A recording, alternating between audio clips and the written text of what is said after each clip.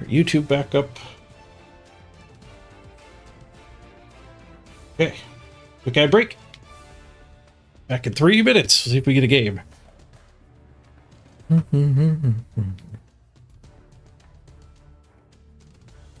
That's true. If I do run into the lizard, he's immediately post redraft. That would be ideal. Somebody immediately post redraft. Be right back.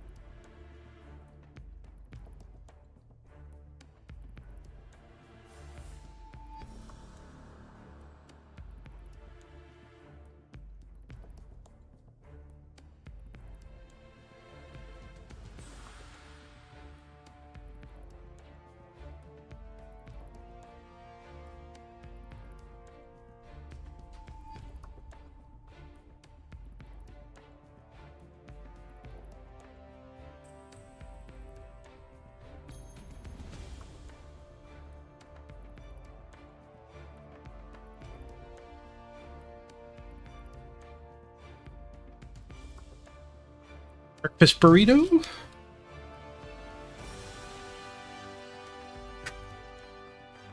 We got the queue time increasing. 6 minutes. We did not hit the lizard coach.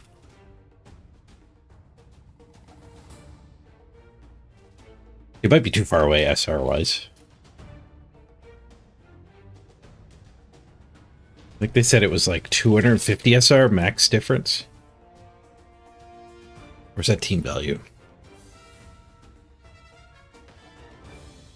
It was around 1950.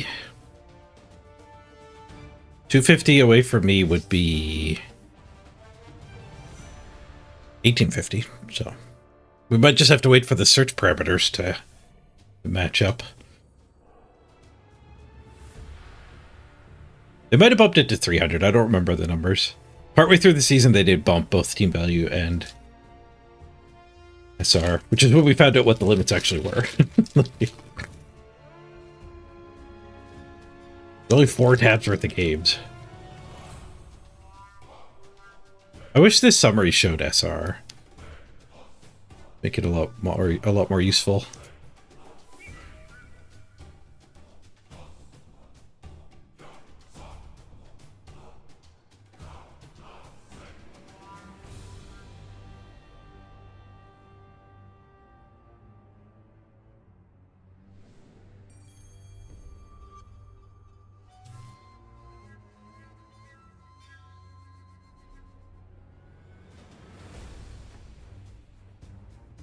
Been queued up for 30 minutes now. I can't play you. There's that hard wall at 20 games played.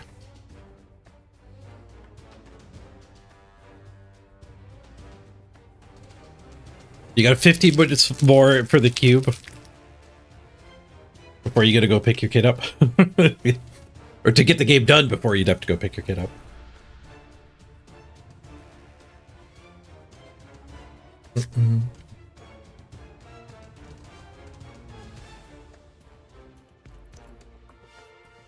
Is it 10? We did quite a bit of WARPFORGE, and I was slept in a little bit. It's not even that early. Oh, I hope they fix this, man. If it's gonna suck if they don't fix it. I think it can rebound. I think like new season hype, new team hype can bring back everyone that we've lost. But 2 seasons in a row, like it might be really hard to get the people back.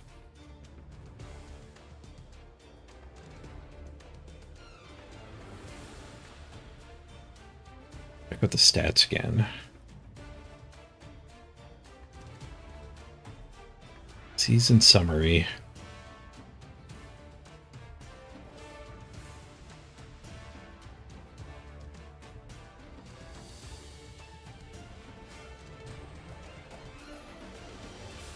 Last refreshed on the 3rd. It's the 5th, so it's just a couple days behind. There's only like a week to catch up to other seasons.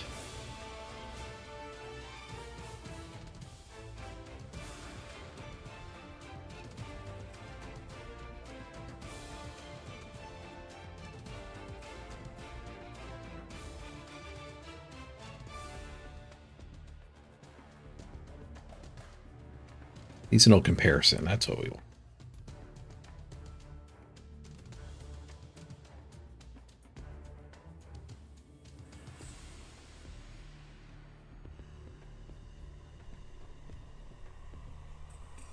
That can't be right.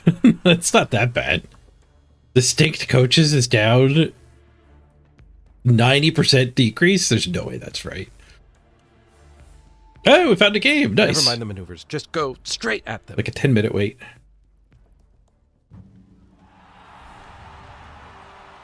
Matches played is down a fair bit, though. This is definitely invalid.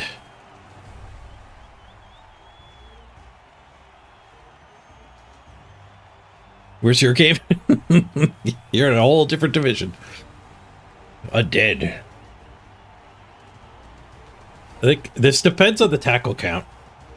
I would say like no tackles in our favor, 2 tackles in their favor.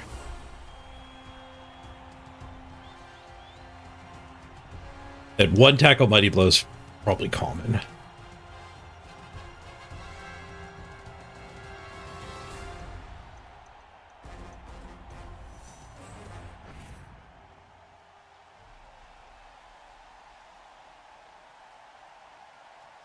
His team value's monstrous. Holy frick. And he's 1879 SR. God damn it. This is such a worthless match. 7 games after redraft. There is a tackle mighty blow frenzy. Maybe I can bully him. Do I get Griff? Ooh, if I get Griff, maybe that's fine. Maybe that's better than Griff. A level 2 mummy and a kick-ass mummy. A move-up mummy, even. Sneaky get blodge? Interesting. Randoming happened there? No. It's full price. Their team's not that great. Why are they so expensive? Player bench. I guess I don't have any rerolls. Why we get so many inducements? Alright, Griff won't play for us. We could zug him, though.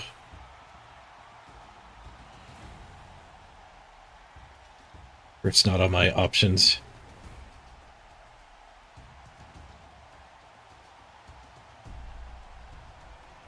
Yeah, we could just zug him. Wizard's pretty valid, too. Especially in the rain. What would I get with the wizard? 130? They had a sneaky get? We could go biased ref. I have a dirty player, they have a sneaky get.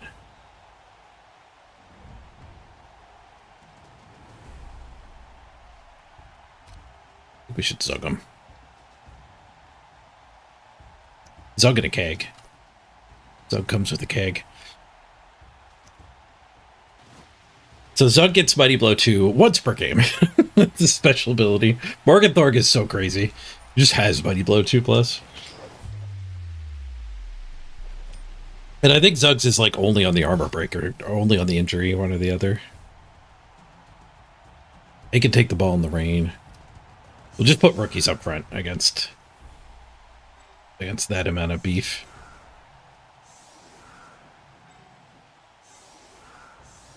On the bench, a rookie. Most SVP is on the bench there. Do I let him blitz Zug if he wants? It's probably fine.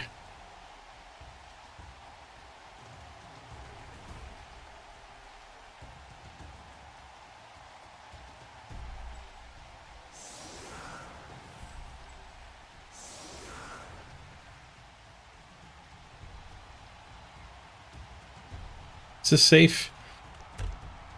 I don't think I can go after these two. These 3 good ones, I think, are fine. Maybe you can go after that one.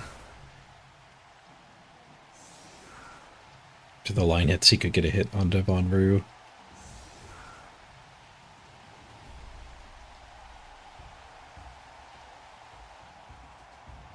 There's only guard of the mummies that want to be punching here anyway. Yeah, we got a game in like 10 minutes. So this guy was waiting for a game. And the 10-minute wait was just letting the search criteria get this gigantic. Which has got to be like maximum SR difference. Like 230. I guess that's not that much. But the team value is also gigantic apart. I wonder if it adds them together. Or if it just... no worse than on both sides. $5 Friday. Falcon! Thanks, Falcon.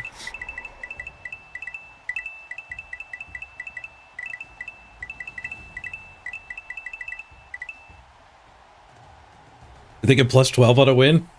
Loss a negative 50. Yeah. Maybe not quite that bad. Maybe we're like 16 and 46.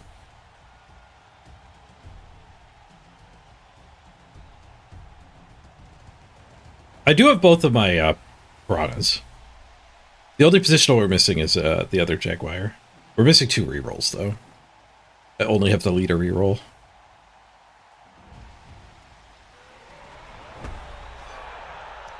Quick snap. Ineffective quick snap.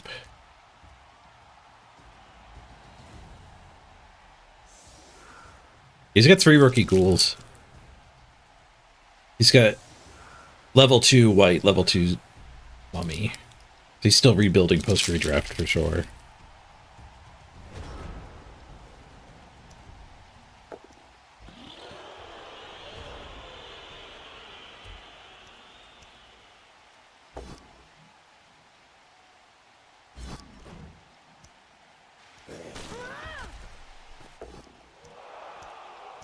The grass while we're getting KO'd. We have a keg. Definitely don't apothecary albino getting KO'd, but we have a keg. Hey, Zeesk! Thanks for the good luck.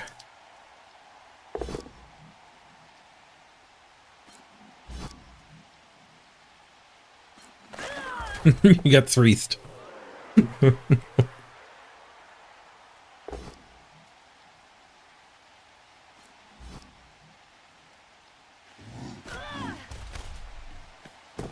We're not having trouble finding pows. Knock us all down without tackle. 2 removals. Not a great start.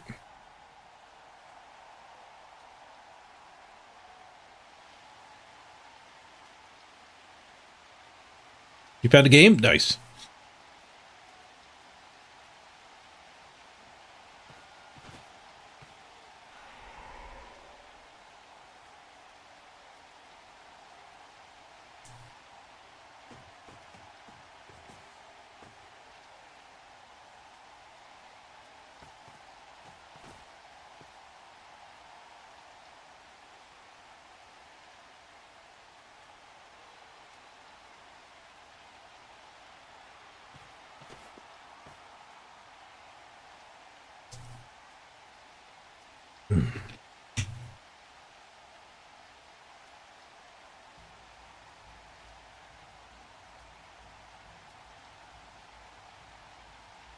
Looks like the mummy's coming for me here. The tackler's coming for me? From there?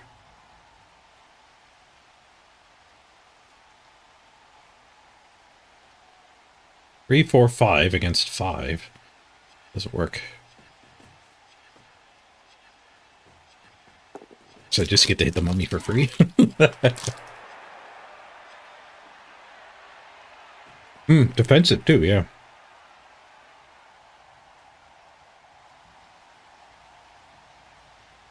I can put my guard in and take that hit. 1 die frenzy trap.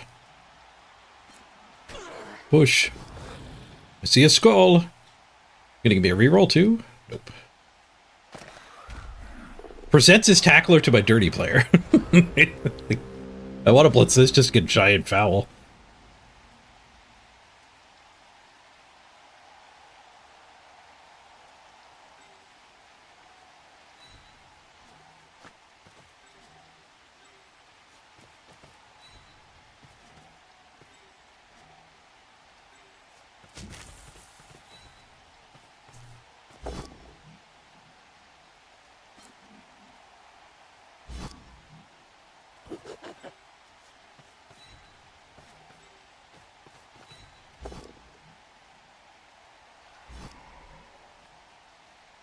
I don't think I follow up here. We are kind of basing all mans, but this player's too precious.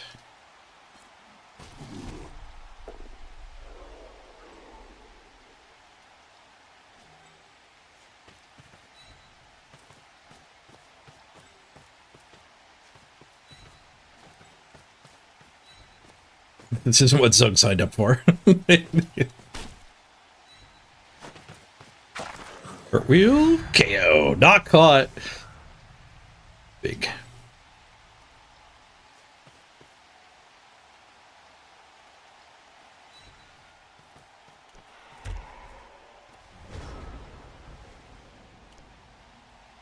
he wants these hits, he's gonna have to bring ghouls up.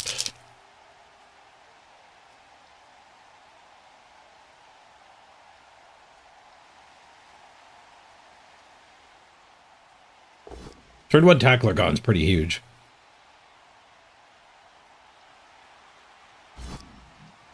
Oosh.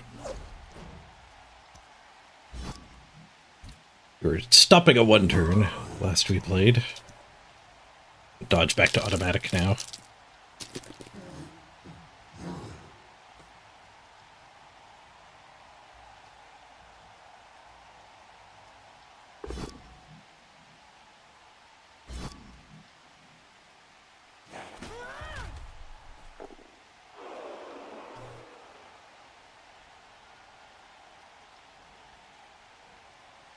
Guessing he's going to blitz her with the mighty blow.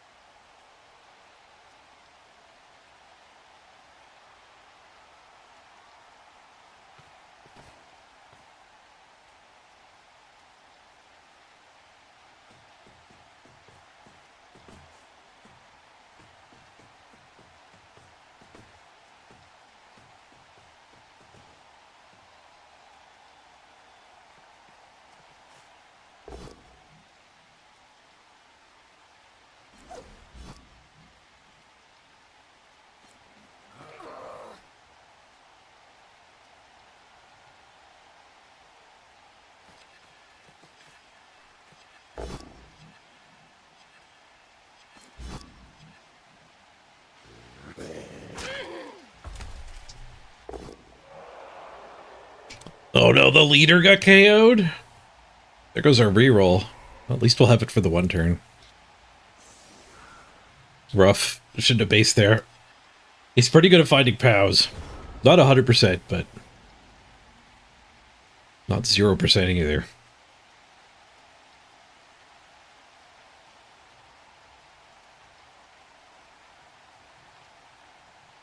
We could probably Zug this one.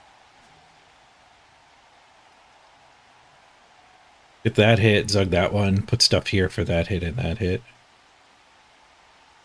And maybe still have the stomp. So you go there. That lets us do that punch. Oh, Zug could blitz first. 1, 2, 3. No, I want Zug back over here. So you go there. Punch that. Zug that. Zug is there. We have somebody here, so we're 3, 4, 5, 6. Yeah, that'll work out.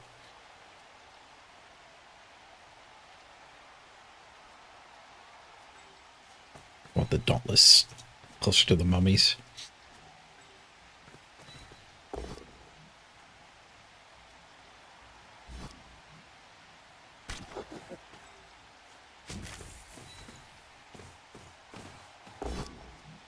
So what's per game again? When they're knocked down, I can do an extra +1 to the armor roll.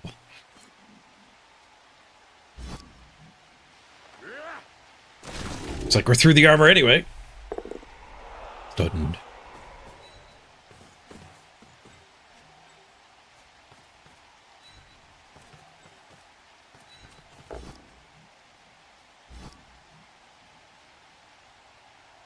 And this one goes. There's no assists on that foul.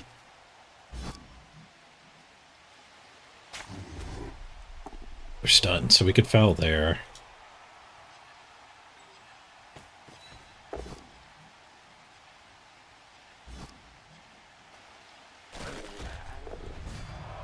Ooh, decent KO.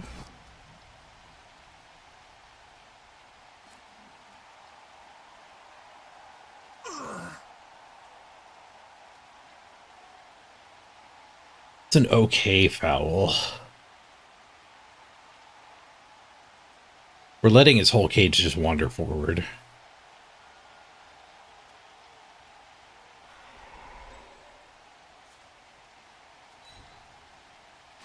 This first.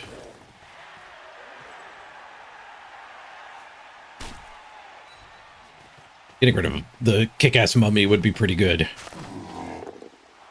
Stunned. Not caught. Double stunned. No, they don't stack. 2 of them gone. 3 of us gone. We're catching up from the double line of scrimmage removals. Quality-wise, though, we got his tackle mighty blow. He got our leader. After a dirty player. Might greet it. Let's not greet it. They don't have the players to bring the cage forward. Both sideline caging. Deep. I was a little worried we're letting them by, but maybe this one dodging. Hold them back.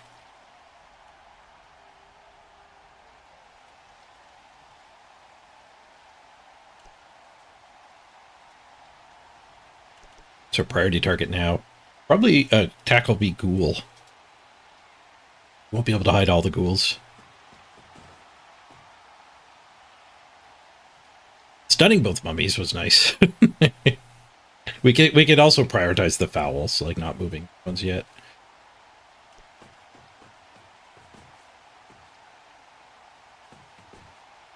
Back that one.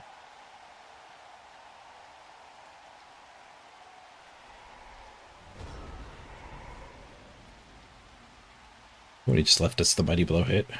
Okay.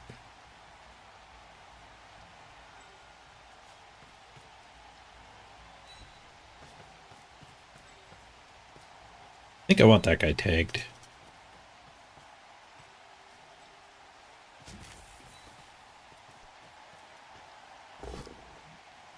Shh.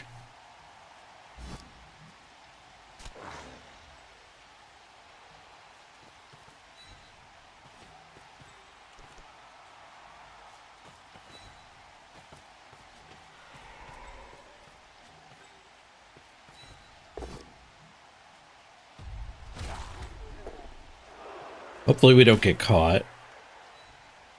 We can move these 2 in. Put real pressure on them.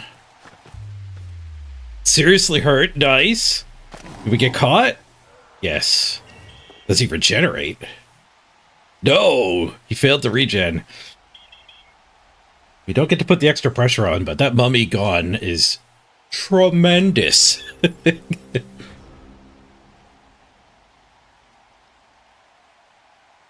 We've removed their 2 best players. The vast majority of their team value is gone now.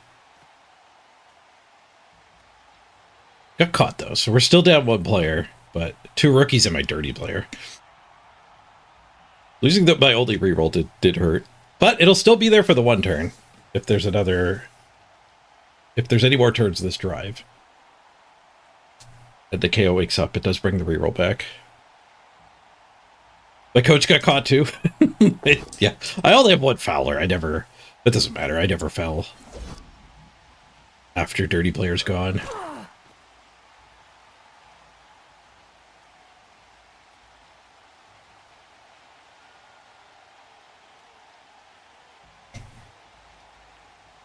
Random guard here was so big.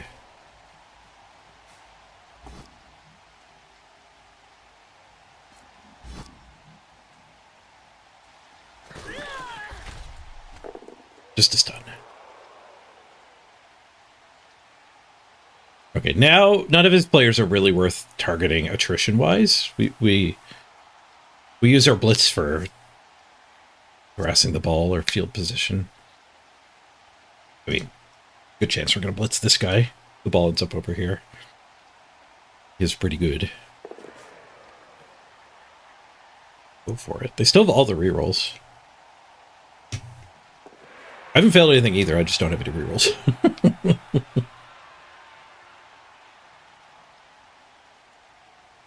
Zogum. I might even 3-die Zogum. Would screen the sideline too. Stay pretty deep. If we go after the mummy then?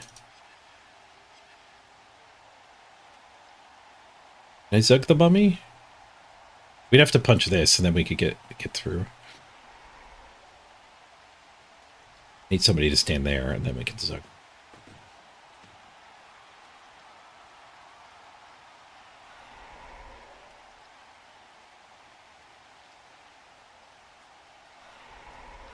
Go through and attack the ball with this formation.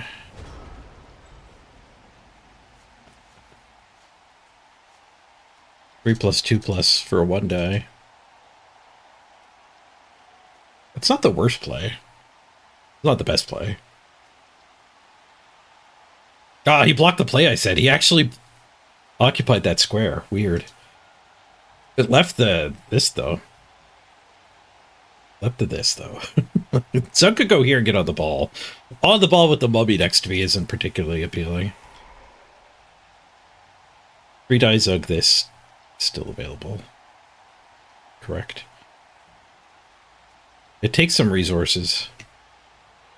But, I mean, we don't really want to base with these two anyway. So these two can go down here. Zug there.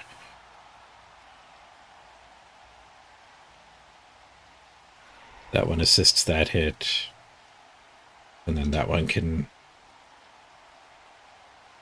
Egg? Offer the surf? Ugh. I don't know if I want to offer the surf.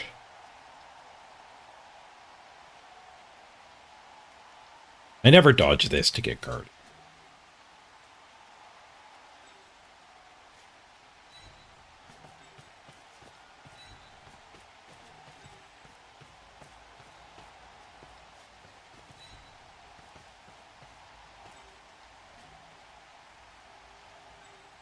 I don't make rerolls. If I want that through, I have to follow up. Not following up protects my tackler better. I don't know if I want her through. Just leaving her right where she is kind of good. Keeps him from getting midfield. I guess I could put her here. Screw that zombie over. No, I don't want them back midfield.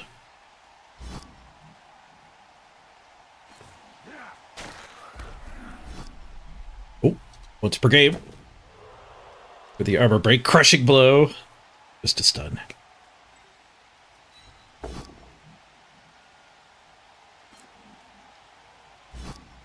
Go for the disengage.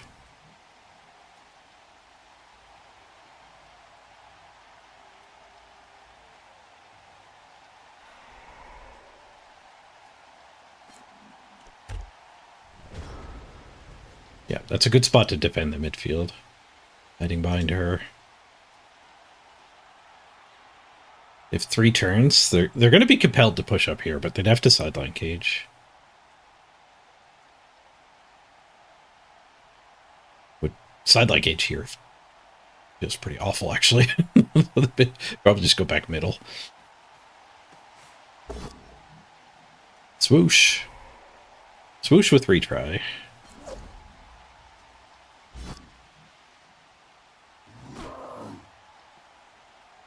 2, 3, 4, 5, 6, 7 of us.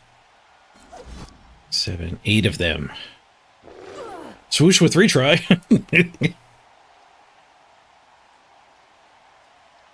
I get to push my tackler off of their ghoul, probably. Zug is in range to go blitz here.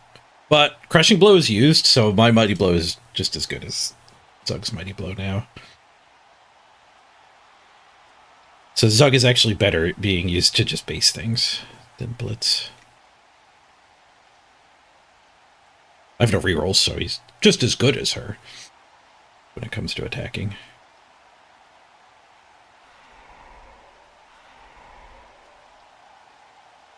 Only 3 turns to go. 13, 14, 15, 16 squares.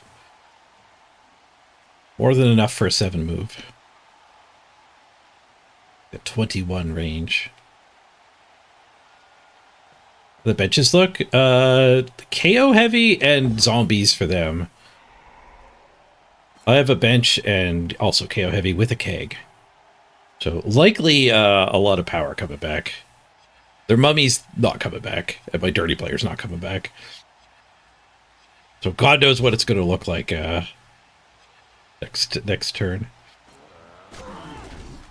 Ooh, based cage. kind of. The zombies connected to me.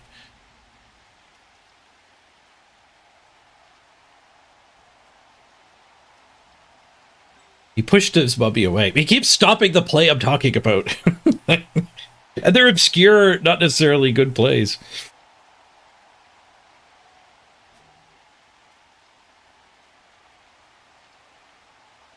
The blitz here, just to get her a little bit more into the play.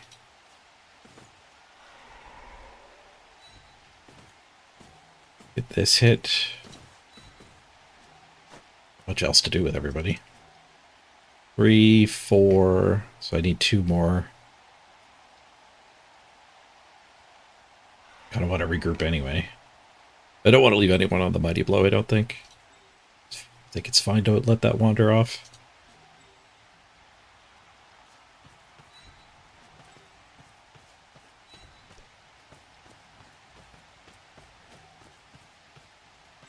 But blitz that.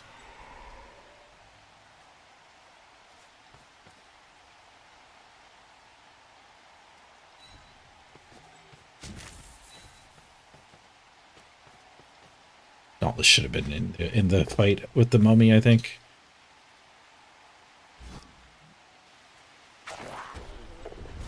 KO. Nice.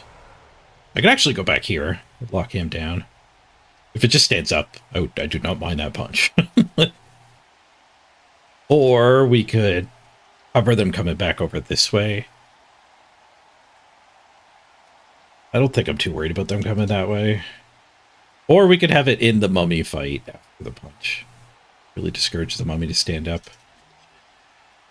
Yeah, he doesn't even get to tag anything. He does get to be part of a screen, though. Yeah, let's tag him. I do think if it stands up, I'm pretty happy to take that punch.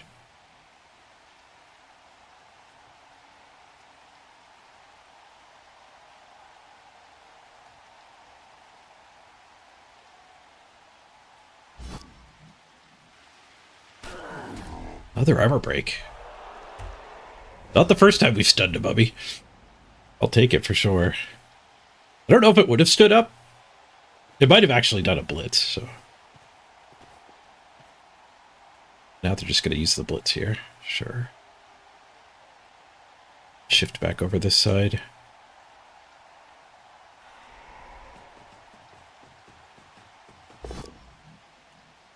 So go for it. First reroll getting used. You're on turn 6.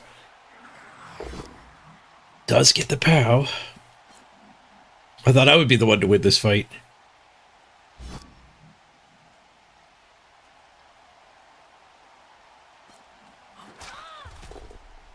Fails to break armor, misses by 1.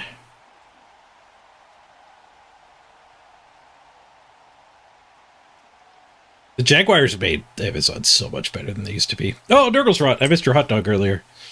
Let me make you a fresh one. Oh, no.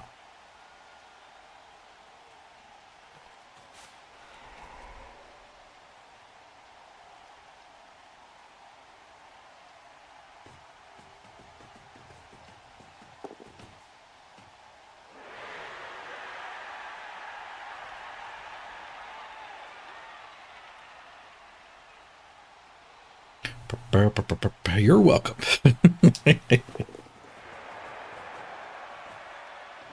Oh, are we gonna get fouled by the sneaky git?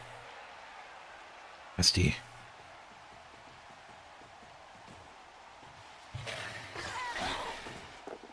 Stun. Not caught. 2 turns to score. Just out of range to be able to push it. We could blitz that. Or we could blitz the ghoul. Ghoul's a lot more likely to die. Good use of the tackle hit. Would let Zug tag this guy. It seems probably like I want to do that.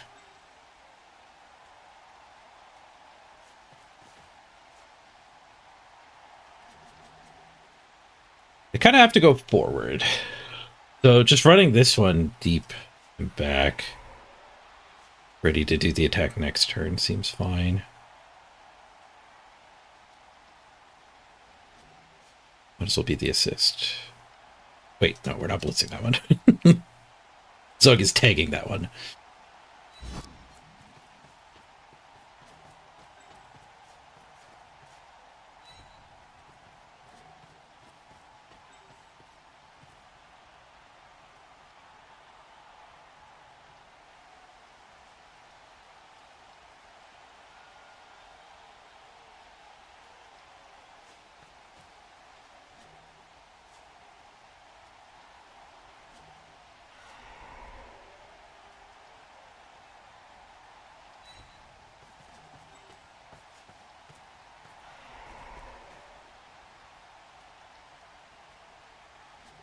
I guess I'm going to want her all the way over.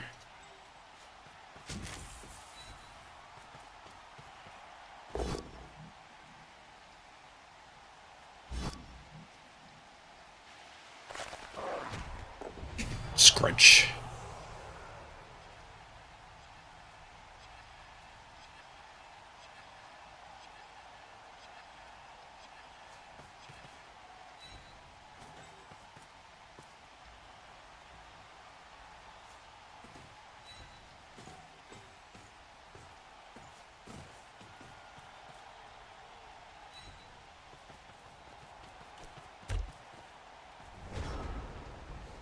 Hold him back.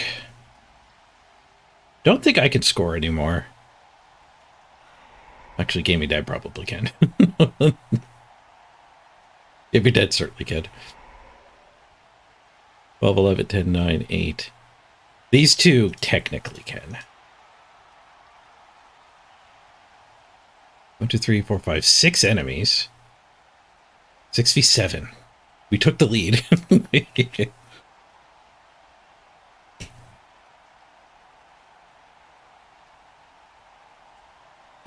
Good luck. Destroy some teams on the top on the way to secure the playoffs. You're gonna soften the competition. Unfortunately, we're getting way pared down, so 1875 is not exactly a playoff contender. Not yet. They might go on a win streak of their own.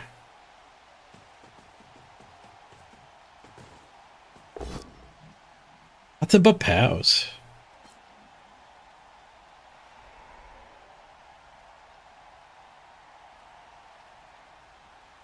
Where did he come from? Here? 1, 2, 3, 4, 5, 6. So follow-up is 7. So if I go here, he has to do a go for it with this guy. To actually open the sideline. So that's worth. Or he needs to kill me. But aggro apothecary this to keep him, to make him leap over prone. Or do the go for it. I do kind of need her to do my one turn if they do succeed. It's end of season. I think we aggro. Guarantees that she's back from KO too. Pretty important player.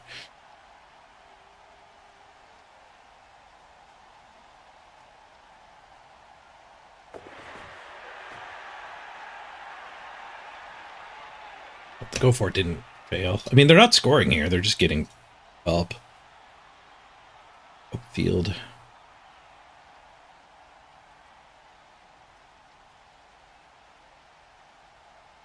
Did tag my best attacker, but we've got...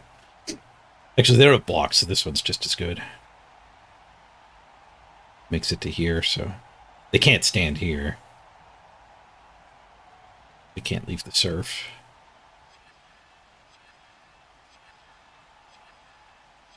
They need this guy's dodge to protect. They need to put the ball like here and dodge that guy to there. Or they could roll even more dice. That is strength, showing a strength of character, not being worried to take the right path, even if it makes you look silly.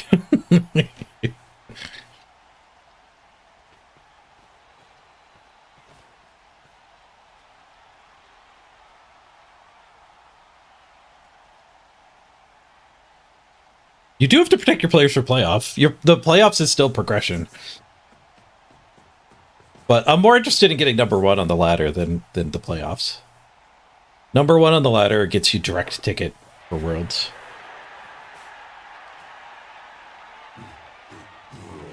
Well, they just left me surf by hitting here. Whoops from the opponent.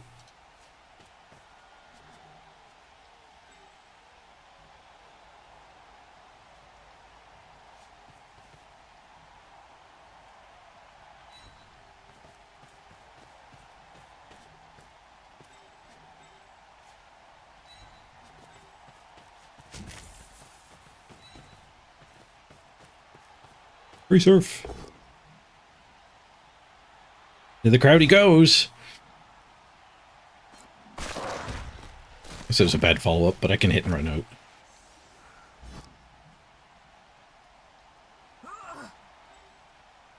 Ball could have been down here.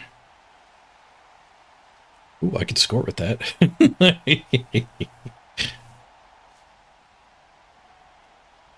Get there. Zug him.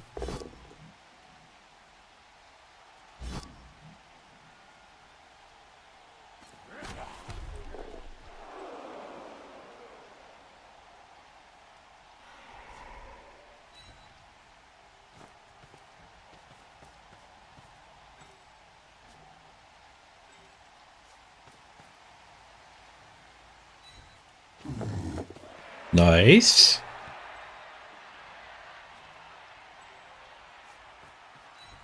Need 4 go forts to score. If yesterday's yesterday's counting was correct. Nice. Nice. Punished.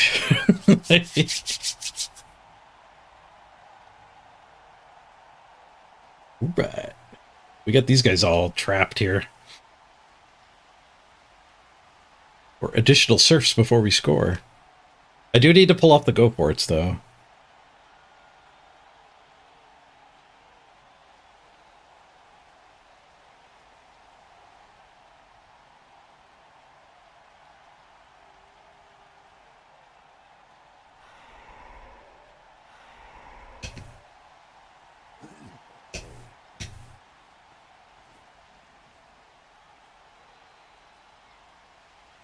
We're getting 1 died.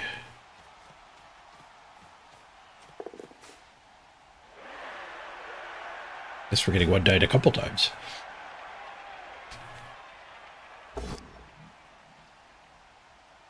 Oh, that set up a 2 die.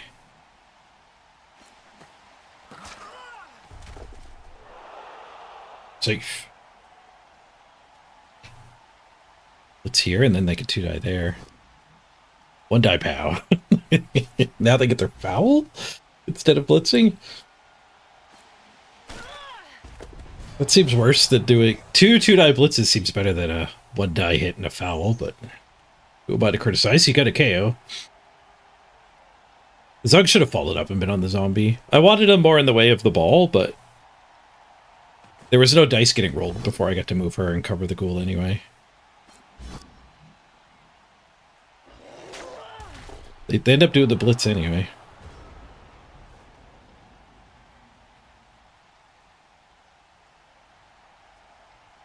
Don't think we want to zug anything here. We could zug the mummy before trying to go for a touchdown. I think we just go for the touchdown. Carefuling. Touchdown!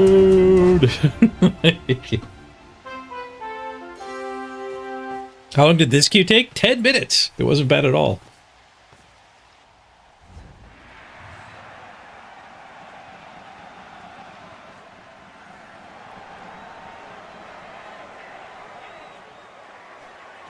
Ooh, we did a lot better at KOs. We do have a keg. They did get their killer back, though. Their only one they got back was the tackle. I guess we'll take it, though.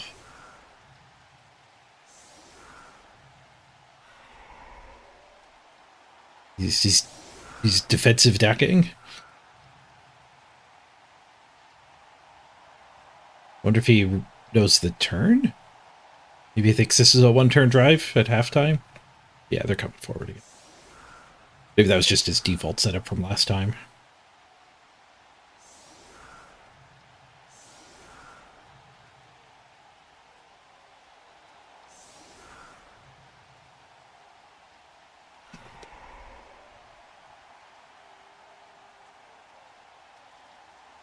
I did have one KO fail.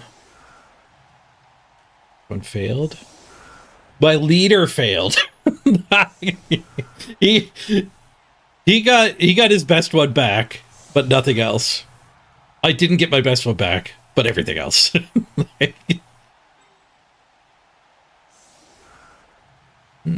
don't know which one of us is better advantaged by that.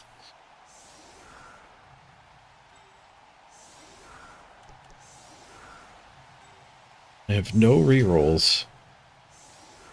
The good news is I think we guaranteed get a reroll next game.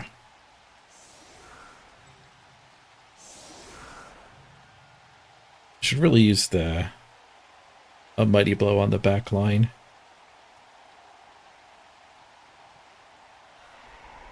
Definitely want a 3-die with Zug. We could do tackle mighty blow here.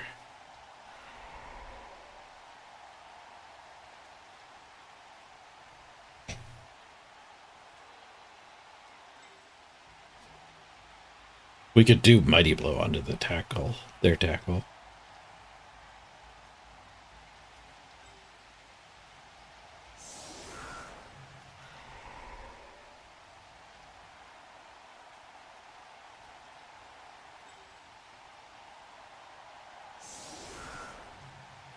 I think I just want to tackle the ghoul.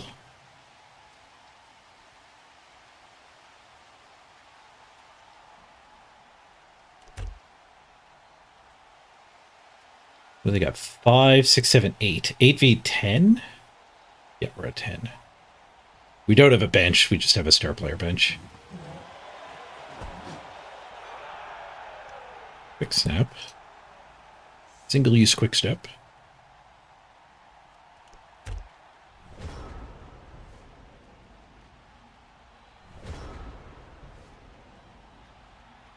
Nickel said this is certainly the worst meta ever in Blood Bowl 3. And hopefully it stays that way. They never make the mistake again.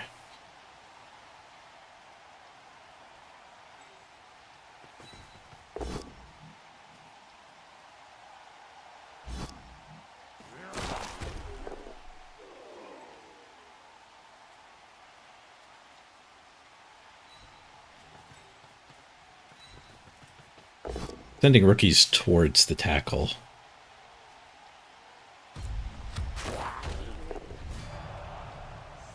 Try to screen their tackler off.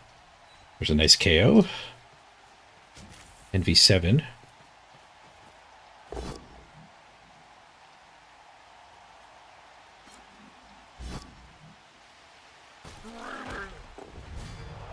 NV6. The ghoul gets gut too.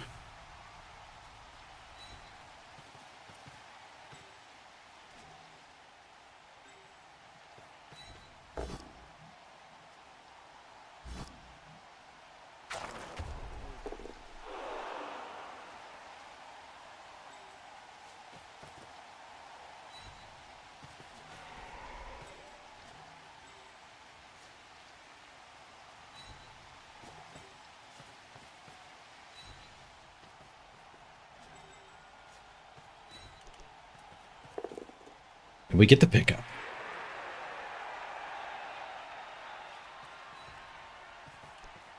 Nice. This one's feeling good. What's the issue with the meta? More like by meta, I mean like the ladder. The wait times being huge, the redraft just crushing the dream of making big teams. And then the meta, like, the meta way I think as like a Magic player, the meta is Dwarf and Amazon heavy because you're redrafting so low. And like you don't take any rerolls and you have these weird awkward games you have to rebuild with. Oh, goat got smoked. Neck injury. Well, that's why I put a screen of linos in the way. It would be a lino that got smacked and not a high skill player.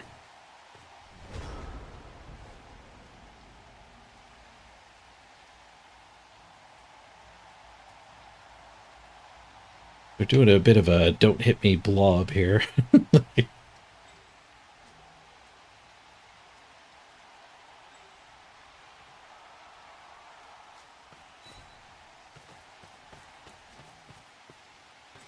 our blitz gonna be? We can 3-die that, and then probably blitz that.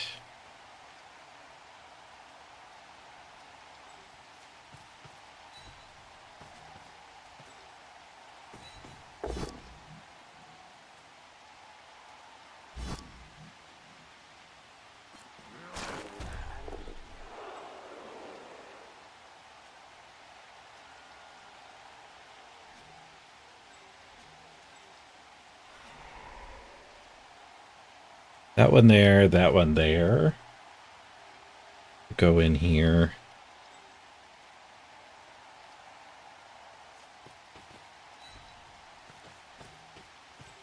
Get her away from the tackle.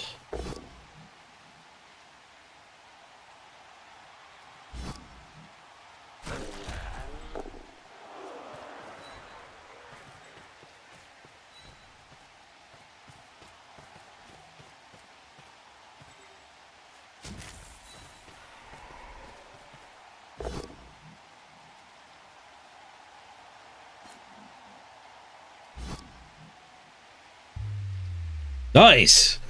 Badly hurt. It got better. I could actually bring the guard up. 1, 2, 3, 4, 5, 6, 7. Would that be valid? No, I don't think it would.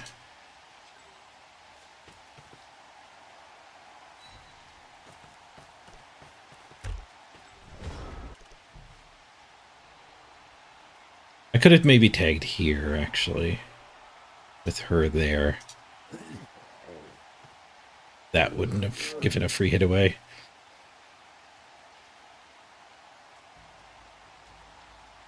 You just get overdrafted and can't get rerolls? Yeah, like when you have 1.3 million to spend, and you don't need to buy any rerolls. You don't need to buy your apothecary either, but if you do buy your apothecary, you get a +1 on the dice roll to heal your players. So I've pretty much always taken the apothecary.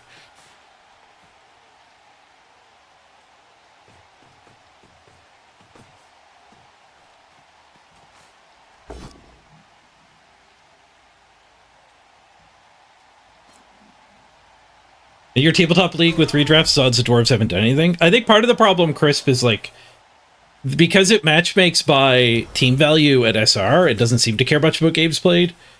The post redraft games, like your game 21 is against somebody's game 28, so they've already done their rebuild. And I think like you can play low team value Amazons or dwarves and try to snipe people who are like at 1.2 million because they just did the redraft and had to pay agency fees. So you can play like the artificially low team value game.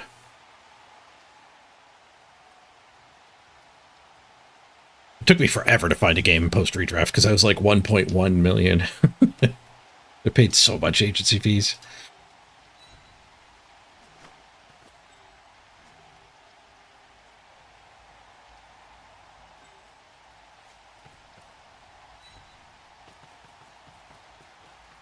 See you later.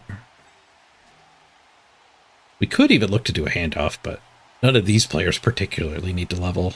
I guess she does, but she's rolling.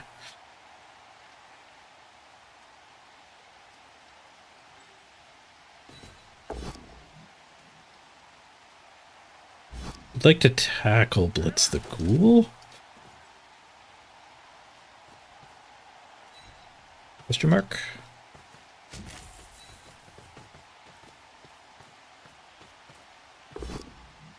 Whoosh.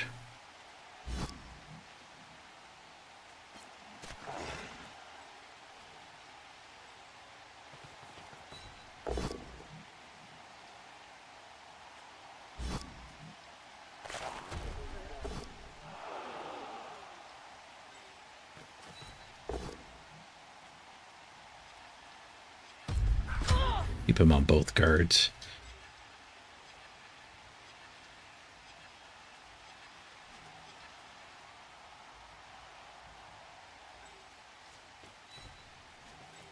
Guess I want the 2-die.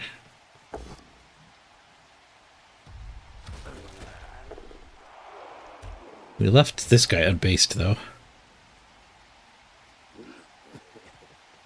Yeah, my opponent's at 1 redraft, we're at 2, which is worse for me. You'd think it's worse for them. I guess the pro is I get this player. I have a level 6 player. The con is I had to pay an extra 20k for most of my players. 40k agency fee, 40k, 40k, 40k. That one was 20k, and I think the leader was 20k. That one was also 40k. So, like, my agency fees were a lot higher, so I redrafted lower. But also, my opponent didn't just redraft. He's on game 27. So he's already had 6 games worth of money to get all his rerolls back. You redraft every 20 games, yeah.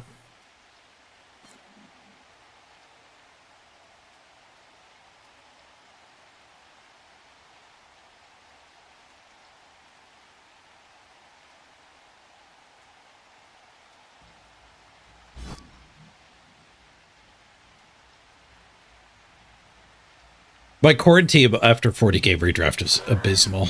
It had 8 linos. Corner team, they get 9 positionals. I had 8 linemen, 3 positionals. That's some pretty good players. Kick-ass big guy. Casted by the blood spawn. And we had Sophia to the corn gore. It was also like level 6. We had 2 claw buddy blow killers. Red die double pow. Okay. Okay. That'd be a hell of a way to lose a player. After aggro apothecarying. But he fails to break armor.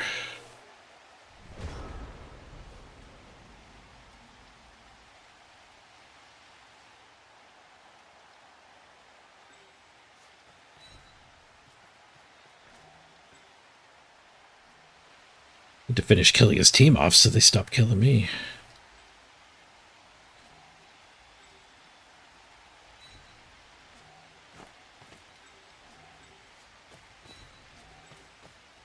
Maybe I shouldn't be 3-dying with Zug. Maybe that's my problem here.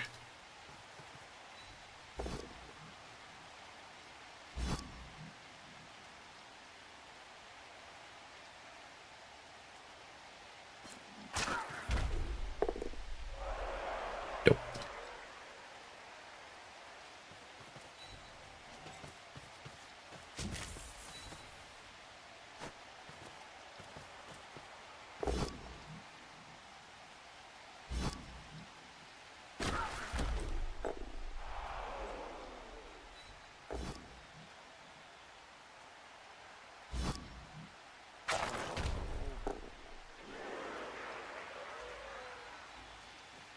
Another negative assist on him.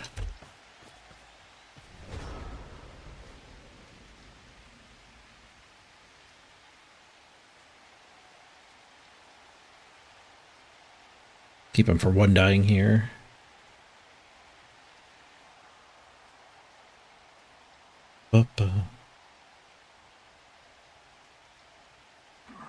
Yeah, in League, you always play somebody with the same number of games.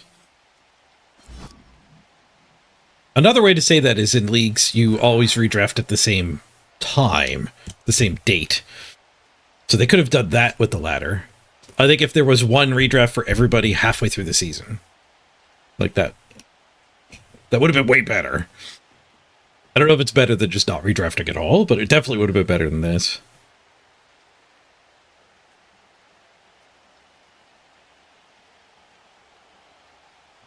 That would still have the problem, though, of like, you know, June 1st we do the redraft, but if you can't play till June 7th, your post-redraft game is a rough one.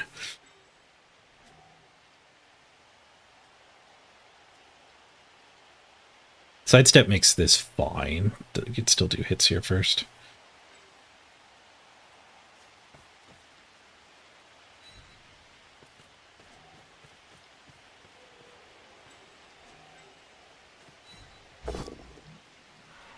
Maybe we end up fouling that guy.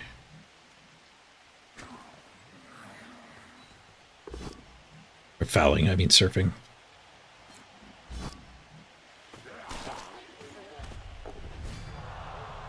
KO.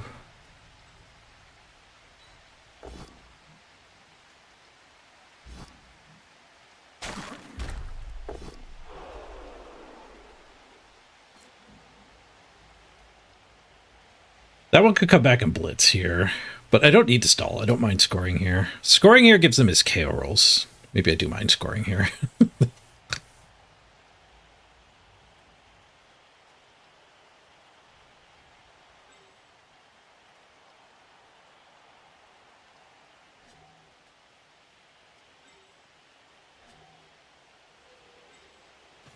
I want to go for the surf.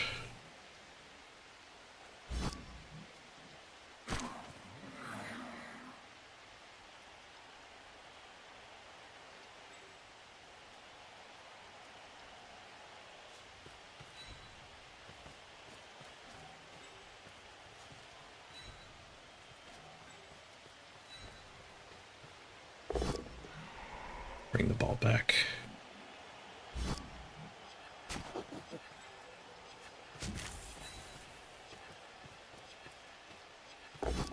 Into the crowd he goes.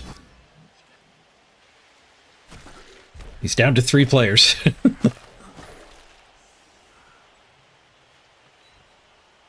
A rookie zombie and 2 of his better players.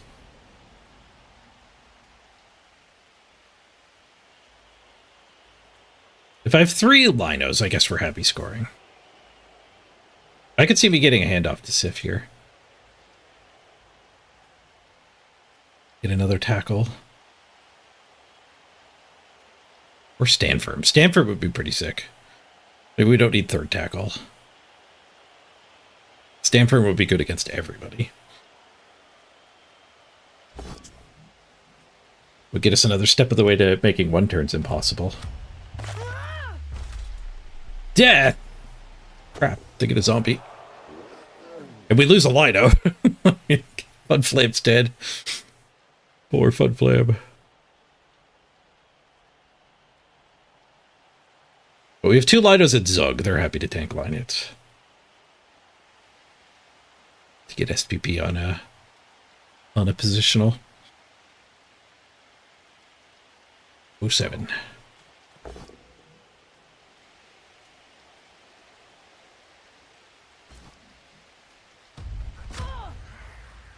Surfing this guy would up our life expectancy.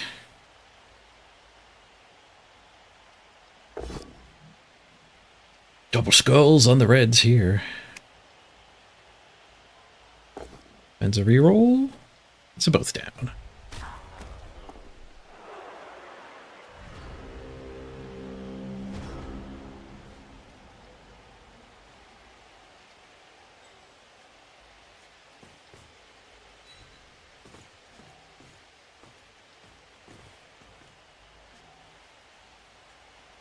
Guess we should 3 die.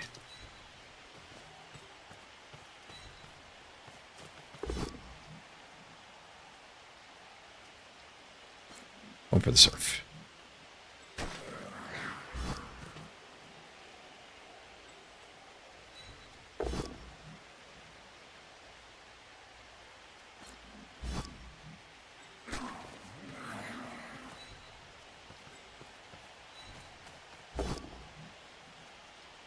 See you later, alligator.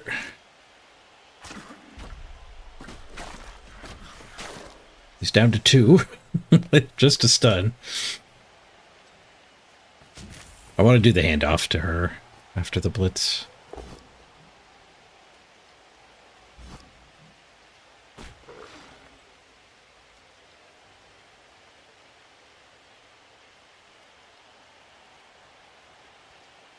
If I fail the handoff, could that ghoul still score? Yeah, who cares? Let's make it exciting.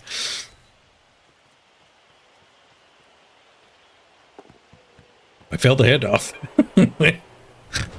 I don't think it's going to have the movement to be able to go get it and score. I might not score at all anymore, but that means they don't get line hits. And they're getting all 3 Mighty Blows back for sure. Regen, surf, surf.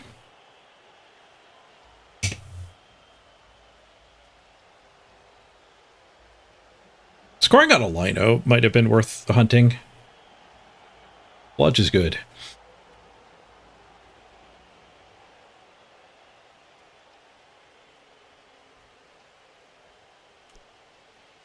Now he won't throw a 1-die and kill another player. He'll actually go for the ball. Oh, never mind. He's throwing a 1-die. He got a POW. Don't kill another player.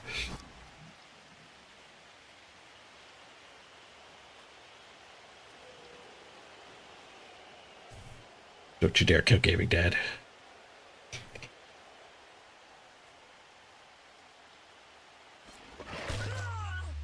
Miss next game. Fuck. Well, at least we actually get to buy a reroll. Have a harder time picking the ball up next game, but we'll have another reroll to do it with.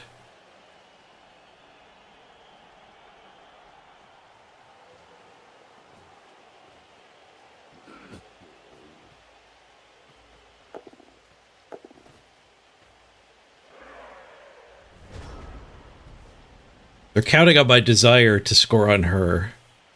Save that ghoul's life.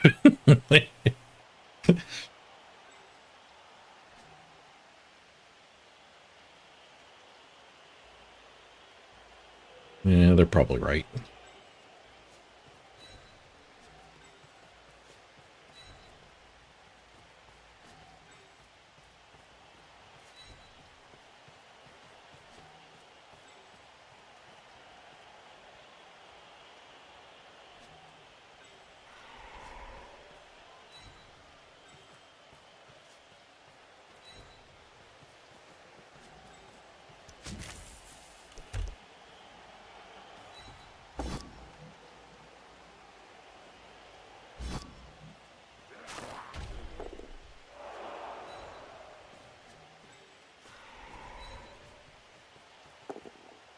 Hey, we got the 6.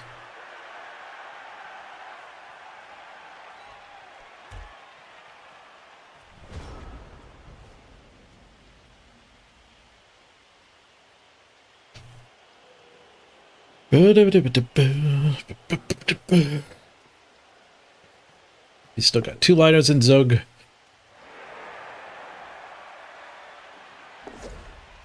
They failed their dodge.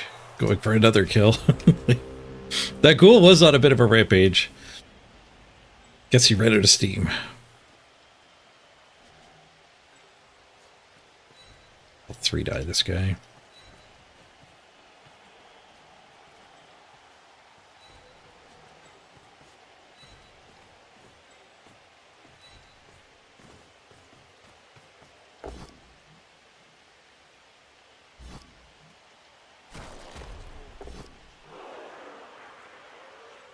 All right, 2-0 victory.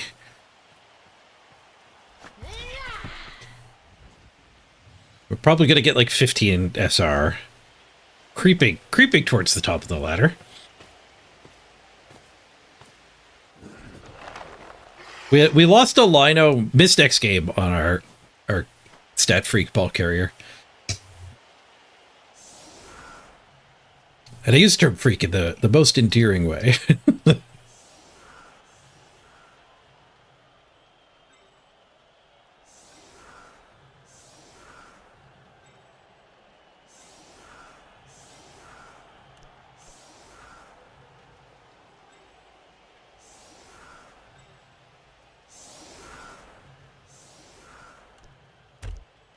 I wonder if going lopsided is slightly good here.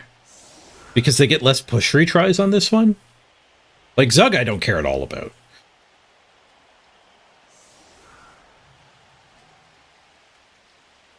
So now when they start pushing this way, I guess I could get served.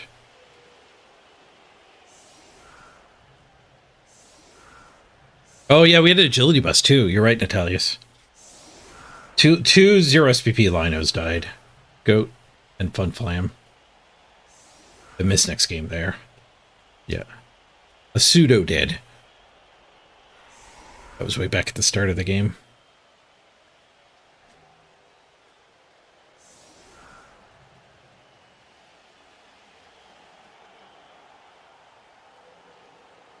We can give them the ball to make it less likely they foul us.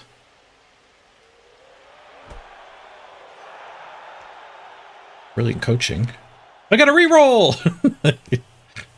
Wait, I have a reroll because of leader. We tied that. No, I got -1 because my coach was set off. So they actually did get that reroll. They have 3 rerolls to beat me up on the line here.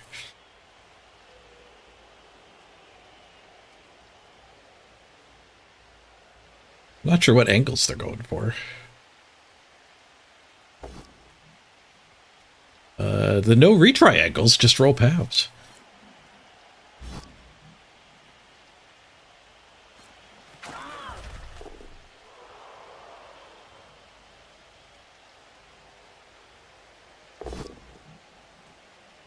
Triple skulls! Reroll finds a POW. I guess they're gonna blitz Zug with the frenzy.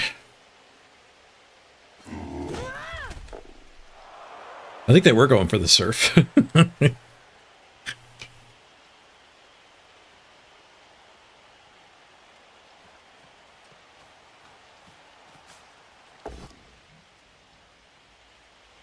Pushes. Would you like a reroll?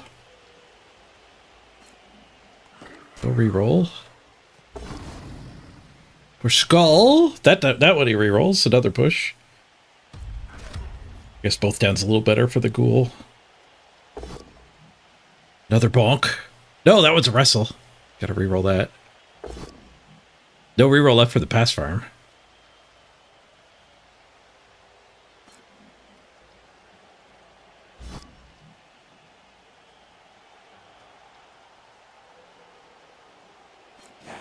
To push. It doesn't want to retry. Interesting. Spiteful. Spitefully interesting. The Fowler 2 SPP. SPP should have been in the middle. My bubble players are jerks. Oh, he's not fouling. Fouling with a zombie. I guess he could get a zombie. Can you get 2 zombies? He already got 1 zombie out of me. There's Fud Flame there. Fouling before pass farming.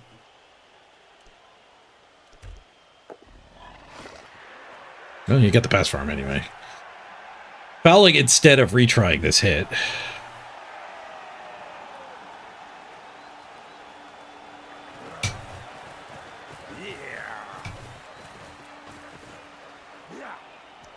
Alright, well, we got the win. Whether he took the loss personally or not to deal that foul.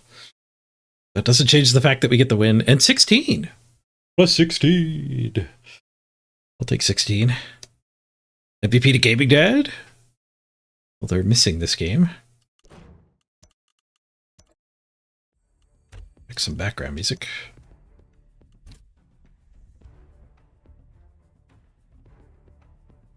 We do on blocks. We blocked up 43 to 35. Slightly more blocks against a bashier team. 12 SPP. Sif's touchdown does get the level, so we can have stand firm or tackle. Both are pretty appealing.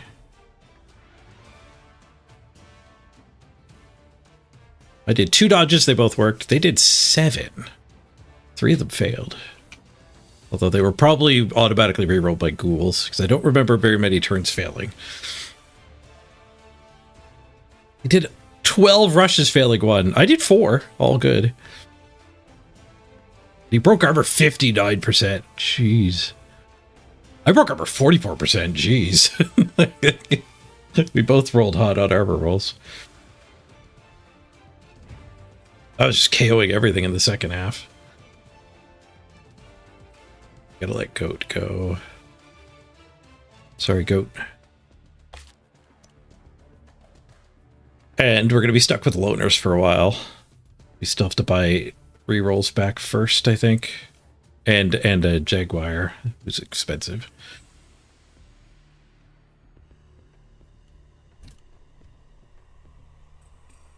Okay, reroll first.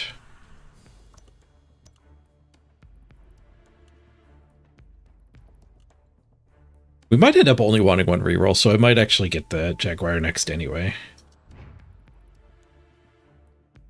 2 rerolls just to be team value efficient is not the worst. Ooh, we're up to 4th place. What do you want? 18. We're creeping up there. You're creeping up there. We need what? 43? Maybe 2 wins, probably 3. Oh, there's the proxy right ahead of us.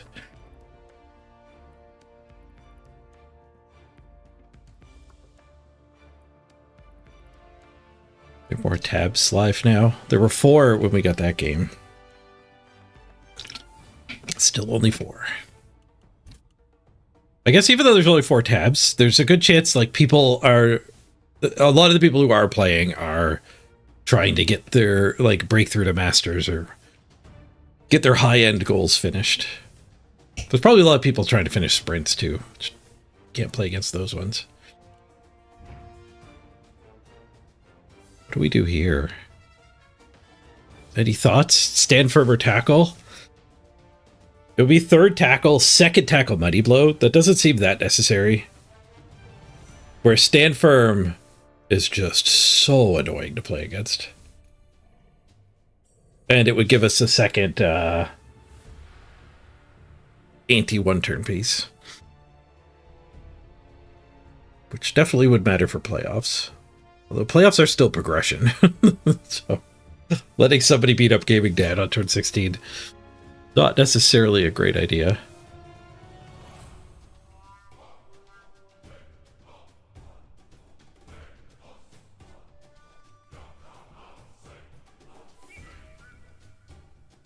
Stanford is so annoying. Lefty ready, you're spinning arena, gold ladder, and the event at the same time. And you're getting a decent spread across them all. Yeah, there are quest rewards too that people might be chasing. There's a fair bit left to do at the end of the season.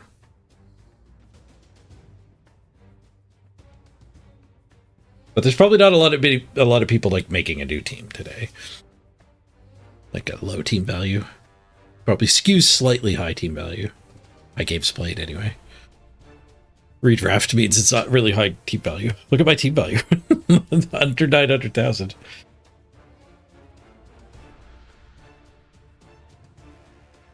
there anything else I'm not considering here? Save for a stat up.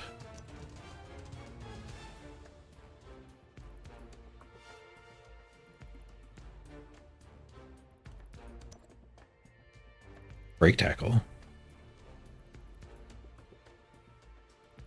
Break tackle ain't bad. I wonder if you're supposed to random strength on these. If there's 4 good hits.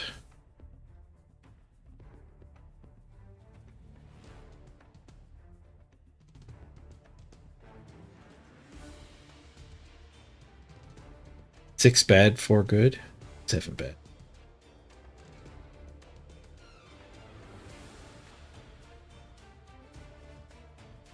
Seven bad.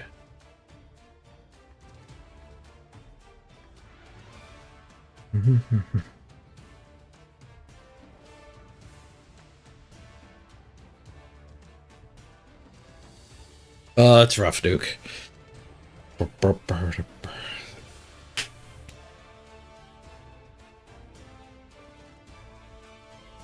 Did you miss the match? You did. We just won a game. I think I might play another one, though. We're running out of time. Lost 11 SR. Womp womp. On a draw. Ouch.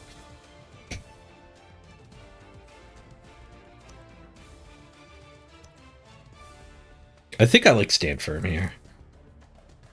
Non-zero chance we get to diving tackle.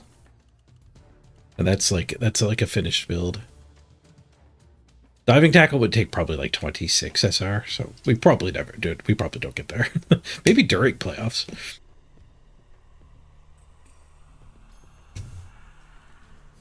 Second tackle mighty blow is a little tempting. But we also have a wrestle tackle.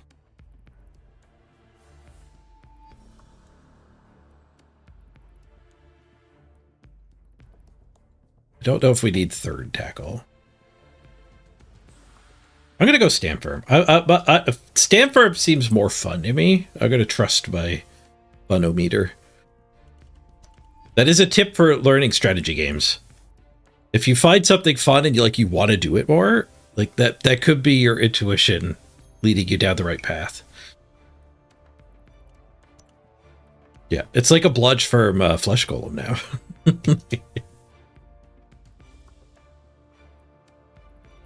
Which are some good.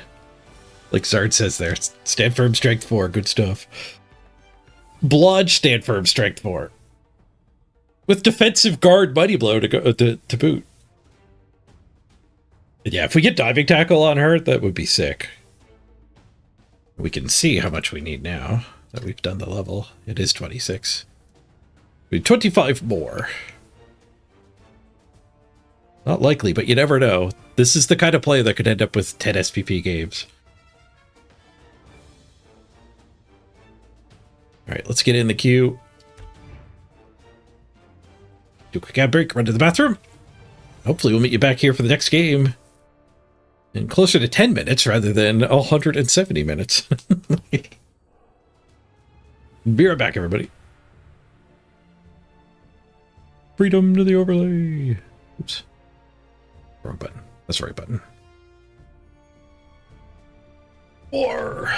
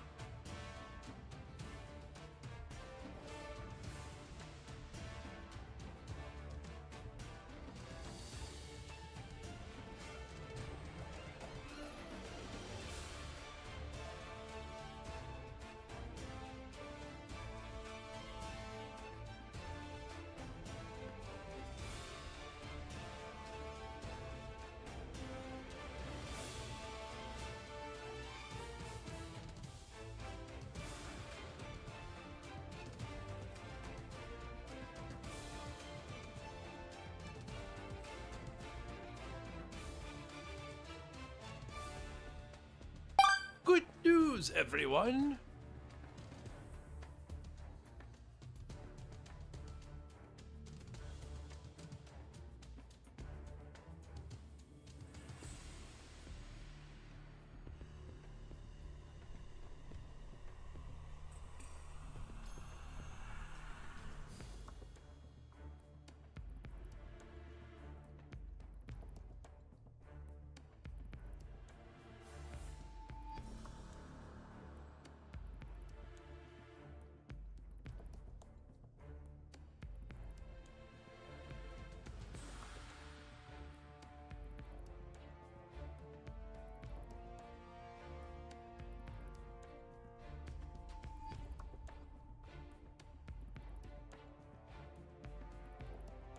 spinning.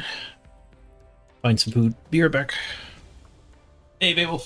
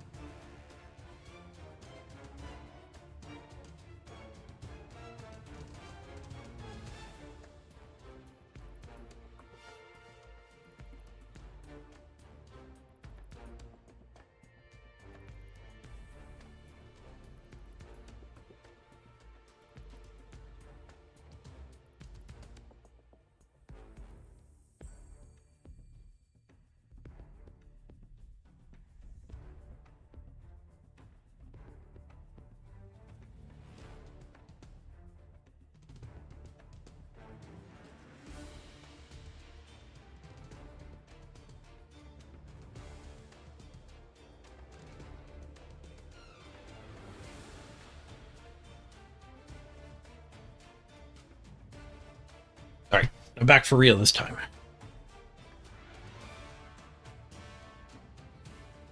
Back with the last of the bean salad.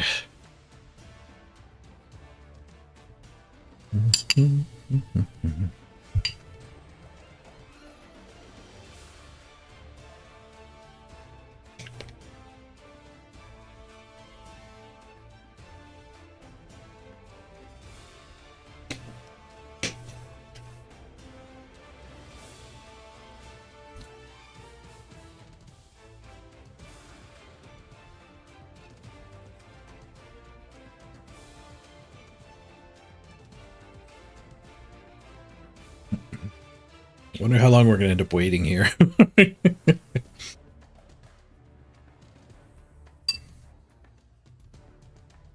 This is where a lot of other streamers would just watch videos.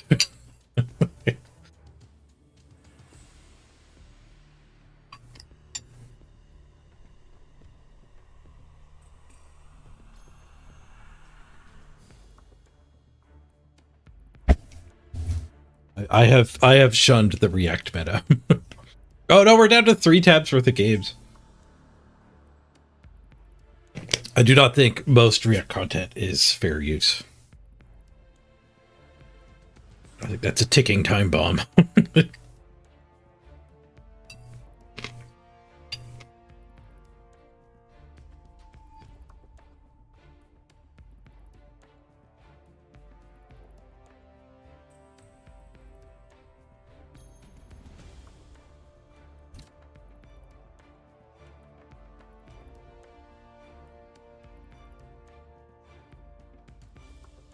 Ooh, we tied Crystal Hunter, and for some reason we're higher. I think because I have more wins.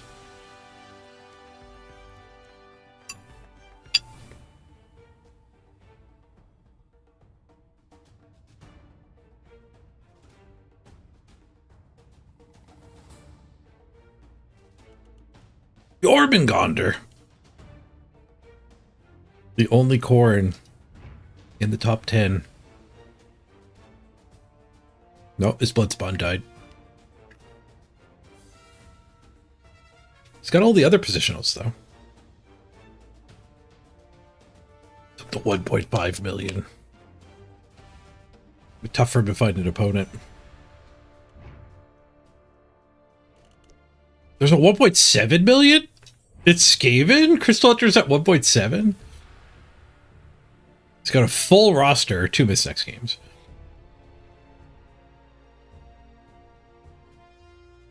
Level 6, level 4, level 4, level 6.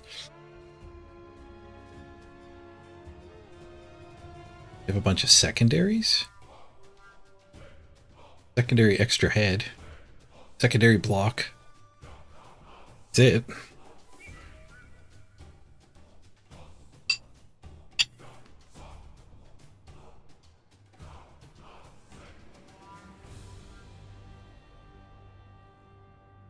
Yeah, Diablo, you just downloaded Blood Bowl 3. Any advice for beginner-friendly races? So, you're getting it right before the new season. On Tuesday, they're going to delete the ladder teams. There'll be a new ladder where everyone has to make new teams. So you're jumping in at a bit of a weird time.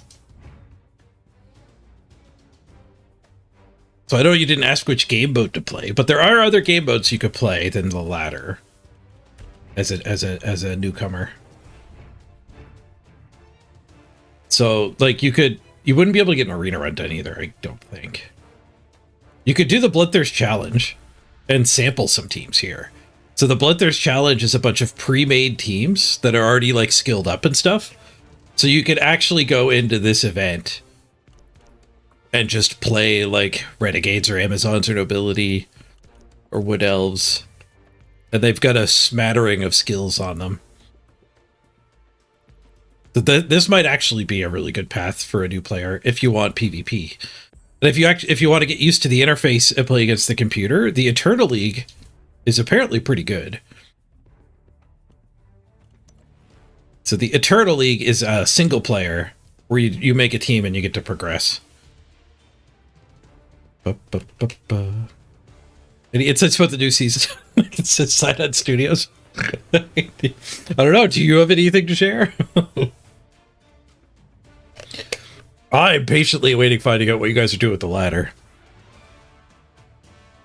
If it was the same rules again, if you ran it back, I would 100% not play a single game on the ladder. This has been unfun. So hopefully it gets fixed. In 10 minutes, I might. Whoa, something coming out in 10 minutes. I should check my Discord. Make sure I don't leak anything here.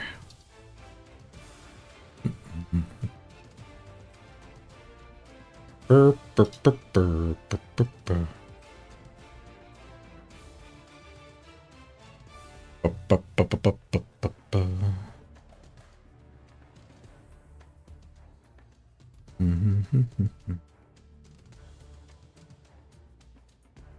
Ooh, okay, so I'm allowed to talk about that stuff soon.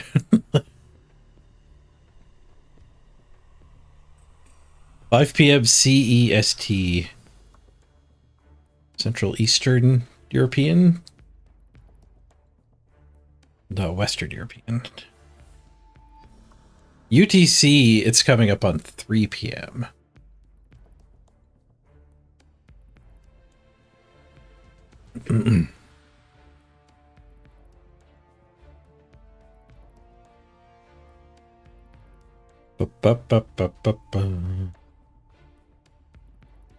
Apparently, we'll have some stuff to talk about in 10 minutes.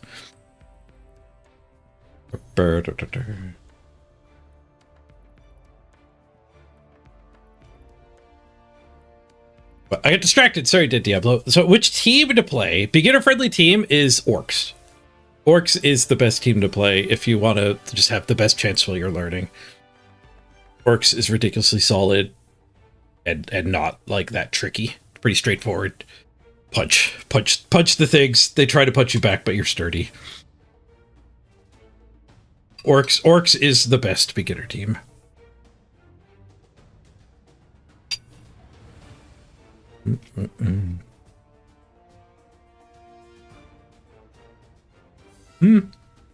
Tied with Orcs is the personal choice. Like, if you really want to play Skaven, Skaven might be the best team for you. The team you like the most is probably the right one to play. But Orcs will give you, not only are they like easy to play, they'll treat a new player well. They're very tolerant of mistakes. But Orcs also just teach you like basic Blood Bowl. You know, medium movement speed, medium agility. You're just going to play basic cage the ball Blood Bowl with Orcs. Stop spinning for the reveal. I was in the queue for 2.5 hours yesterday. I think we'll have time to check out the news post or whatever's going up. Or it might just be I'm allowed to talk about stuff that I know. Maybe Cyanide Studios could share that with us. Is there something to look forward to, or am I just allowed to spill the beans? I'm having a bean salad right now. I could spill more beans. I'm not spilling these beans, though. These beans are delicious.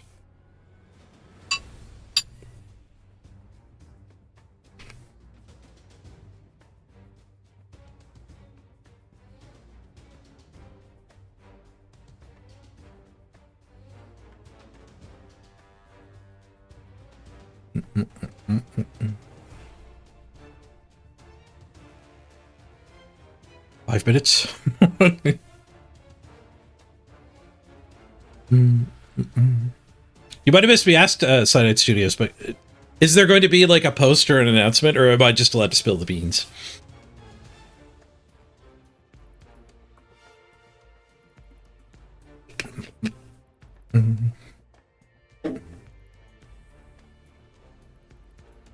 I assume I'm allowed to spill the beans, but is there going to be something to share as well?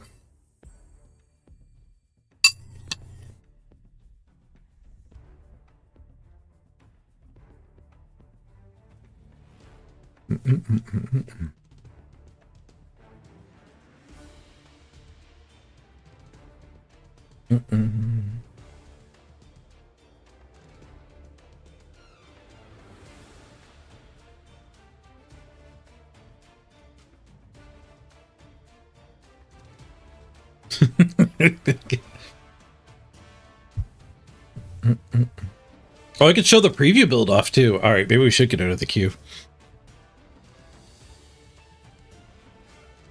All right, let's do that. Up out of the queue. You can change the stream title.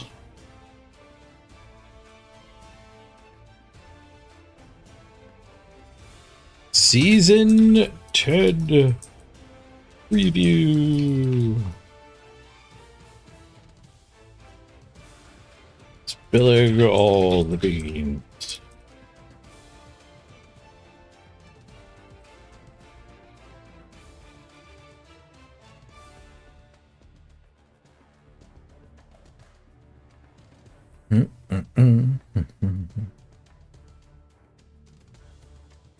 Okay, so we gotta exit this. I gotta download the preview build, which will almost certainly be done before the 2 minutes is up. I got good internet. Swap to beta.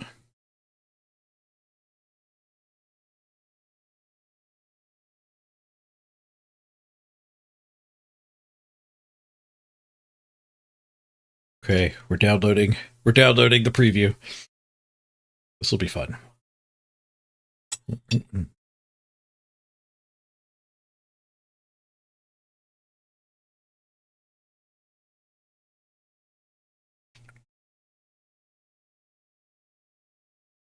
One minute, 20 seconds. The download's done.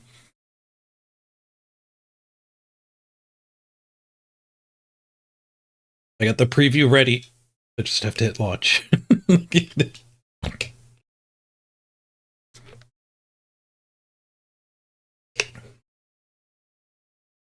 Time to update the YouTube title as well.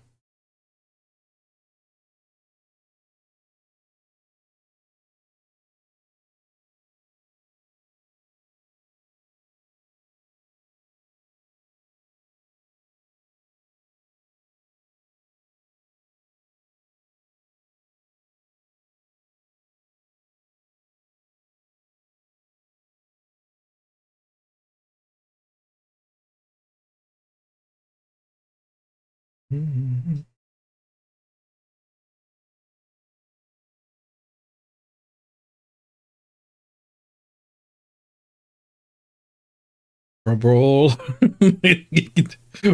15 seconds. No, where'd it go? Bring it back, Windows. Everything minimized. There we go.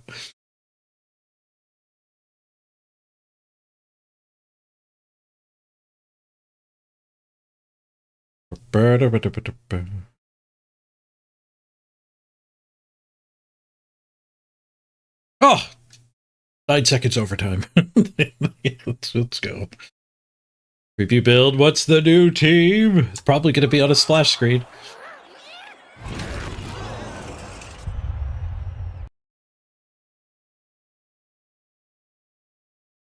Drum roll.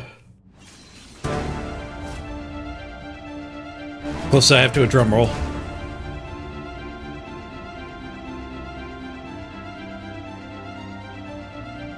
What the hell is that?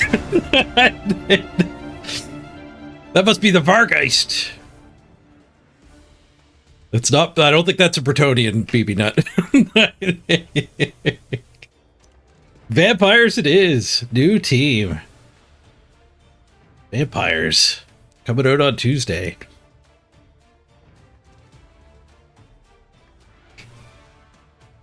All right. It looks like this is all the same stuff. This is the same as live. Season 10.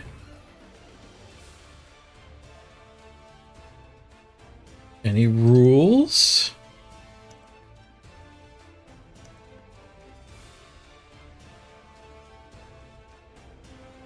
Redraft. 1.4 every 8 games. Every 8 games? That's a huge change. 1.4 million every 8 games.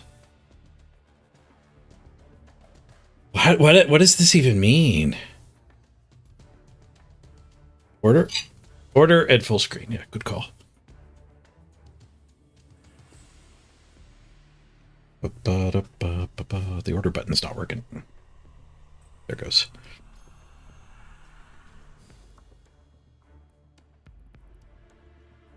That's too much.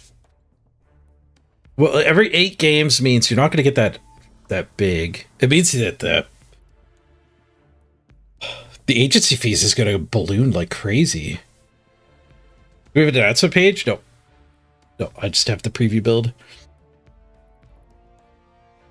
Every 8 games. That means the equivalent of 24 games, which is roughly what we're doing now. You'll have redrafted 3 times.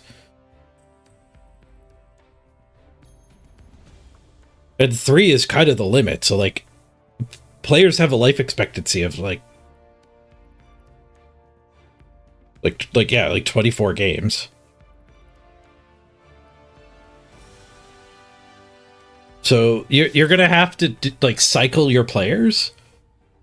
So like you need like half of your team growing and half of your team showing. My gut doesn't like this. My gut reaction does not like this. It's a little bit higher budget. The agency features shouldn't be in the game.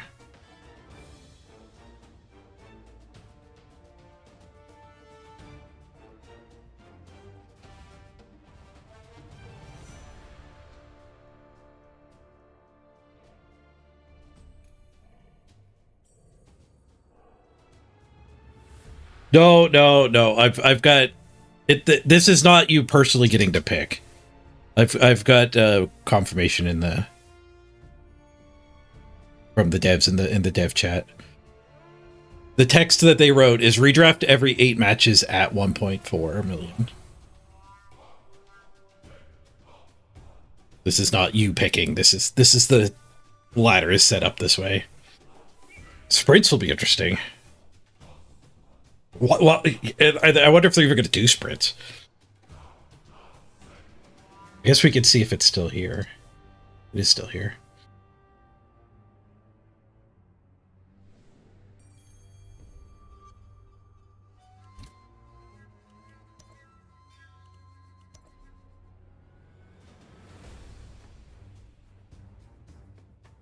Only 4. And it's vampires too, so.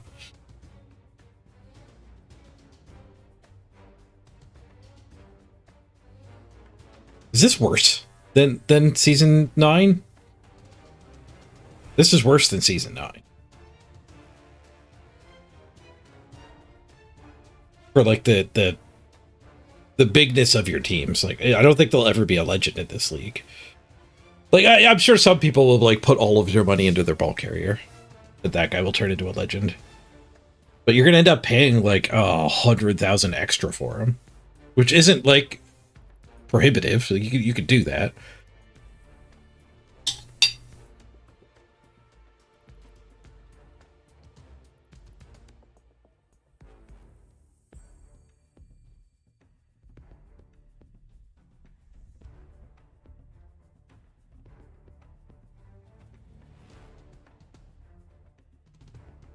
Hurts Chaos Nurgle and that stuff more. And vampires want to go big too, right? Anyone play vampires in tabletop? I assume they get better and better and better as you get more levels. There's no like plateauing there.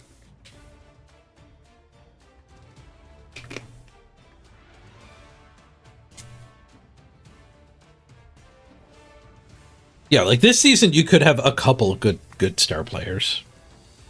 Next season you pay a lot to get somebody just 24 games deep.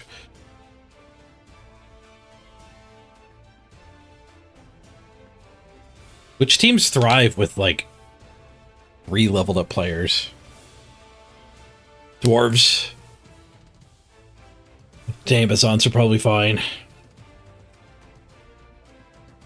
Amazons are going to be fine again because people have to fire their tacklers. Vampires do like going big, but unlike Chaos and Corrin and Nurgle, they aren't bad in mid-TV. The Couplestorm supposes. Are we an hour early? No, Cyanide was in chat, told me now. It is 5 p.m. CET.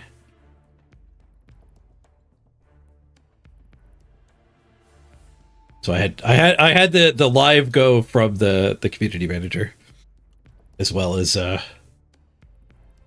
clock. Yeah. Yeah, can we see vamps for sure? This was the most important thing to me. I don't love it. I don't love it.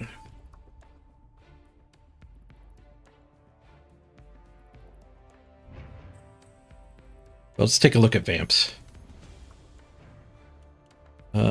Shop? No, Blood Pass. Lock.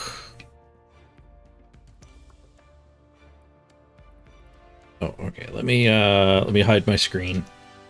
I have to do a purchase, and on the beta branch it just doesn't charge me.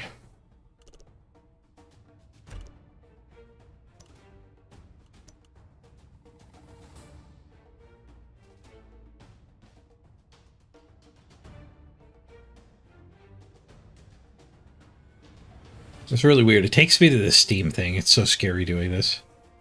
Why Steam Wallet Sandbox? Okay. It didn't actually charge me $50 for the most expensive one. Now we can purchase and might as well pre-level. I did buy the most expensive Warpstone pack. Buy it. Ba, ba, ba, ba, ba, ba.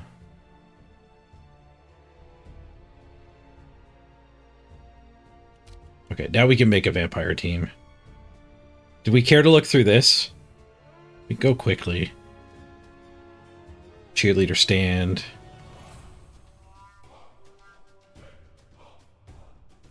Ball with some bats flying around. Dice with a dark background. I like it.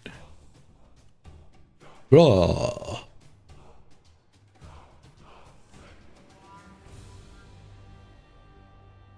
Fantastic.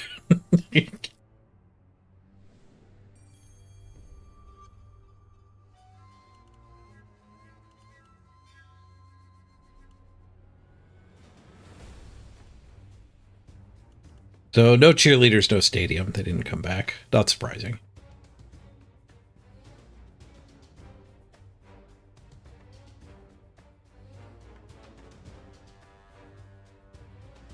Get a cape for your Vargeist. Ba, ba, ba, ba. You want to see the arena rules too? Multiple people want the arena rules. Okay, before we make a vampire team. Amazons and undead. 6 skills. Only 1.11.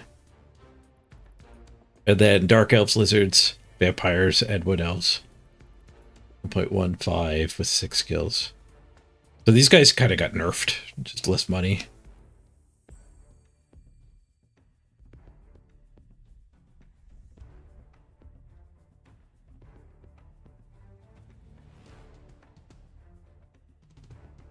There they are. I didn't play a lot of Arena. I don't know what's different. Oh, Black Orcs don't get a star player anymore. That's good.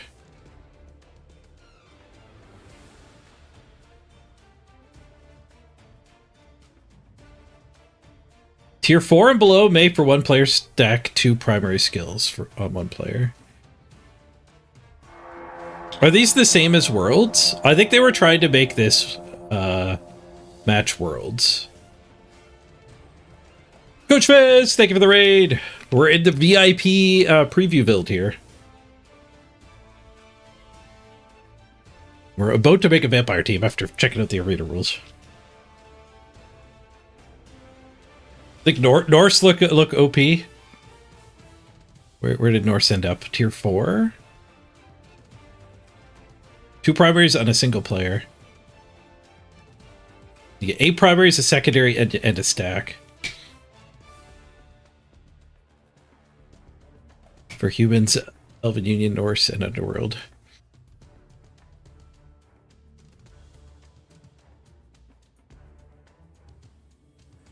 Underworld OP too. Maybe I'll be doing a lot of Arena. Prep for Worlds.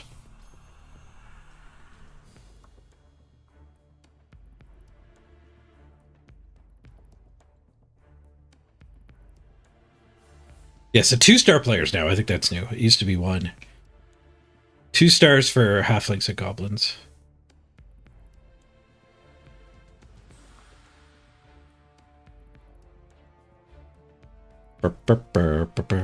Okay, let's make a vamp team.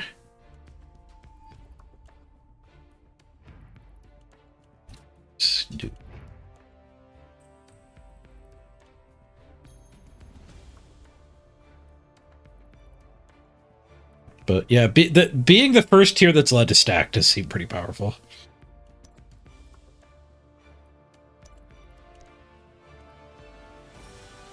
Ooh, this is new. Ooh. Recommended basic template. Recommended arena template.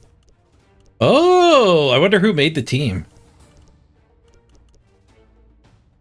I don't even know what the positionals here are yet. Frenzy strip ball on the blitzers. Dodge on the runners. Block leader. Torquemada, that's your build? Andy made them? They gotta be solid then. I wonder if he did it for all of the teams too. Yeah, talk. The redraft is to 1.4 every 8 games. So I think that's more restrictive than Season 9. The one advantage it has over Season 9 is the matchmaking should be a lot better. Because redrafting every 8 games should clump everybody.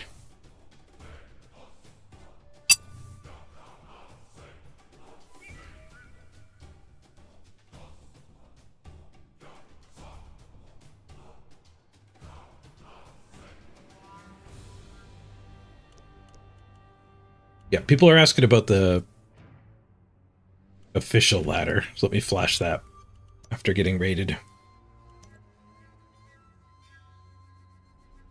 1.4 million every 8 games. Which means the agency fees are going to go crazy. So, Big Blood Bowl is still dead. You cannot play 100 games with a team. You can't play 100 games with a player. You, in theory, could get in a cycle and keep playing a team for that long.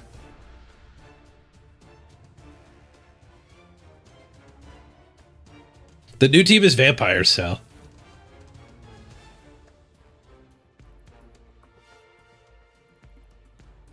Just Arena this season, then?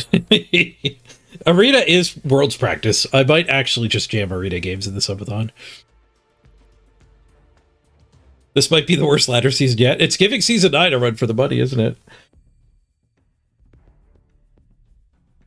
We don't know the matchmaker changes, Coach Fez, no.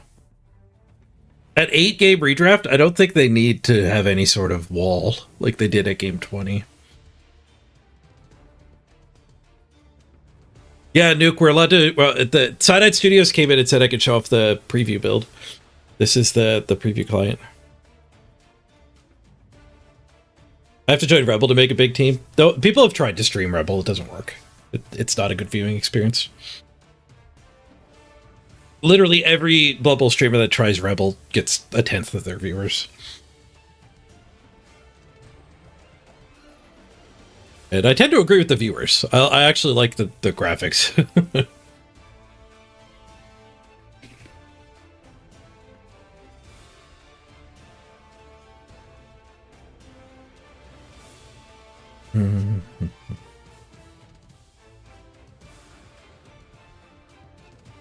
You get games now. Yep, this should actually make you be able to get games. That is an improvement, at least. Hopefully. We don't know what the algorithm will be.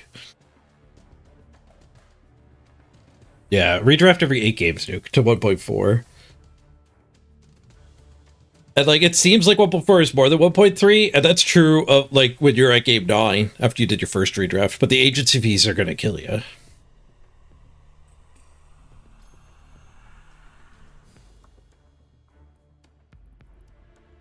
I feel like they're showing you how bad redraft is to get everyone to STFU. Your hot take, ladder isn't a league.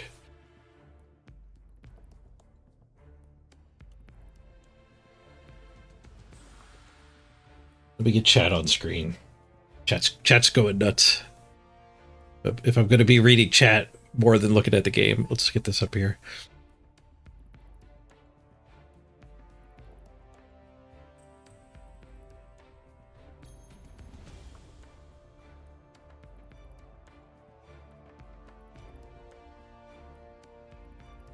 Any other event modes? There is another event mode. There's so much to look at. The event mode is, this time, it's against AI.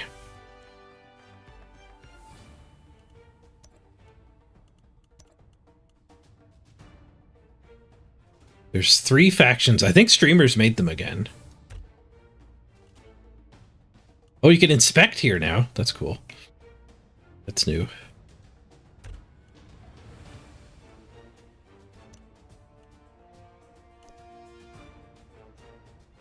Rules. Destroy opposing AI teams in the name of your favorite faction and win a legendary reward at the end of the season. Check out the event quest to earn unique rewards.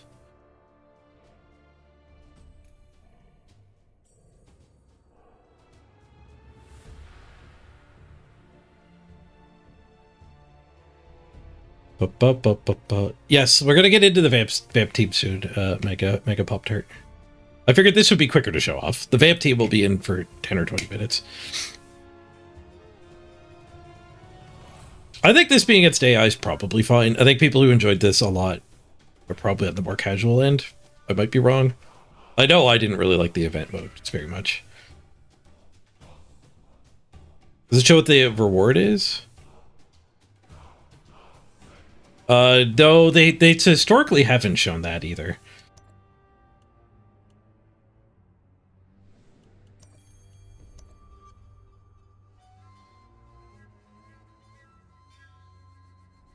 Probably a skeleton helmet.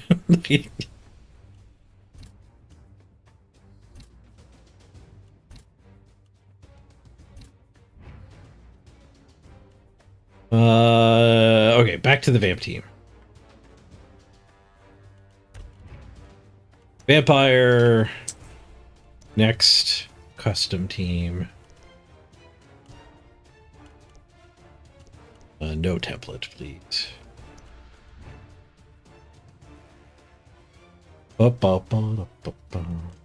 Just buy all of the things.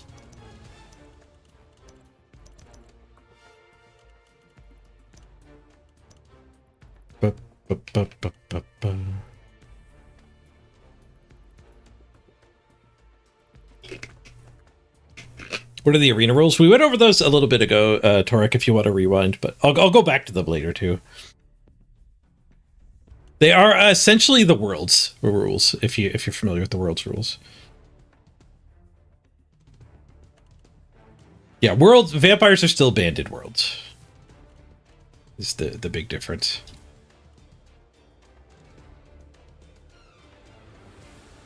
Oh, there's lady vampires. The runners are women. The throwers are not. It's just the throwers. Just the runners. Okay, so what do new vamps actually get? The runners are move 8, holy crap. But they're strength 3. They're all agility 2+. The Linos are 3+, the Vargeist is 4+.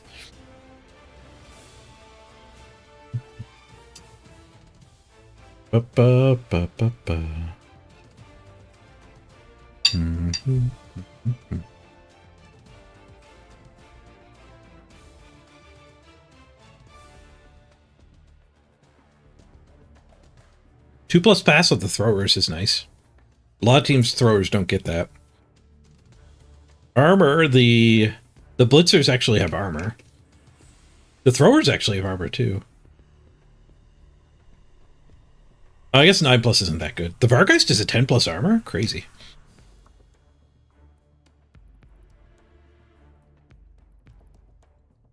Okay, Bloodlust. 3+. Each time a player with this trait is activated after declaring their action. Are they all 3+? No. These ones could scroll off the page.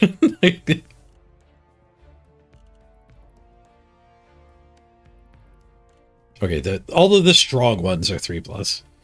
Actually, a Juggernaut on these guys. Okay, each time a player with this trait is activated, let's roll d6, adding 1 to the roll if they have declared a block or blitz action. If the roll is higher than the number in brackets, they may continue their activation as normal. Okay, so when you're blitzing with the strong ones, it's still just a 2+. If the result is lower than the number in brackets or on a natural one, they can continue their activation or replace the declared action with a move action, but consume the initially declared action if it has a limited number of uses. So you lose your blitz. At the end of his activation, the player can bite an adjacent thrall lineman. If they do, an injury roll is made against it. This does not cause a turnover unless the thrall lineman was carrying the ball. If the player does not bite a thrall lineman at the end of his activation, a turnover occurs and he loses his tackle zones. Well, it's the ball if he was carrying it. If the player fails this roll and wants to perform a pass, handoff, or score a touchdown, he must bite a teammate before performing the action.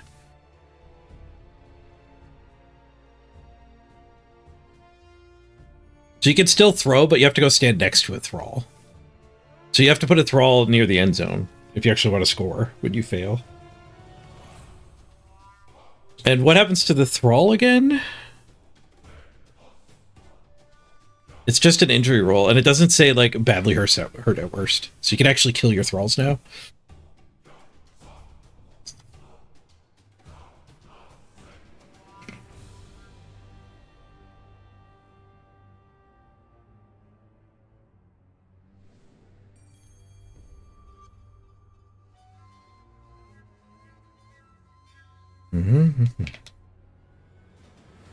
Like, it's the AI Blubble 2 playing as vampires was easy because they didn't know about Bloodlust.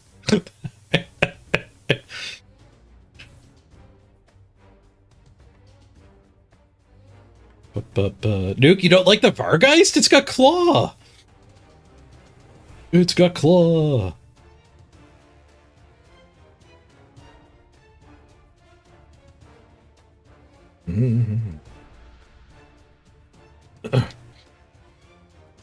Okay, the thrall rules are what they used to be. Automatic armor break, badly hurt at worst. It doesn't say that in the tip, but I guess it says it in the rulebook.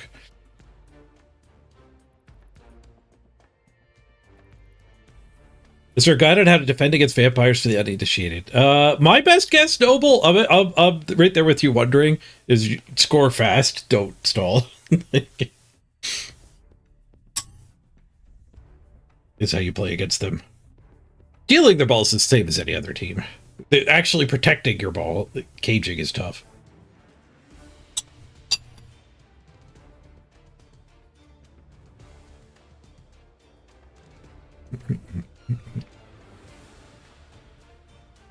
Oh, they can raise dead a new thrall if they kill. Nice.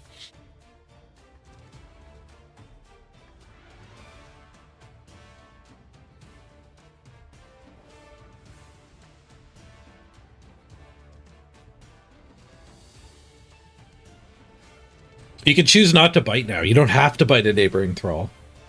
Yeah, late in a drive, you might want to just send your guy off.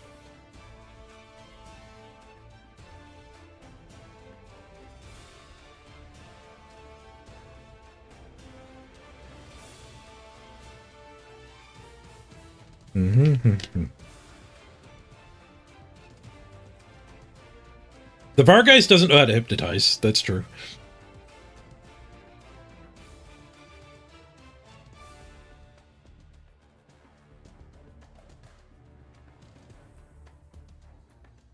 It's not a send-off. They don't run off the field anymore? Oh. So if you don't bite, you just derp like any other big guy?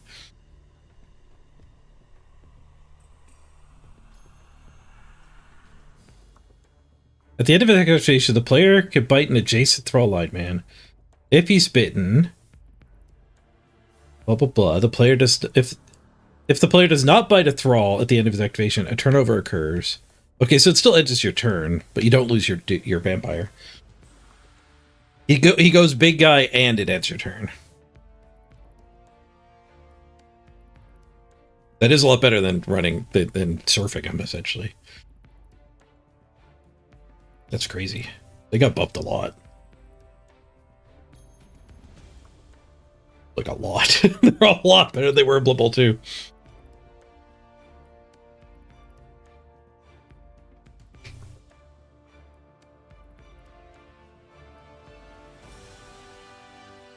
Yeah, if you're ending your turn anyways, it's just like eating a pair of skulls. It's a similar decision point. Well, we didn't have much left to do anyways. I'll save a reroll.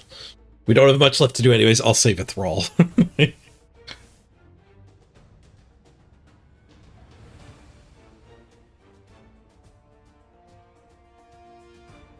Yeah, and he gets to do his activation first too. So you still get to do the blitz, knock the opponent's ball to the ground, and then end your turn.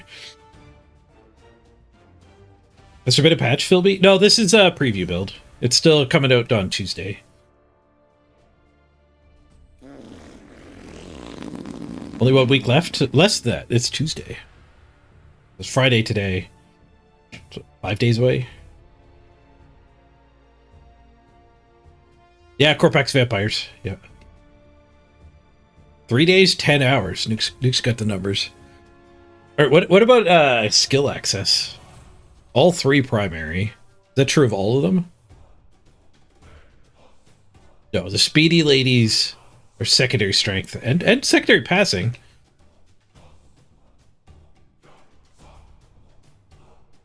Secondary strength for the throwers too. Then big guys like any other big guy. These guys just general with secondary access to strength and agility.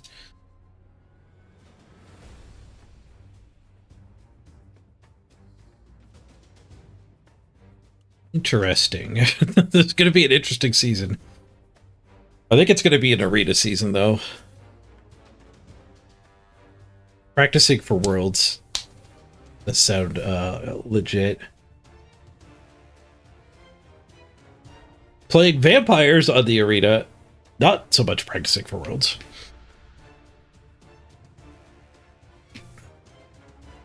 He's not a vampire at all. He's a Vargeist. He is a giant bat. He just hangs out with the vampires.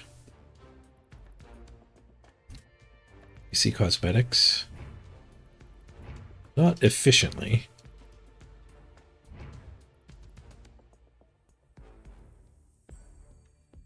Oh yeah, we never hovered over hypnotize. Target an opponent who is standing adjacent and who has not lost his tackle zone. The player carries out an agility test with -1 for each player marking him. If the test is successful, the opponent loses his tackle zone until his activation. So it's a 3+ now? Because there's always one guy next to you, right?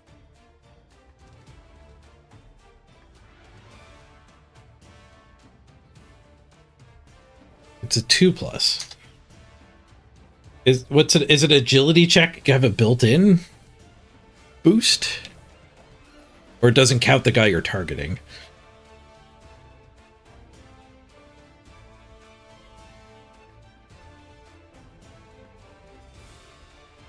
The target doesn't count. Sure doesn't say that in the tooltip. Nice game design. Wow, people who don't play tabletop are just going to be screwed trying to figure all this out. Luckily, I have you guys to make it a fair bit easier.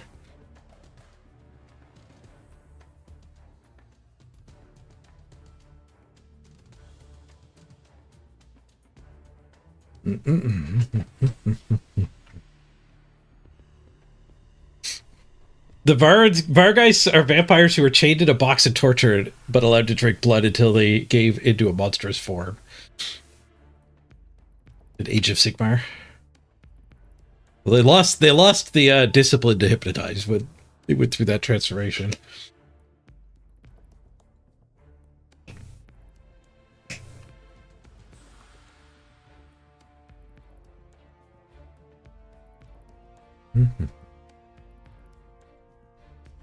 According to this, you either can't target somebody or you don't have to declare your target. That's true. Yeah, because you have to declare who you're going to target, and then you have to move next to them.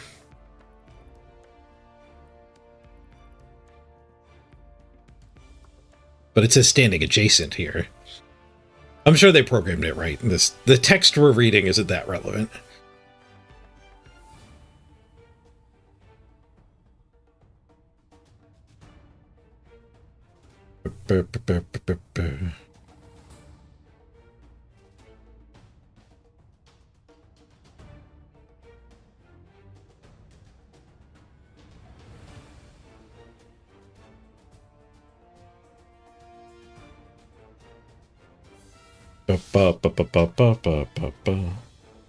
Hopefully you don't have to declare the target. It'll just make it go smoother.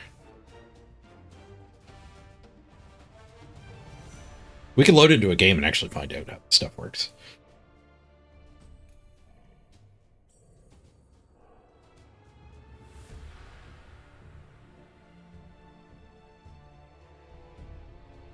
Oh, hey, Fiona. Vampires, yes, yes, yes, yes, yes.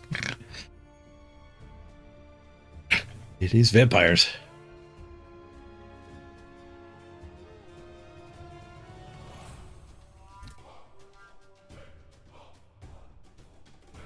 Okay, we can look at the cosmetics this way.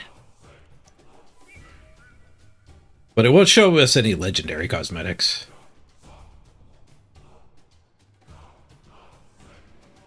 Okay, let's load into... Oh, wait, star players?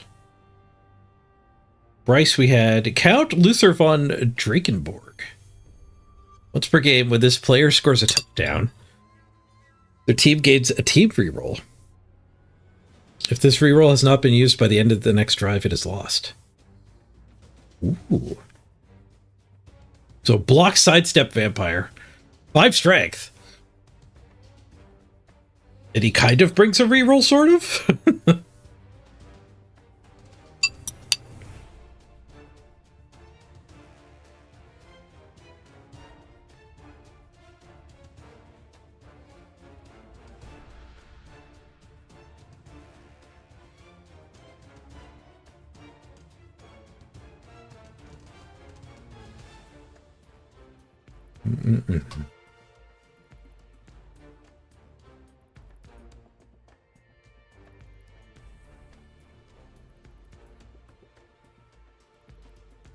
He doesn't have bloodlust either, yeah.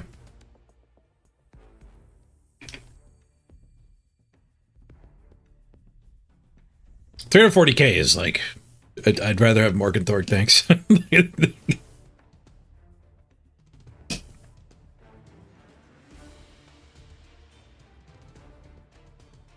Oh yeah, he has to be the one to score the touchdown to get the bonus reroll too. Oh, they're not allowed to have Morgan Thorpe. He is their Morgan Thorpe. I think we had these guys already.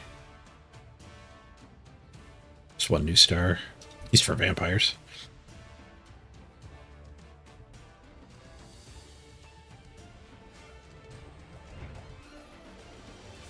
All right, let's load into a game and see how this stuff works. We'll do a community event thing against the AI.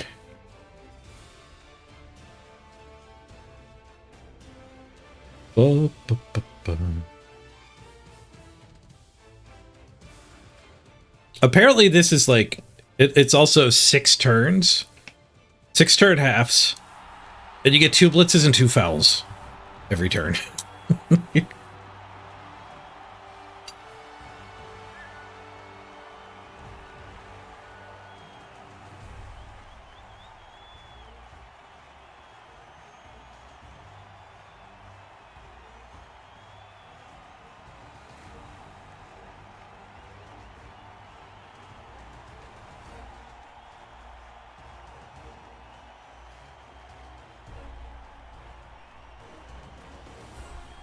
Luther's the undeads. We have Morg at home.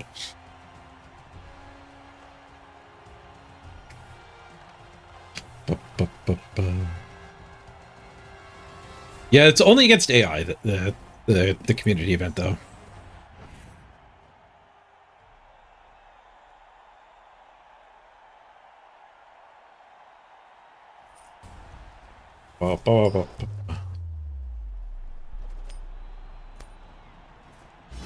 Right, what are we playing against? Dark elves?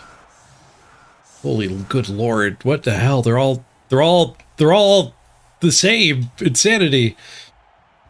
Bludge, armor up, dark elves everywhere? What is this event? Who would torture themselves by actually playing against this? What is my team? Do I have like 18 tackle? I don't have any tackle! Like, I guess the AI is awful? Is the balancing factor?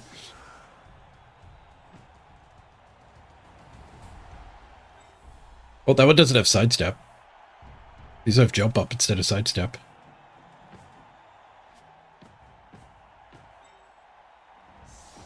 Well, if I hypnotize them, they lose their skills. Maybe that's what they're trying to teach us.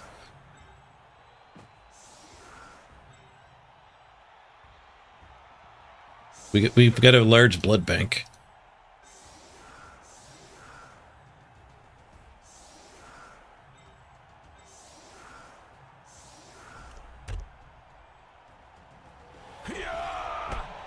All right, let's see if we can identify positionals. Oh, hitting V does this. I guess that's my coach emote. I want to turn off skills. Can we tell who is who? This one's got a wing. It is the strong one. This one has wings on its cape. Return the colors. So two wings for thrower. Big wing for 4 strength.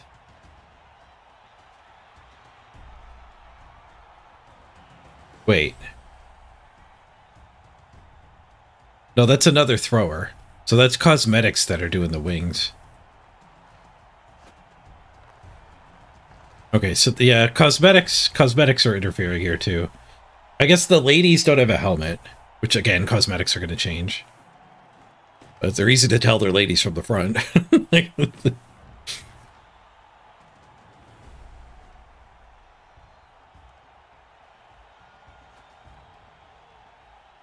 Okay, that's a lino. I would have guessed that was a vampire.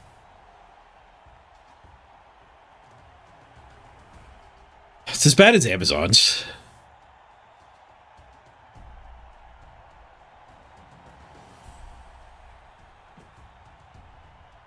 Without red versus blue mode, I don't know. Like, you're gonna have to put capes on all your vampires so the thralls stand out. And Amazons ended up having that too. There were cosmetics you could put on your Amazons to make the linos not look like everybody else. I think that's a solid F for game design though. These ones do look different, but the graphics design on who's who, the cosmetics matter more than just what they actually are.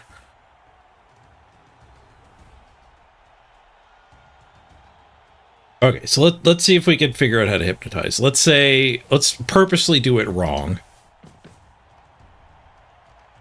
I'm going to go here without declaring anything. And it won't let me... do it right. Let's purposely do it right. We have to declare hypnosis. Take the skills back. So I've declared hypnosis and I just hit space. Failed. I have pro on this guy. Succeeded. Okay, so he loses all his tackle zones and lodge step.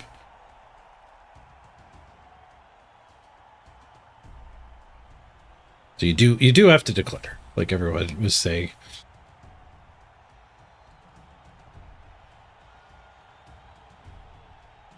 You can also declare the vampire and then select the target.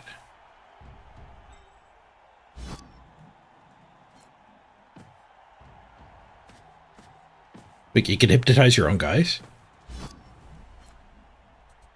No.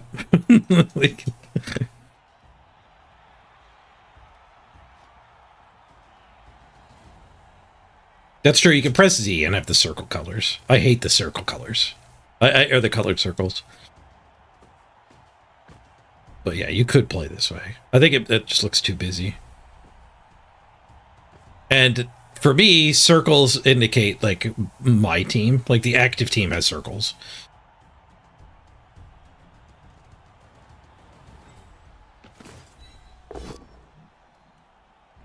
And he doesn't have sidestep.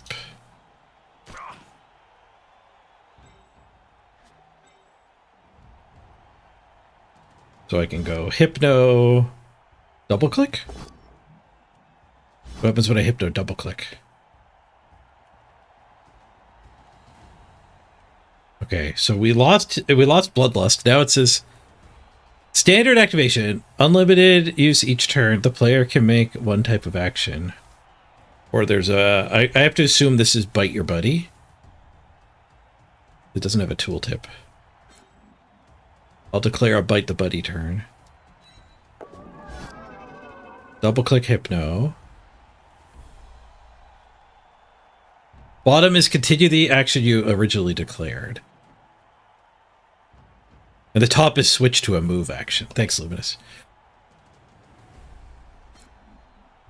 Bite.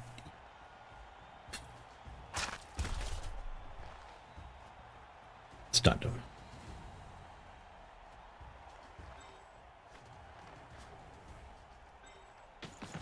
I have 6 rerolls.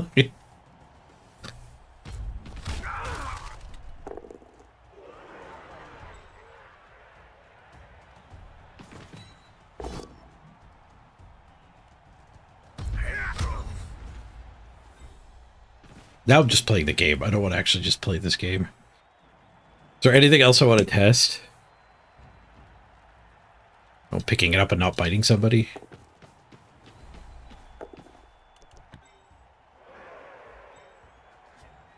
I failed to test it. Let's see what the AI does.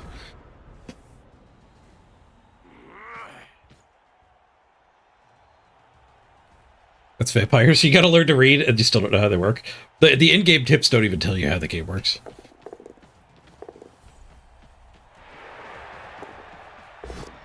Apparently they like cage diving.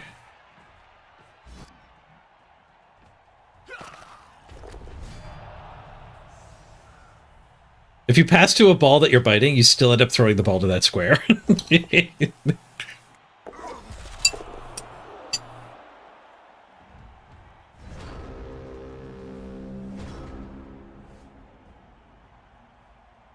Apparently you get 2 fouls in this game mode too.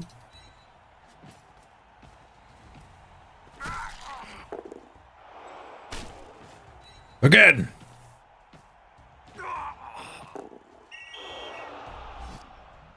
What a weird game mode. I wonder if people are going to enjoy it. Ooh, I argued.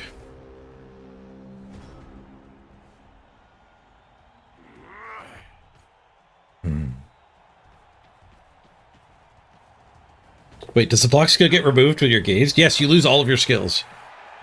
Dodge, block, sidestep.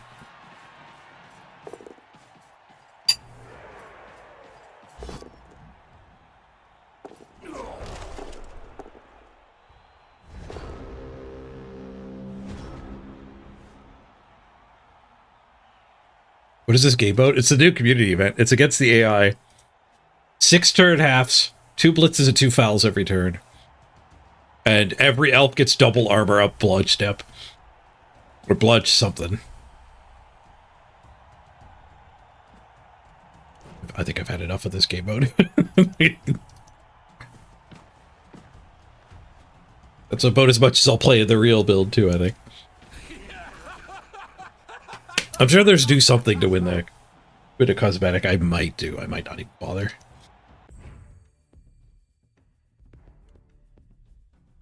You didn't realize it removed block 2? That's awesome. Yeah, vampires are apparently like a plague on tabletop. They're pretty absurd.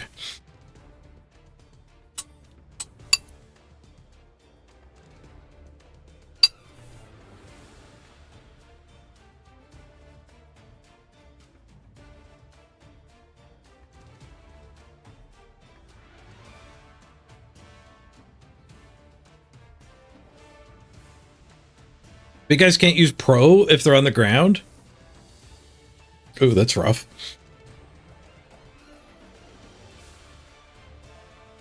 You do get to jam the games against the AI too.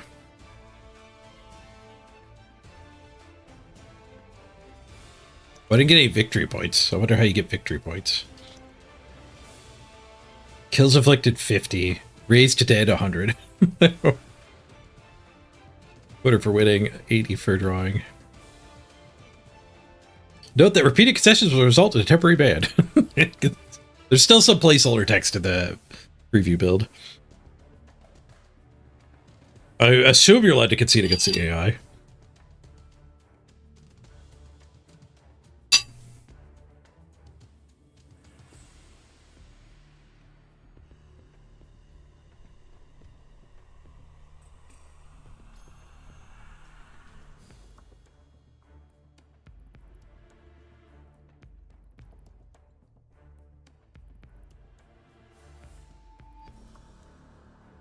Check out the event quests.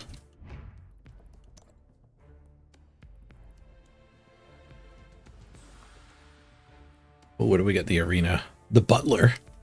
What arena victory gets you the Butler title? Nice bat banner. Bloody dice.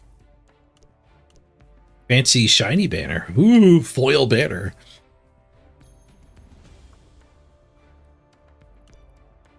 You can get a match done in like 30 minutes.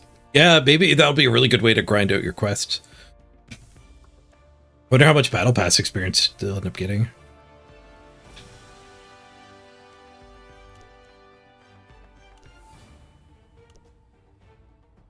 Teeth and some gold chains. The 7 wins, no losses, 7 wins, no draws or losses. All right, community event. Sylvanian Necromancer. Quest to kill 10 players. Ooh, that's a fun quest for the event. Cool ball, cool dice.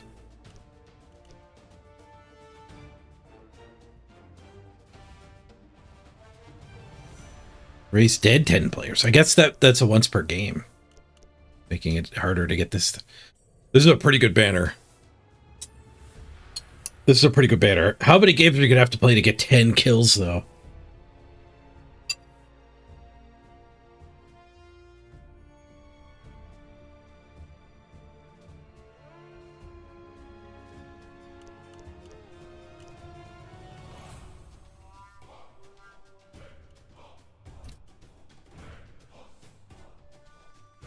Looks like the same shop is live.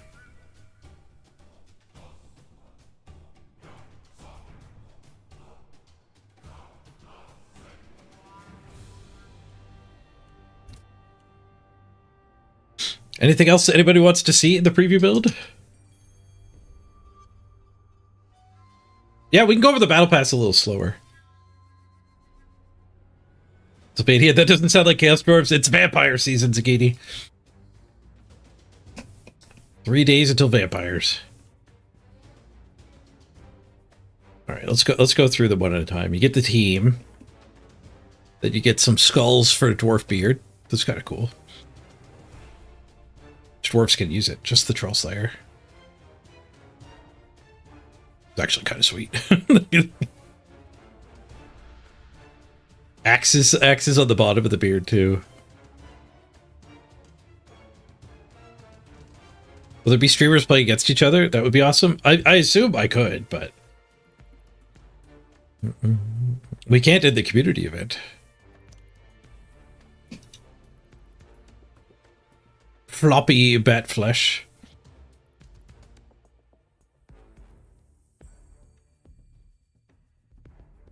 Banner. Not sure what those axes dangling down there.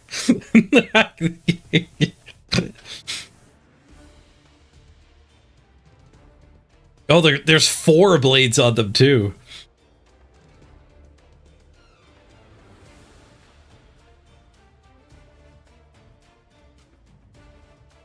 Bloody dice. The other floppy arm. I guess the arm is already floppy. It's the armor on top.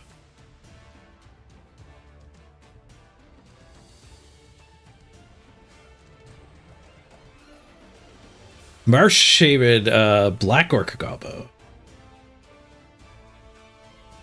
I like this new design philosophy of adding skulls instead of adding spikes. I'm here for it.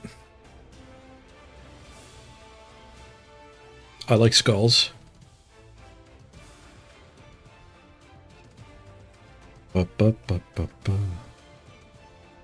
He's got a metal cup, he's fine. Yeah, don't worry about that Troll Slayer's balls. With vampires coming out, you gotta worry about your own ball.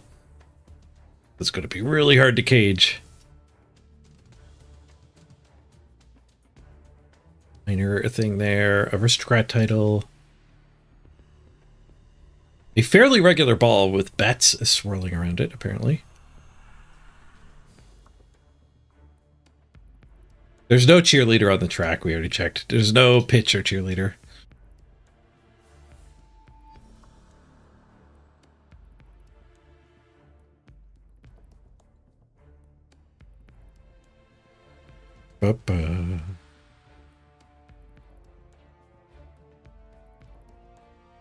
Oh, spikes. We're back to spikes. We haven't forgotten about spikes.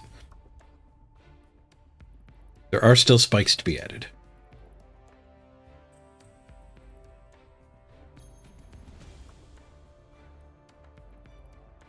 I think I'm going to run my Vargeist without all the junk. I kind of like unarmored. Chaos Chosen Minotaur. Stabby Gauntlet.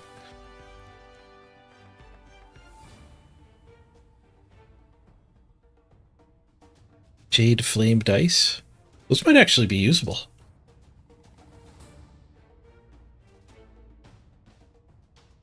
That's not as good as the Raise Dead 10-time vampire banner. Might hold us over while we're waiting. Ooh, Saw Blades. That's like a different version of spikes.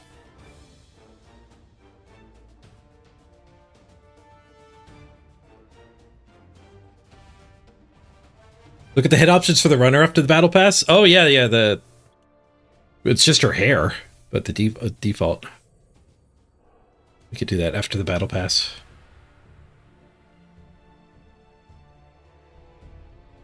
Get a green gem instead of the blood vials. I actually like that one. It gets more clean down on the bottom. You get rid of this stuff.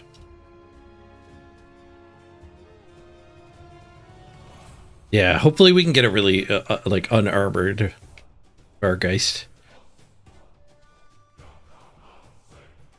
A coffin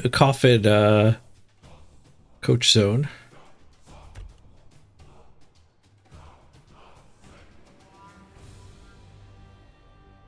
Renegade Line Orc.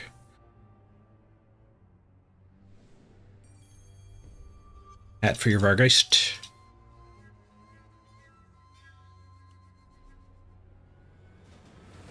Skaven Gutter Runner. Warpstone Spikes.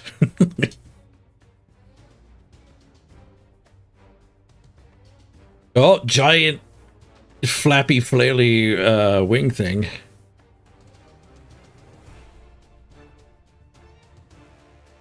You make that vampire stand out. Look at the grin on him.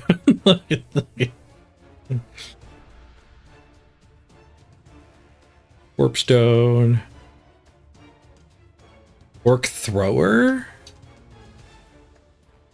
Stabby stab weapon. It's changing his boot too.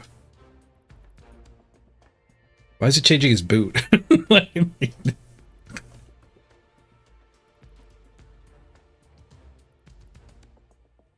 The official description instead of unlocalized should be flappy flaily wing thing. Your skull on your shoulder.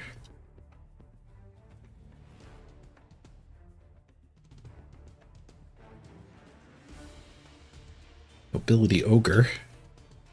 Gigantic shoulder piece.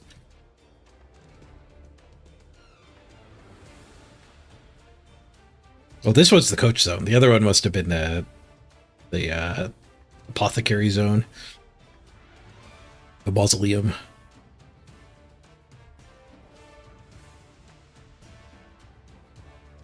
The Fagtastic title. Yeah, that's a good one.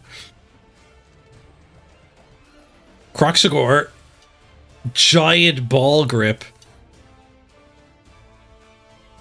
All the better to smash you with.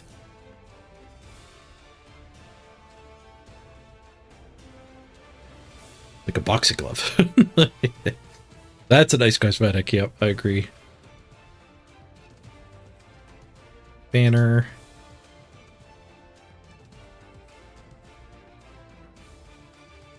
Chaos Renegade Linescapen. Bit of armor.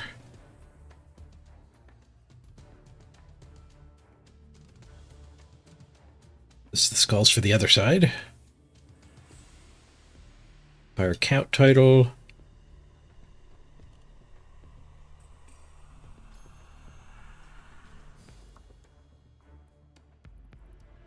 Lots of armor. Lots of wings.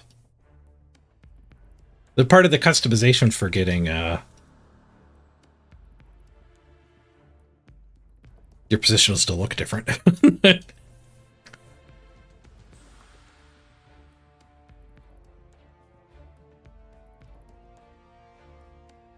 Human Blitzer.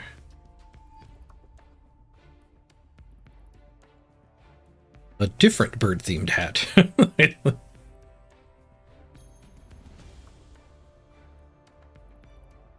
Mist frame. Oh, everyone's gonna get these dice. If you make it to level 45.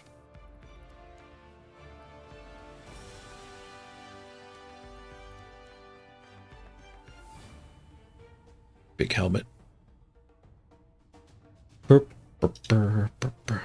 OWA lineman, catcher, and thrower. Have some chainmail. And gems. Lots of gems. I'll make 45 in what, 2 days? It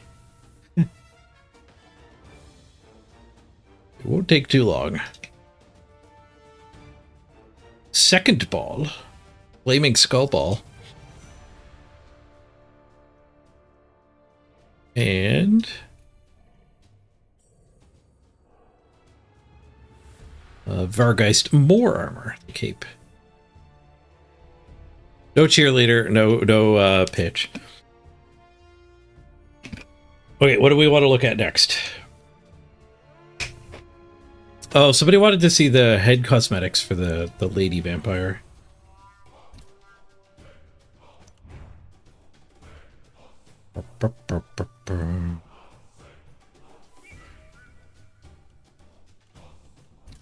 So she actually has the helmet by default. You have to pay for the hairdo. Make her stand out from the rest of the team. There is a big fancy golden hat. And an open face hat.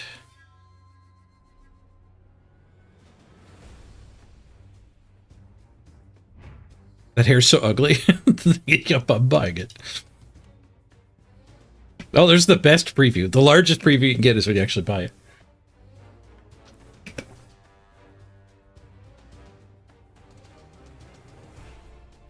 Arr. Her jaw's articulated. I just realized that. A lot of Blood Bowl 3 players don't have any animation of their face at all. Like the coaches too. It's part of why they feel like they feel so fake, mannequin-like. Now, when they're on the field, it doesn't really matter. It's just for the close-ups.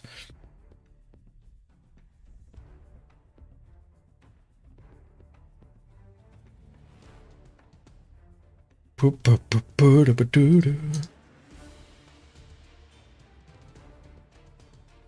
right. Anything else anybody wants to see? When does season roll over? Not till Tuesday. Three days and 10 hours or something like that.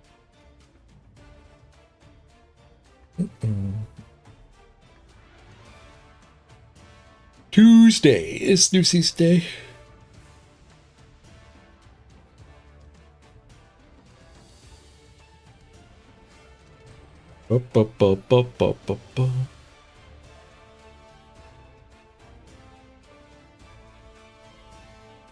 Is there a skimpy outfit for the body? Body. You can get rid of the cape.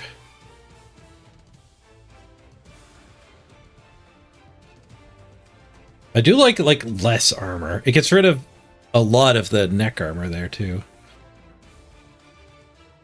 This one has even less neck armor, but more other armor.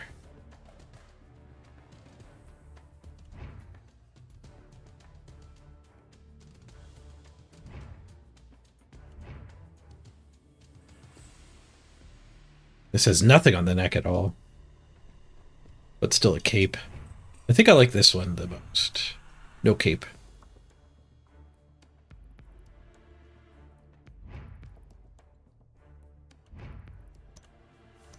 And get rid of these stupid giant shoulder wings. Yes, there's a nothing option. I will spend 75 warp stones for nothing.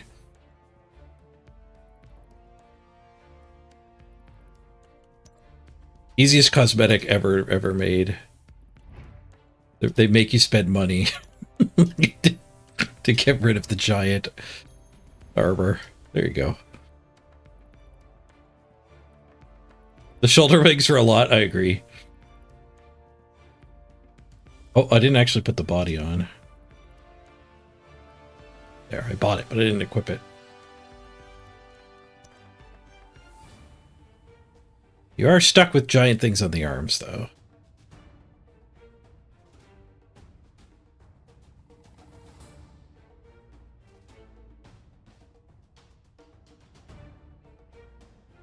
Default. The least.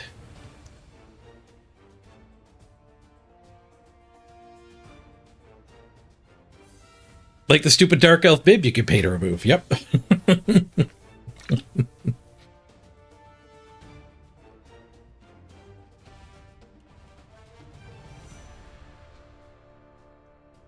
And she's a runner too, so it makes sense to be unarmored.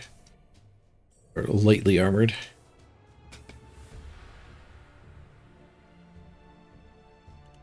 You do the same treatment to the Vargeist. He already has the plain head. And the plain right shoulder.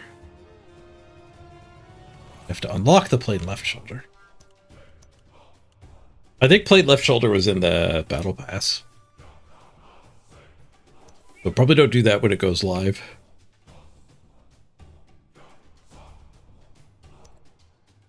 The Vargeist default actually is the plain. There's a couple pieces you have to buy.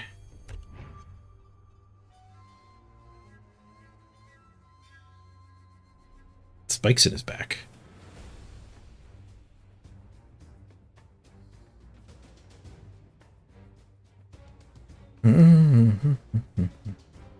What skills is on this guy?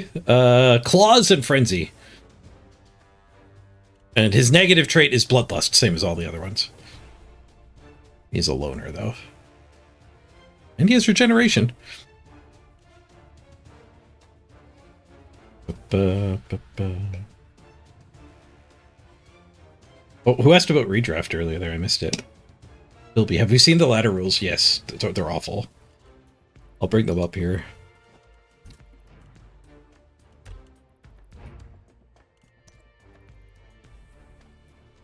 So redraft still here. 1.4 million every 8 games. Every 8 games. So those agency fees are going to be a doozy. After 24 games, you're going to have to pay 80k to keep an original player. 80k extra. So even though it looks like it's a higher redraft budget, it's not. Because of the 8 games thing. It's only a higher redraft budget if you're dwarves and want to keep single skill players. And like rotate through half your team every season. If you roll very sunny for the weather, shouldn't have the vampire team explode. Yes, Niblet, vampires changed a lot. Vampires changed a lot. They get the vampire role gets split into strength pieces, fast catching pieces, and throwing pieces. But they're all 2+ agility, 4 strength. No, the runner's only 3 strength. The 8 movement one is only 3 strength.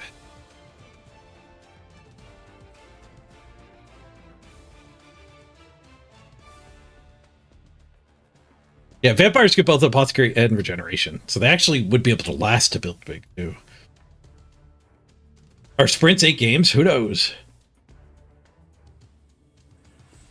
You didn't like redraft? Just for that, we're gonna redraft even harder. Yeah. I mean, this should be better for matchmaking, which did ruin it for everybody. Redraft just ruins it for big Blood Bowl enjoyers. Those of us who like to play all random, all mid. Can't do it anymore. You're gonna be redrafting all of the time, yeah. Nothing but Zods and Dwarves. Don't forget the dwarves. There'll be lots of dwarves.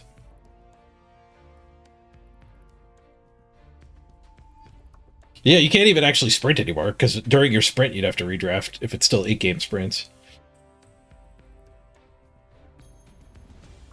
BB Nuts is the 8 games will help elves. Elves, it's Gaven. Yeah, low agility or low armor teams that explode. Because everyone's got to fire their players, so if your players die, who cares? You would have had to fire them anyway. Why 8, not like 10? I think 8 is close to tabletop leagues, maybe?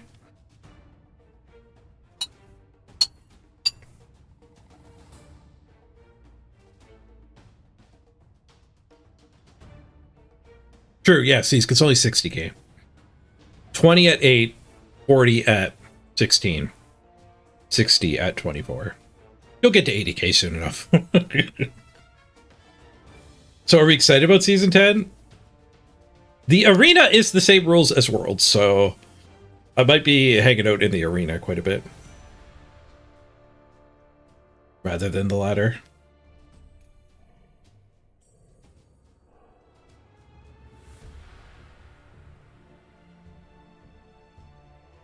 Sprint should be 16, 2 redrafts. Yeah, that would make a little more sense.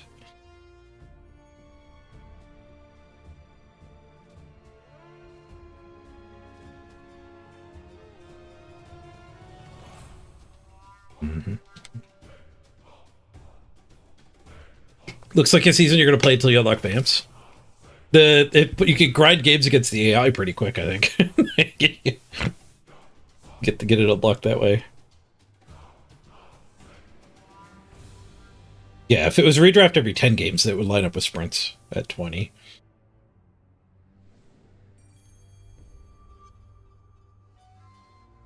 Yeah, elves still want pieces with skills. It's true. You do like having dodge on your elves, and you're gonna like they don't like being reroll light either.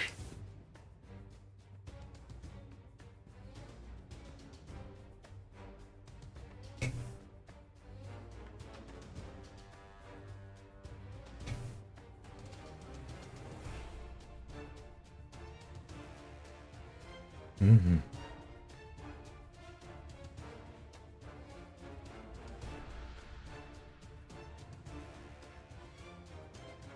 Oh, we get an ad break coming up. I'm going to do the full ad, run to the bathroom here. I'll be back. We can poke around in the preview build some more. Be right back, everybody.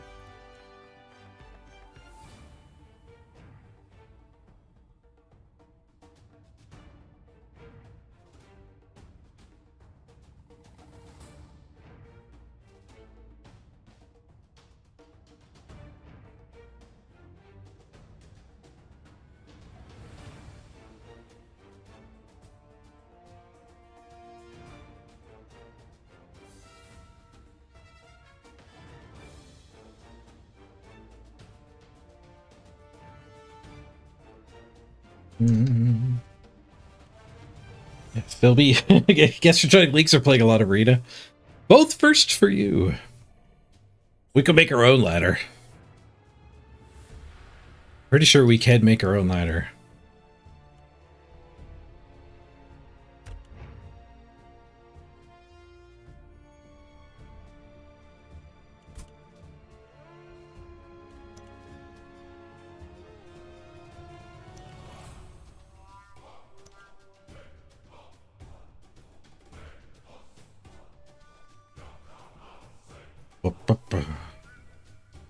See what the options are when you make your own thing. They've changed a lot since I did it way back in like the preseason. Might be the last time I made my own leagues. Yeah, that's what holds me back from doing leagues. I don't like scheduling the gaming. I find like I've done leagues, like I have tried them. Unknown error. I'm not allowed to make it thing. I think that was like a bucket where you keep your actual leagues, though.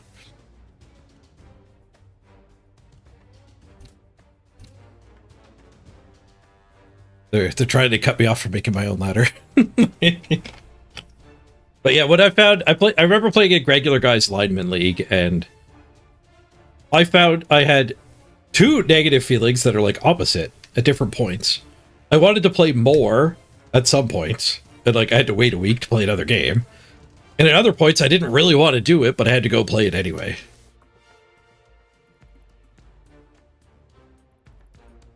So it's like getting burned on both ends of the scheduled once a game, 1 week a game, 1 game a week leagues.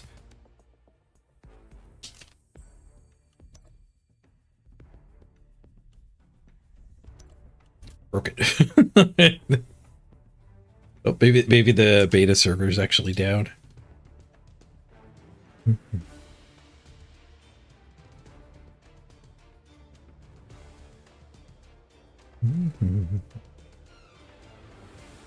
Ba ba ba ba ba ba.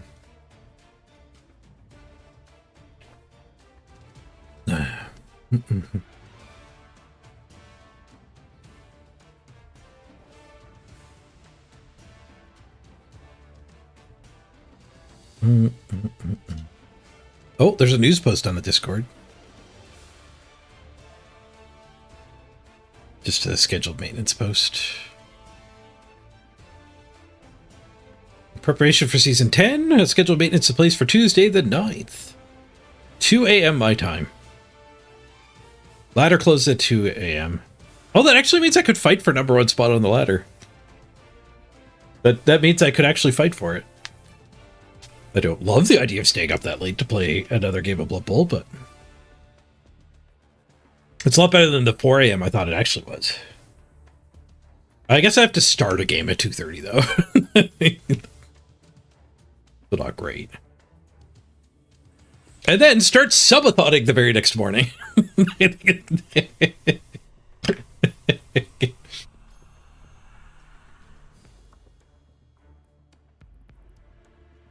Do we know the new team? Yes, it's Vampires, Natalius.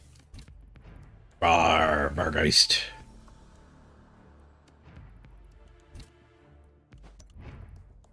Vombiles.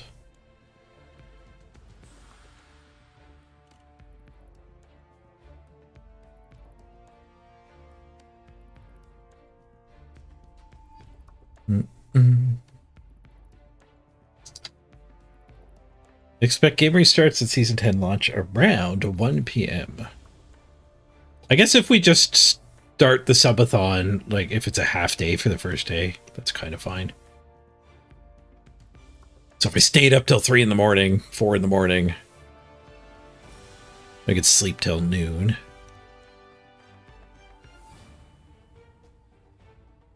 And then the first day of the subathon isn't 12 hours long. Or I guess the final push is the start of the subathon, so it's a broken day.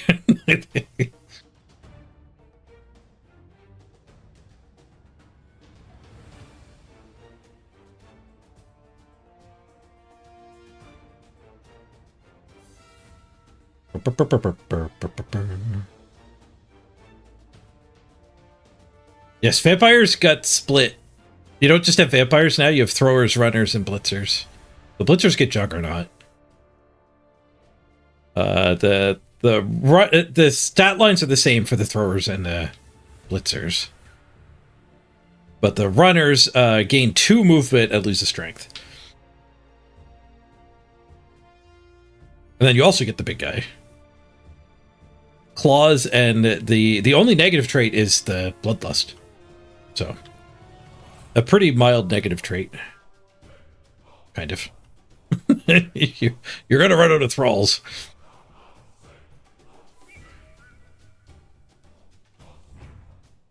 How expensive are they all? 110. Oh, the runners are actually cheaper. Yeah, 100. I don't know what the starting build's gonna be.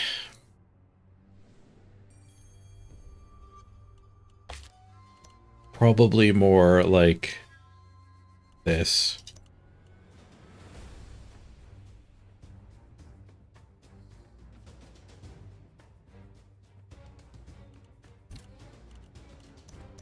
Bench.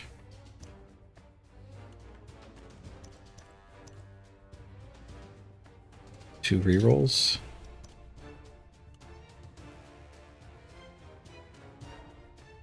How cheap are the thralls? They're only 40, so that's good. I guess that's probably more along the lines of the way you're going to start. You could drop the bench for the 3rd reroll. Might not be bad. Yeah, I don't think you want all the positionals with 11 players. But by the time you have all the positionals, you want a bench. There was something else somebody wanted to see. We barely looked at the arena rules.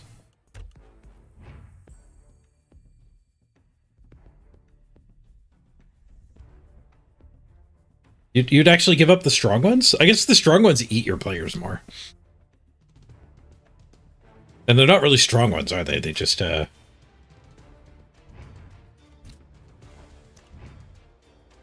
just have... Yeah, they're only 4 strength. They have Juggernaut. Yeah, maybe the Juggernaut ones are the ones you leave out. But they have strength access.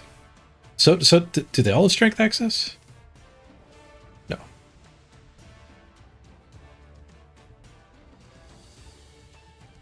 No, they all have agility access. You need to take the Juggernauts if you want to build the killers.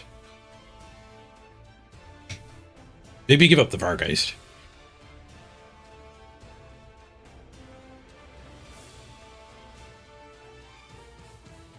If you don't start with a Vargeist,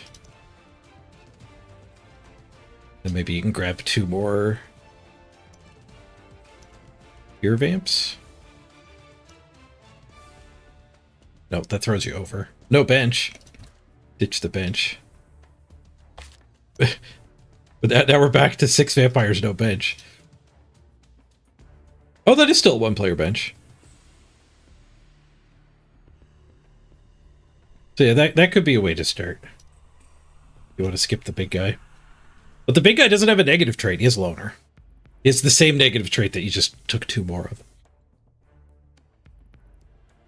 Back in Blood Bowl 2 days, we used to start with like 3 or 4 vampires, I think.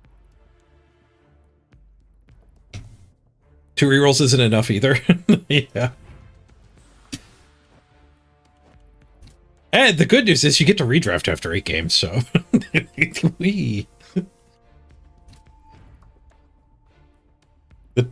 It's not a good sign that you need to compromise so much on the initial build.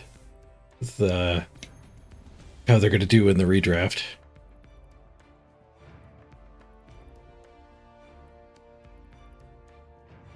Yeah, you could ditch that Blitzer for another reroll. Or bench. No, Project Network, they kind of doubled down on redraft. Sure, we've had first redraft season, but what about second redraft season? This time with more redrafting.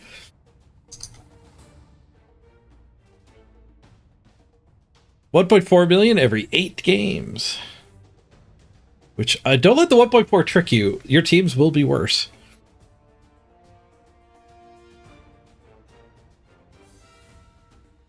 Be slightly better at the redraft point. What's the bonus budget? You get money in addition to your treasury for the redraft.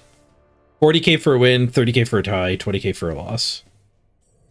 So after 8 games, it gives you at least 160. It may be 320. So you might actually not even have the cash for your redraft. Because the current redraft, the 20 defeats gives you more than the cap, more than the limit of 1.3. That's not true anymore. You need to actually earn enough and or have a treasury to actually be able to get to 1.4. At this point, they should just make ladder res format. I think they could do. I agree, Cobblestorm. I think if they did, the ladder is arena, and the arena is progression, and they flipped it, that would probably be better. And if you're gonna do the ladder is res format NAF rules, the ladder could be your coach rated instead of your teams. So every time you make a new team, you're not going back down to 1.6 million or 1600 SR. You're like, you make a new team and it's just like, I'm still in diamond. I'm just going to go play this other team now. Like in card games. Like when you switch decks on Magic Arena, you don't all of a sudden go back to bronze.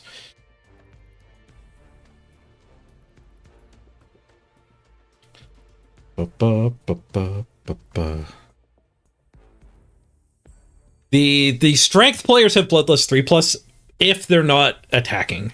If they're throwing a block or a blitz, it's still a 2+. But it's a 3+ if you're just moving them and hypnotizing. But the 2 blitzers and the big guy have Bloodlust 3+.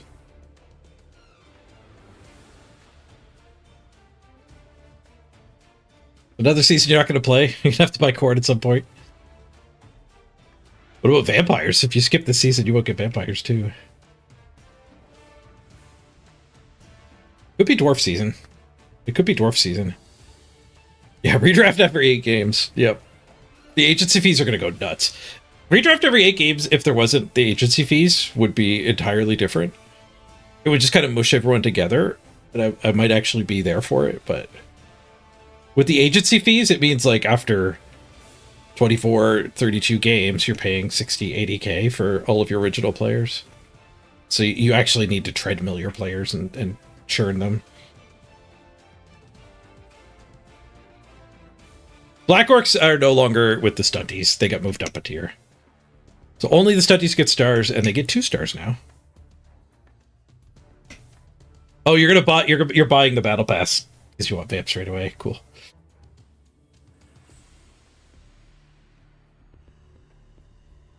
You're just gonna play 8 games with every team then? Sprints are still at 20.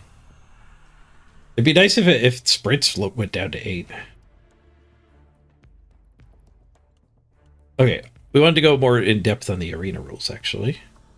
Somebody just asked what happened to Black Orcs. They are now tier 6 with Chaos Nurgle and OWA. But Black Orcs just getting nerfed. Goblins and Halflings get 2-star players now. And the same number of skills as these. So did Chaos Nurgle and OWA kind of get buffed?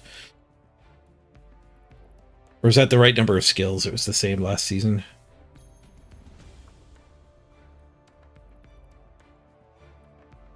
Yeah, 8-player sprint would be silly. It's just who can go 8-0 and get luckier finding opponents.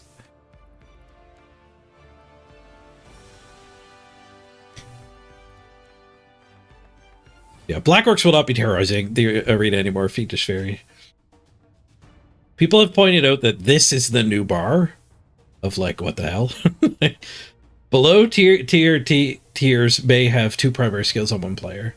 So humans, Elven Union, Norse, and Underworld Denizens are the best teams that get 2 skills. The highest tier that gets a Mighty Blow Tackle. Or a Dirty Play or Sneaky Kit. This is the world's rule set.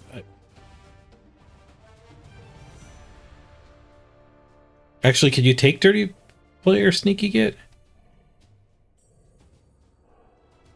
No random skills, no characteristics. Tier 4 may stack with the exception of goblins. No team may add both sneaky get and dirty player to the same team.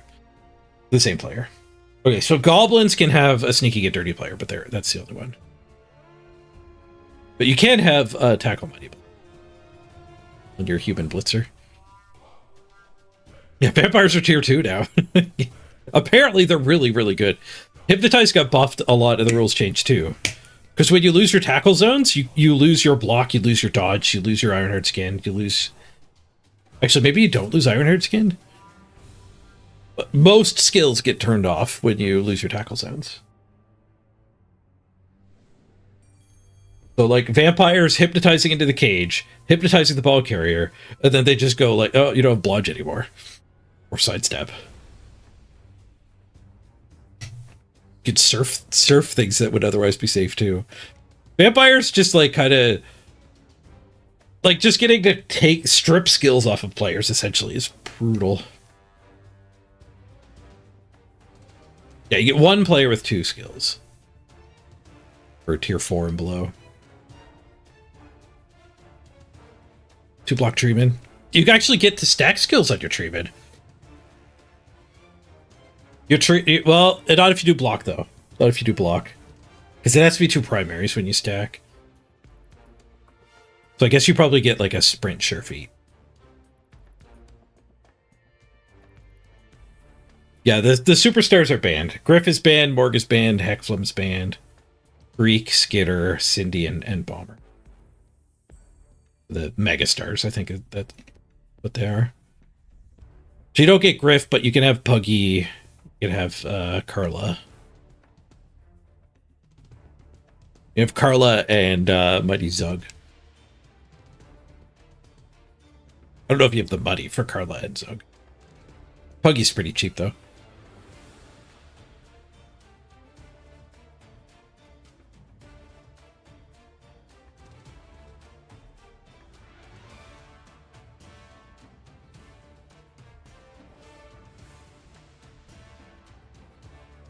All of the teams with a Pestigore equivalent get a Mighty Blow Claw if they want it. Mighty Blow Claw is not what it used to be, though. When you only get 1 stack, I think you're going to be better off with a block player taking Mighty Blow Tackle than a Hordes player taking Mighty Blow Claw. So I think Chaos and Nurgle are still pretty bad, unfortunately. If you want Claw Mighty Blow, Corn is there.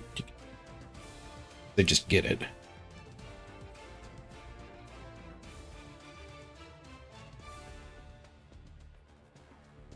The Corn big guy. Or the Norse big guy. Norse might be where you claw Mighty Blow. Because you can give a Mighty Blow Juggernaut. You can stack your skills on him. What's your death roller named, Interstellar? I do want to know.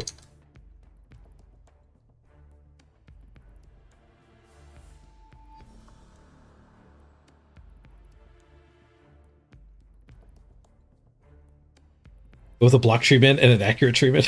I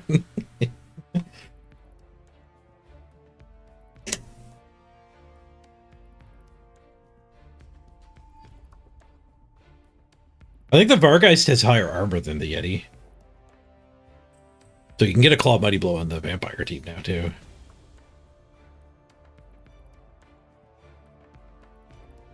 Sure Hands, 2 hits, Corn Gore. We might see some of those running around.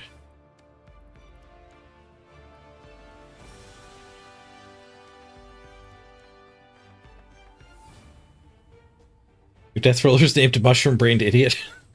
He is getting shaken around a lot there. Micro concussions. Top of that Death Roller.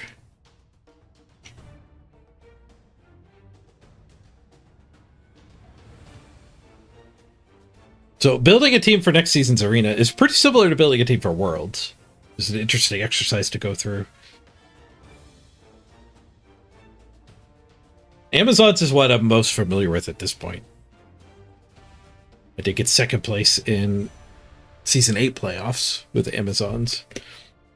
A higher team value situation, though. Just 6 skills on Amazons isn't that many skills. I'm guessing you go like guard on the defensive players. I'm probably like 4 block.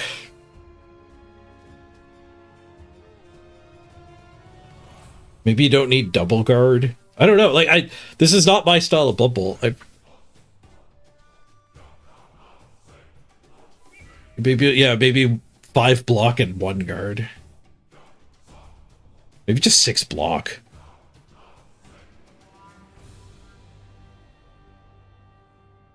Or like block / wrestle. Maybe one of your fast players takes wrestle. Lizards are also only 6 skills. They get a little more cash.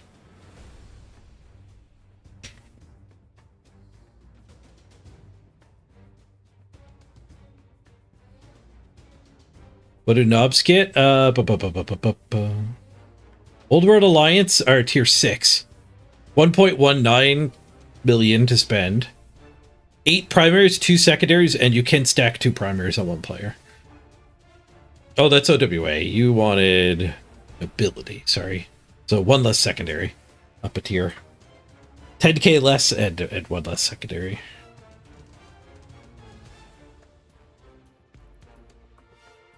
OWA is the guard spammiest team, yeah.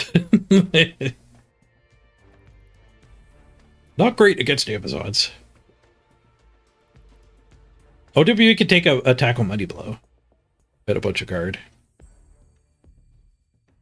Tackle money blow shoring up that Amazon match.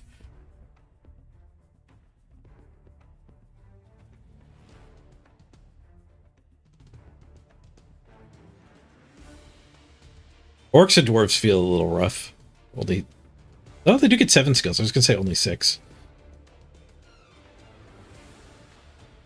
Most teams don't get a lot.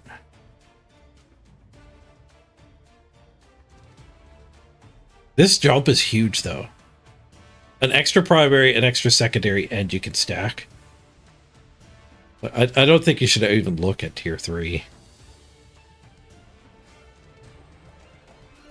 Like Underworld Denizens, where you can stack on a gutter runner.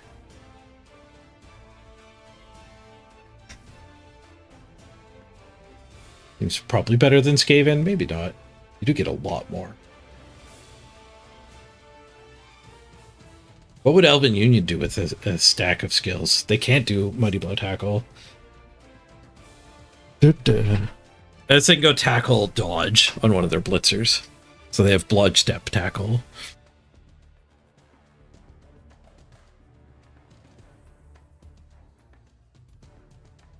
They can have a secondary, but they can't stack tackle with it. 2 heads sprint on the gutter runner for 1 turning, and for generally being annoying.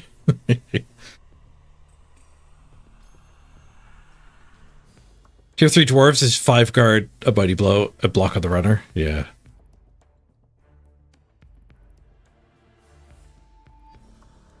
Two-head sidestep is probably better. Yeah. Sidestep still helps you 1 turn, but it's a lot better for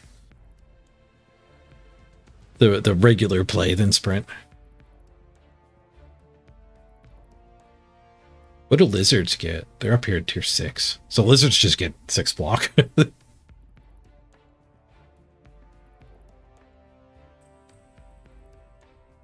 Or you could play Black Orc with a stack and 4 more skills, 2 of them being secondaries.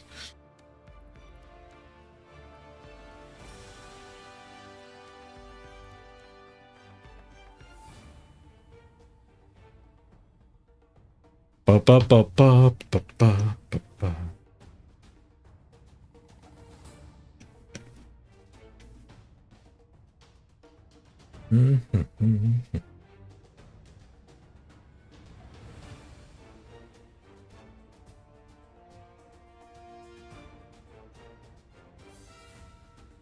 You play Vamps in the demo? Yeah, we were in a vampire game earlier, just seeing like how Hypnotize works.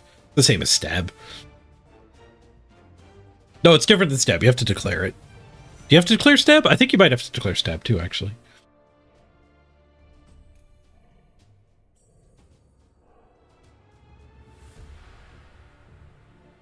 Yeah, tier 4 is going to be everywhere. Human season.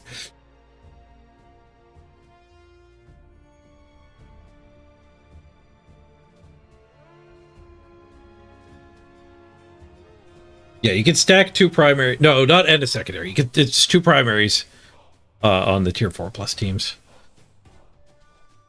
You get a secondary on the team. It has to be on a different player.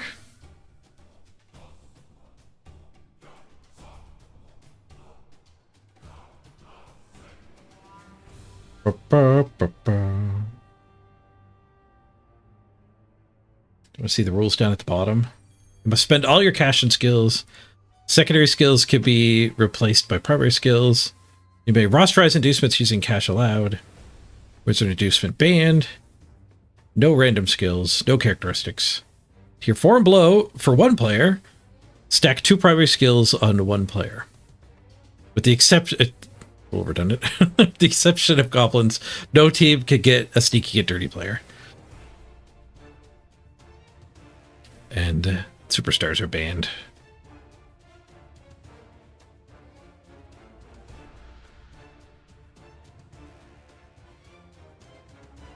What do I want to play for Worlds? I mean, Amazons are still there, just being mega annoying with all of the dodge.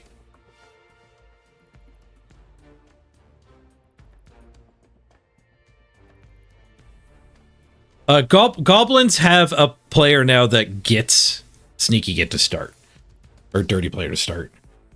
The Goblin Hooligan has half of Sneaky Get Dirty Player.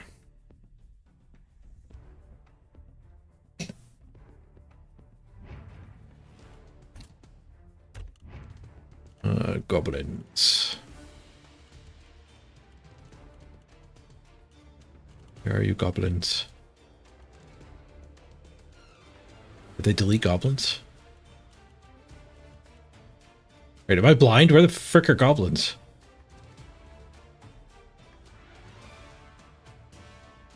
Did nobody notice that goblins aren't in the game? Okay, where are they? Grid it. 1, 2, 3, and then 8 down. How am I missing them? Oh, they're not purchased on the VIP account.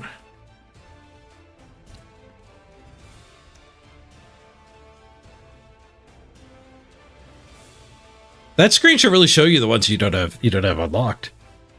Grayed out. That's missing a sales opportunity. Okay, I have a bunch of the teams.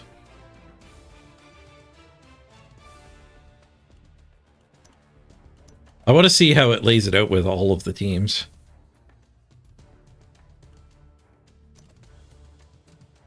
I have enough warpstone.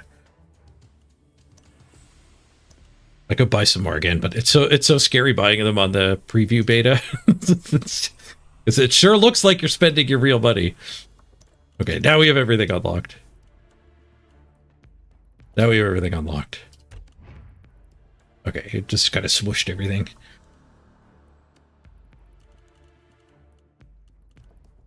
Found him.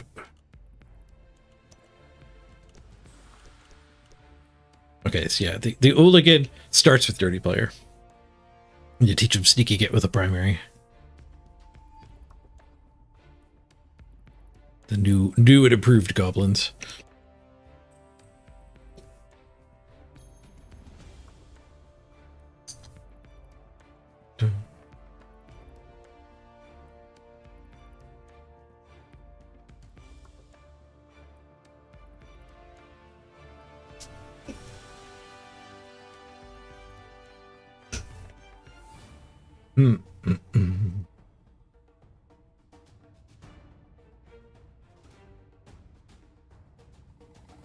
Up the FOMO by showing you the missing teams. What's the arena template? Apparently Andy Davo designed arena templates for all the teams for us, which is pretty sweet. That's a huge helping hand for new players. What access do the fanatics have? I think they have strength and only strength. Maybe they can secondary other stuff. You create the team and check. Yeah, secondary agility general. Primary strength. Yeah, you can have a block fanatic if you want it. But there's strength. There's strength primary, not agility like all the other gobos.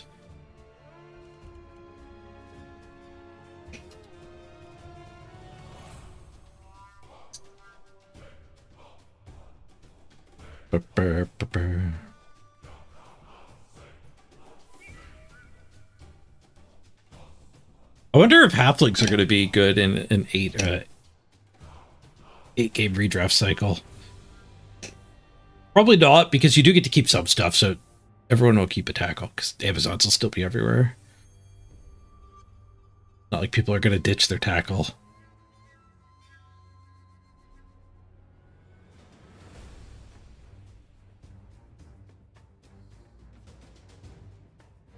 Random agility on the fanatics is funny because there's barely anything they can actually get. There's only 5 skills. Defensive's actually kind of good on him too. Keep your opponent ever getting a 1 die or 2 die on him.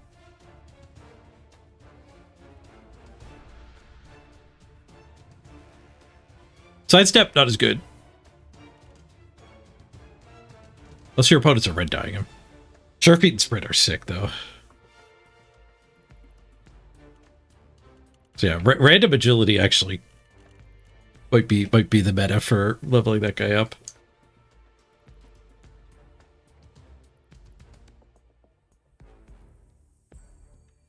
Sure feet, yep. Read forever. Maximum movement every turn. Keep on swinging. Let's see if we can get banned from the community event.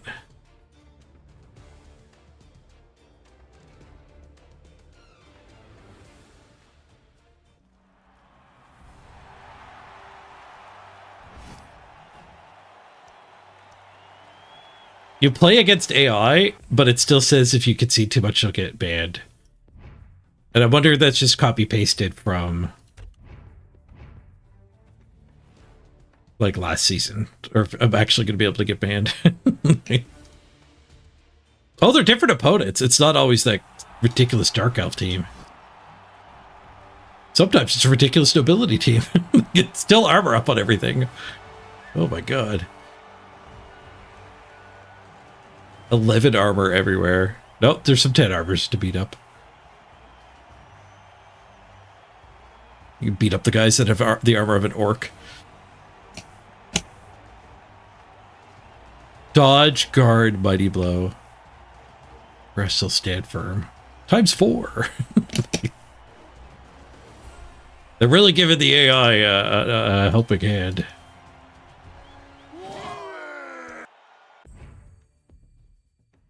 Go Necro for the event. Well, Hypnotize gets rid of a lot of these skills that they're spammed with. There's an all-star player AI team in Blipple 2, and he still crushed them.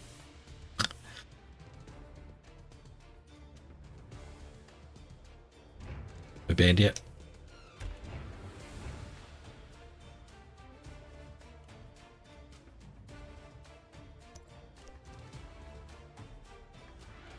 Let's see what the other teams are. You can inspect them without having to actually add them. You get to count Von what's his face. Okay, so you actually do get to hypnotize on the other teams too. Guard stand firm, guard brawler, blood sure hands, wrestle strip ball. Tackle buddy blows is pretty good to have. Well done. Today you play your first game against AI. You're very bad. Blood Bowl's a really hard game. Don't worry, you'll get better. Ivan the Animal. Oh, this team doesn't get to hypnotize. And also, the only tackle is Ivan. Ugh. Necro actually seemed like a bad choice. I guess you surf. You have grab. Grab Brawler. You got the Frenzy.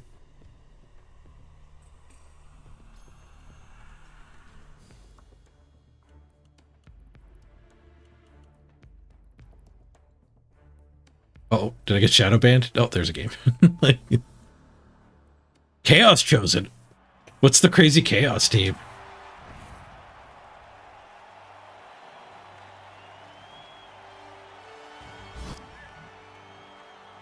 Claw, Ironheart Skin, Guard.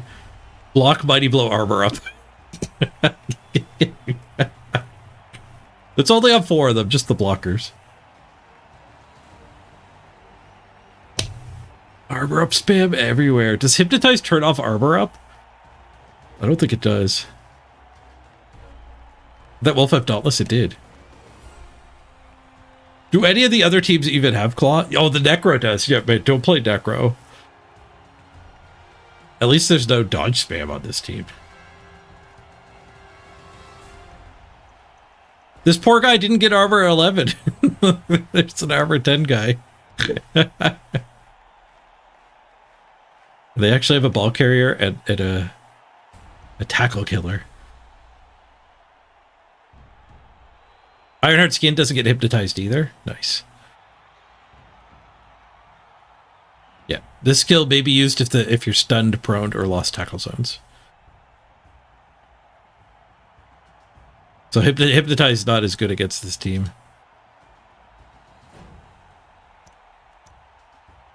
I want to see what else we can spin into.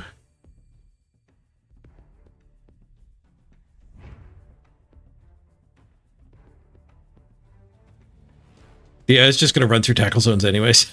Okay.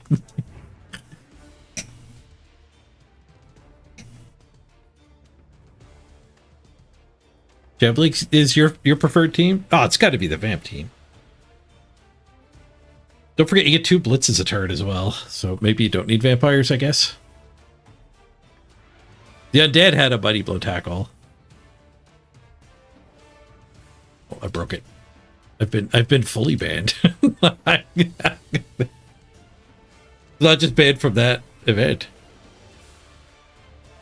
This is the VIP server. I'm sure it's just with one computer in the closet in the building instead of proper server infrastructure.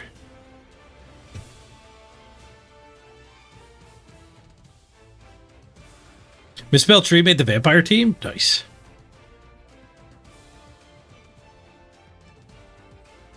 Yeah, vampires get both an apothecary and regeneration on the vampires.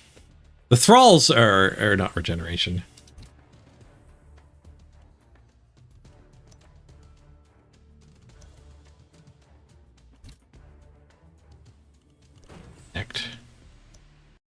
Maybe I did get banned.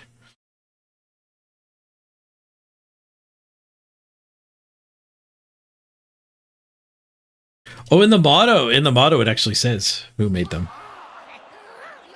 We'll have to load into a game with the other teams.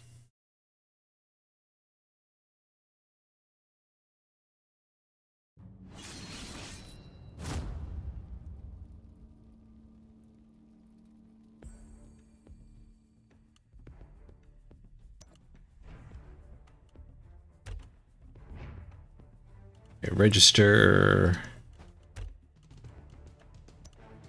the undead.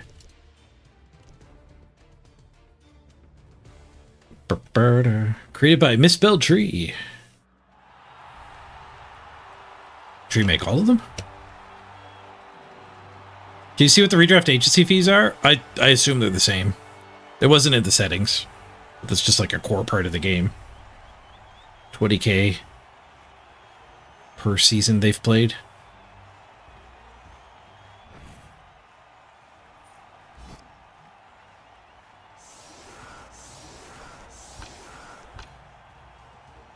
What do we hit? Pro Elves.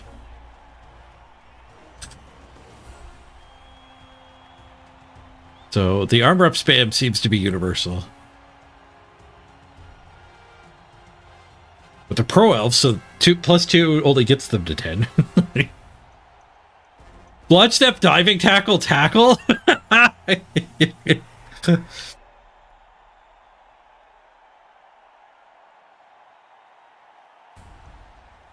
Bloodstep, jump up, armor. Full dodge. These are the teams I want to play on the ladder. I want to dream about making these teams on the ladder. They clearly acknowledge that this is fun stuff.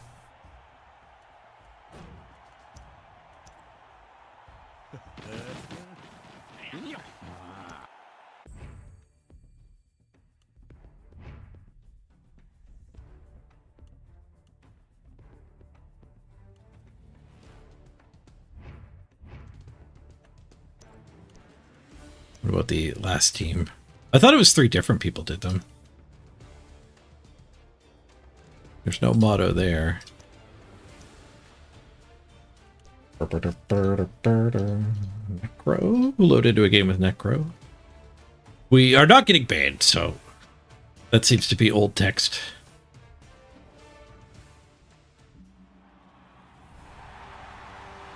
There's a setting in the options to change the agency fees. Oh, I missed the motto. I was paying attention. We didn't chat again. Oh, there we go. Created by Misspell Tree. Created by Electric Vision. The AI teams were made by Electric Vision.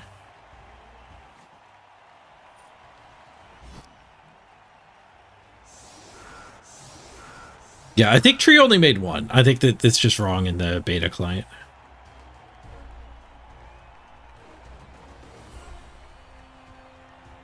You thought Rick made 1? Yeah, and somebody else made the other one.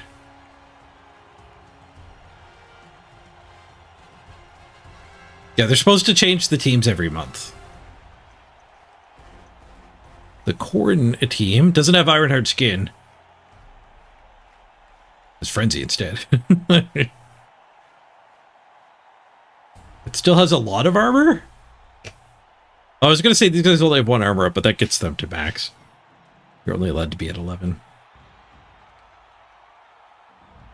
This looks like a team I would just build. Block a Mighty Blow Claw. Yup.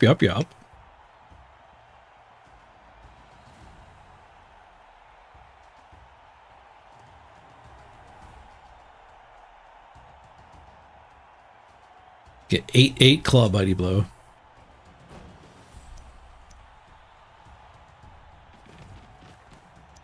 All right. Is there anything else anyone wants to see in the preview?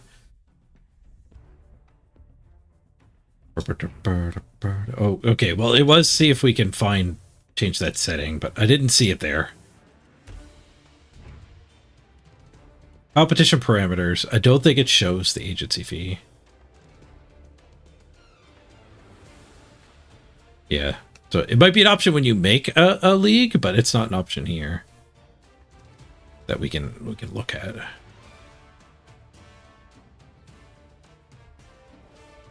If it is an option, though, there's hope. If there's no agency fee, this might be okay. Not going to be amazing, but it'd be better than current season.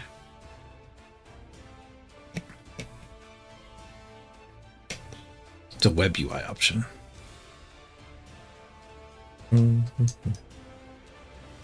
I will ask in the VIP group. Cyanide might still be here. Maybe they can check up on it too. Cyanide Studios account.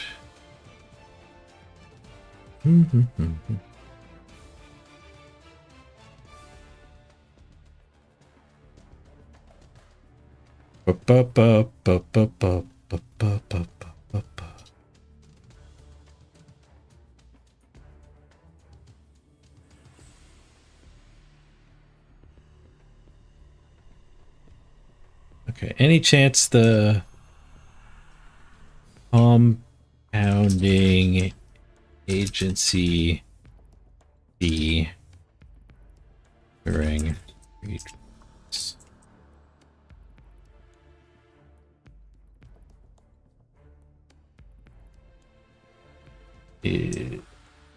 Changing.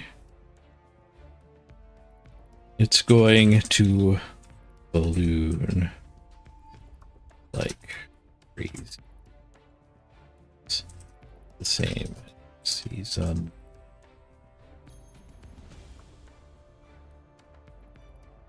Ba ba ba ba ba ba ba ba.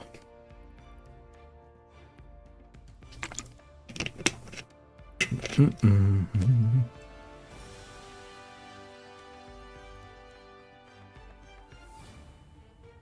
see if we can get an answer on that, but is there anything else to poke around at?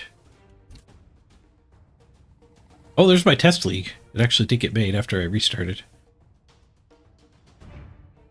Create a competition.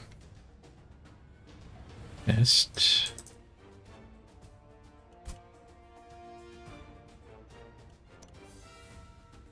Format ladder. Limited slots. Competitive clock. Mission free. Advanced parameters are available after creation. Alright, parameters.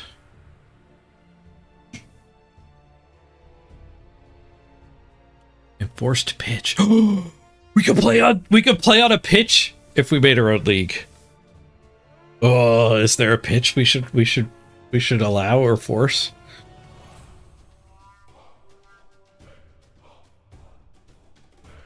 You can't change anything.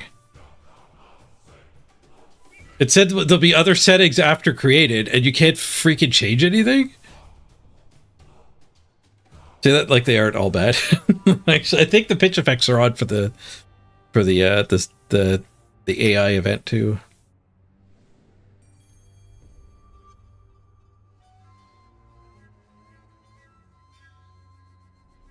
All right, so what do you have to do? End the competition? How do I change the settings? Can I change settings now? Delete the competition. Parameters? Is this like they'll all be defaulted here? Okay. With the bucket, you set the things and it gets inherited. Ladder. Allowed pitches. We can actually just ban the ugly pitches.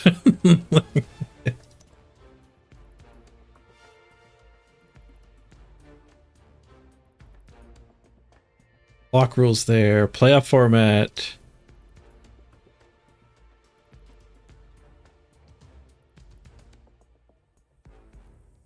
Match. No team value limit. Inexperienced teams only. Redraft budget. Number before redraft. Disabled. 1.6 is the highest you can set it. Oh, there's unlimited.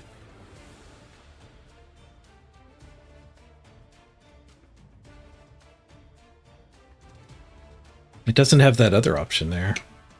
It also doesn't have any option for agency fees.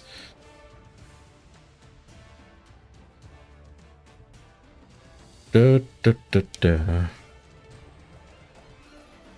Germany, you guys have a league with the Swiss system. 74 players. 11 rounds of Swiss. So far, it's been great.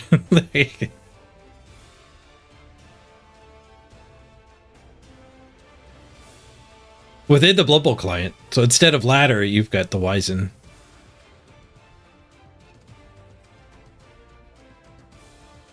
Which is Swiss.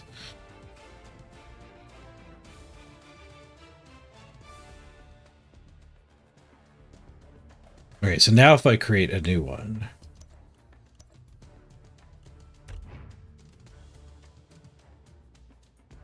New ladder, unlimited, competitive. Next.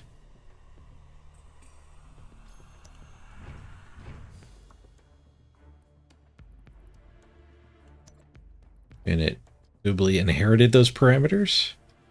Yes. Automatic validation.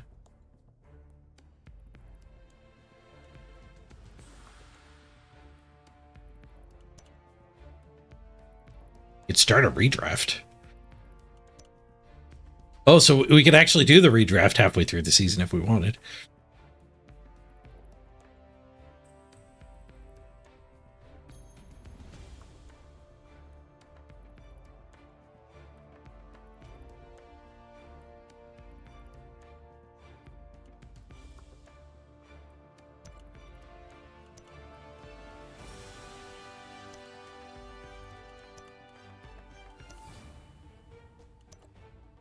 Can make everybody play on the chaos pitch. I don't see a thing about the pitch effects. So I think there is a website where you can admin the leagues that has a lot more options. That's what people were saying, where the whatchamacallit was.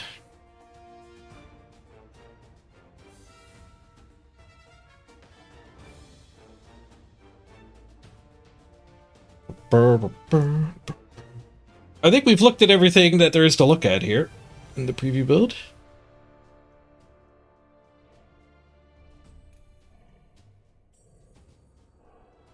Those AI teams won't be easy to tackle as a rookie coach. You might be underestimating how bad the AI is, but you might be right. With all the armor, it's not like the AI is going to get removed when it does end a turn early with a weird dodge.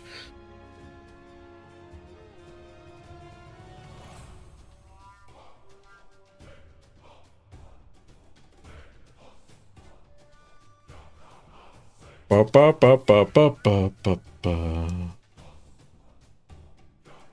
The AI will find a way to remove itself. We'll just line a bunch of players up on the sideline for you to surf. It'd be funny if it ended up surfing itself. You could trap it.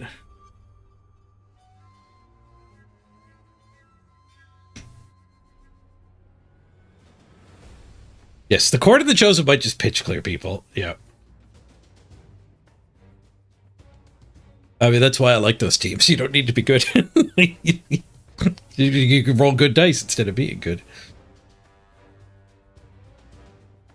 All right, I think we're going to go back. Nobody else requested anything, so we're going to go back and play one more Amazon game today. Round out the stream. Back to the Bane client.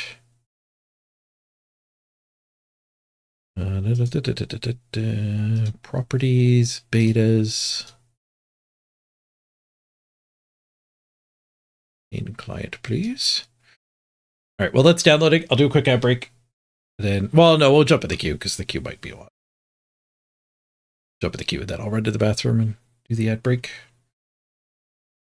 We have an ad just ending, but I think that means when I try to do a 3-minute break, we'll get an hour of no ads, but it will, nobody will actually have to watch an ad. We get the best of both worlds. So as soon as I'm back, you'll be ready for me.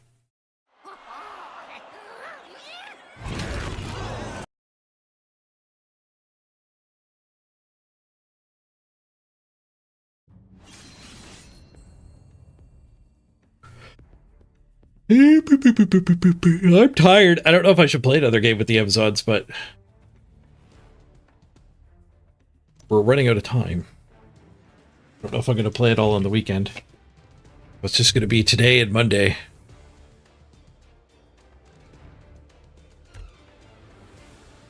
To try to get #1 on the ladder. We're close. We're #4.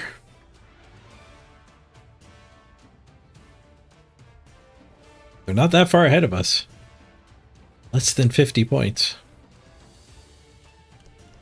We bought our reroll already, I think. Yeah, we're good to spin. Had 2 deaths and a missed next game, including our best player, so good luck to us. Be right back, everybody.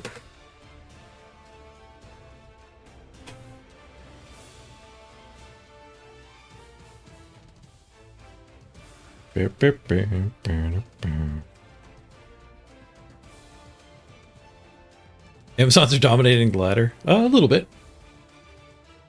There's only 3 Amazons in the top now. It's diversified a bit. 3 Amazons, 3 dwarves. A while ago, it was like 4 and 4.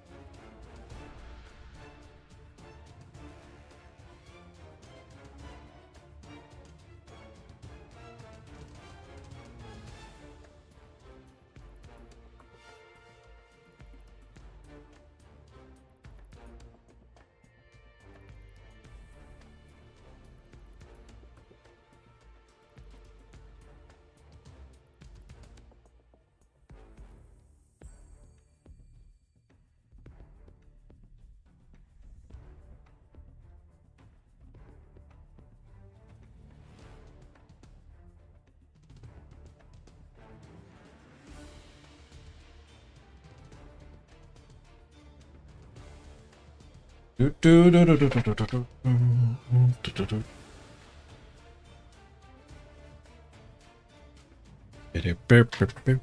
back.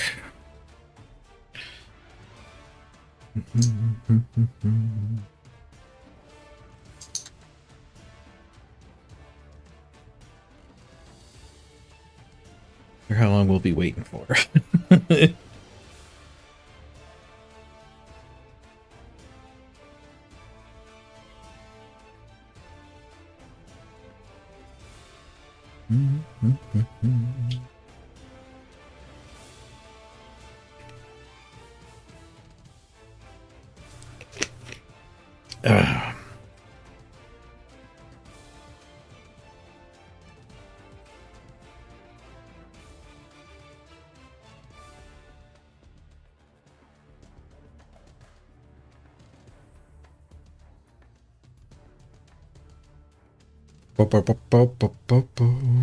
Snakes. Why'd it have to be snakes?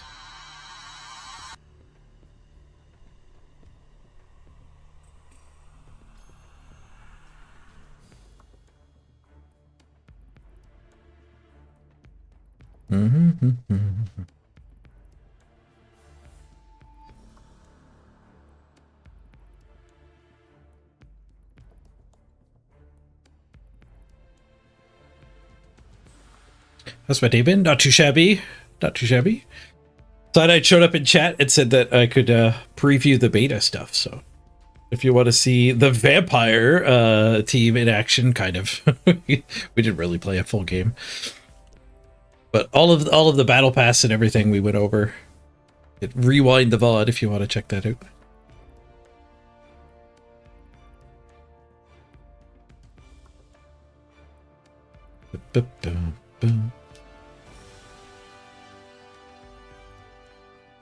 And before that, we won a game with the Amazons, so that was good. And hopefully after that, we'll win a game with the Amazons here now. If I could ever get a game. We're spinning at 1.9 million. 3 loaders, so 150 higher. So we're at what, 1.06. We're never gonna get a game. 1.06 because we're missing our most expensive player, 210,000. The VOD's not going anywhere. It's true.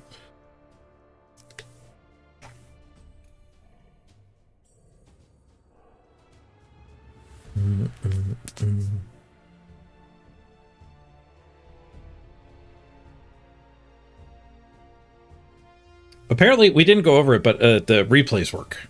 Replays were in the patch notes too. Big thing in the patch.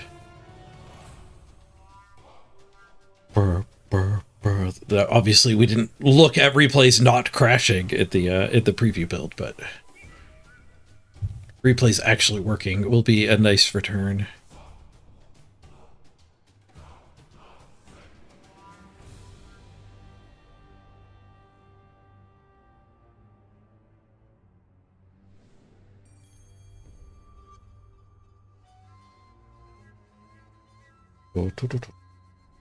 Redrafting every 8 games to 1.4 million budget. You don't even redraft to 1.4. You need to have the budget for it. I'm not entirely sure how that works because current season, that part just doesn't matter because like 20 losses gave you the budget.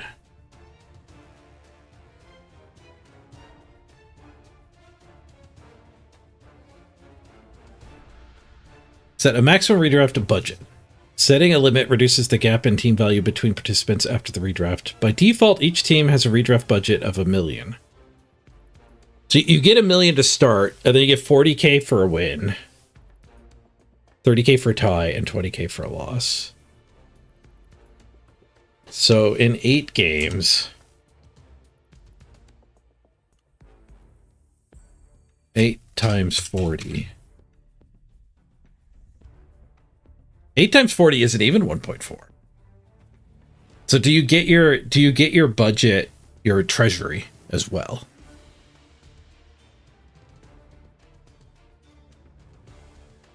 Any tabletop players know the answer to that? Do you actually get your budget as well? Or your treasury? You do get your treasury. Okay, that makes sense then. So if you go 8-0, you only need 80k. But 8 times 20, if you lose every match, you only get 160. So you need 140 in your bank. 240 next season. 240 left over after 8 games. Seems likely. Maybe not on like game 9 redraft, but once you've played more games, you get the more fans showing up and you get more money per game. So if you go 0-8, you're probably still fine. You just need to save up 240. Which, I mean, expensive mistakes might hurt you while you're hoarding that much too. How does the new system work? Well, these numbers are changing to 1.4 and 8. So every 8 games, you're going to have to do a redraft next season. Which will have the benefit, if we look at the bright side, that is the benefit of mushing people closer together for matchmaking. Which was the most dysfunctional part of this season. Like, yesterday I waited 2.5 hours for a game. Literally waited in queue for 2.5 hours. Playing RuneScape.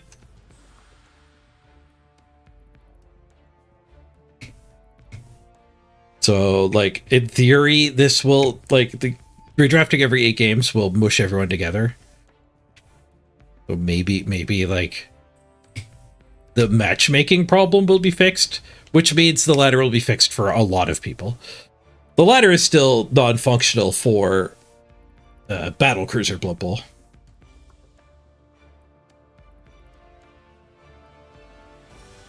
Yeah, and then that firm wall at 20 games, just people didn't bother going past it. So a firm wall at 8 games, people will go past 8 games. It won't matter that much. Your first 8 games being isolated is fine. There'll be plenty of people on the other side of that wall.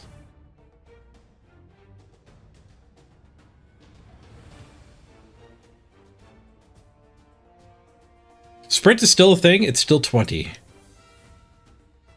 So Sprint is halfway through your 3rd season. So I should put the chat on screen again.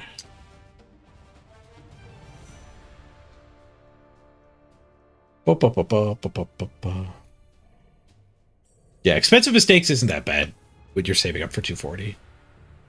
You only lose D3. You lose 10k, 20k, or 30k. I think it's the worst it'll get. Maybe over 200,000, it can get a little bit worse. I don't know where the first lose half is. It might be at 300k, like Cordite said.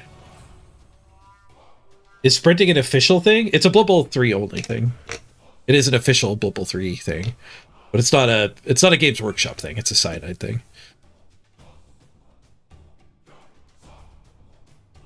No, it's not a community thing. It is a cyanide thing. Like, you can qualify through Worlds by doing well in sprints, which is how I qualified last season. I got 2nd place, Season 8, sprint playoffs. But I think that's actually a problem. Part of why, like, interest in playoffs is way lower than it used to be in Blood Bowl 2 is that there's 3 different playoffs now. There's arena, sprints, and regular ladder. And, you know, that doesn't make it triply as exciting. I think it's less exciting. I think it's a nerf, not a buff. It dilutes everything. Lost to the noise. Goat says, does agency fees stick around? I believe they do. I asked for clarification, but I think they do stick around. So yeah, you're gonna end up having to cycle your teams pretty thoroughly. But it might be a really good season for playing halflings, like wood elves, like teams where your team kind of blows up anyway. Like you kind of you're gonna fire your war dancer, your level 5 war dancer anyway. So it's like it's not even devastating if he dies. In fact, you can maybe heal a strength bust.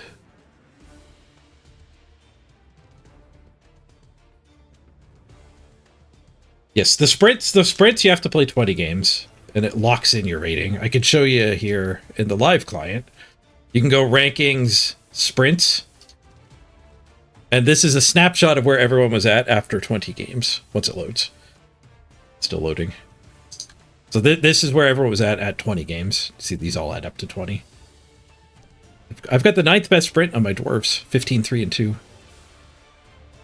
It's ranked by SR after 20 games.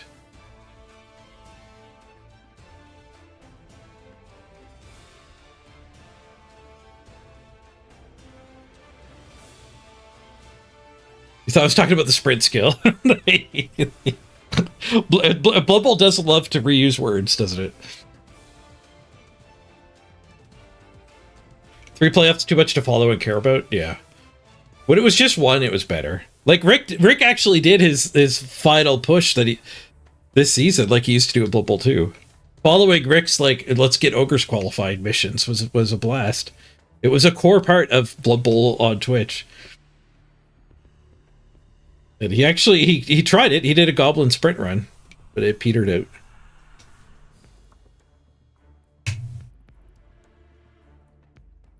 Yeah, it's hard to follow. And like if Rick was already qualified for one of them and was going for the other, it's less exciting because he does get to play one of the playoffs. You could qualify for all 3.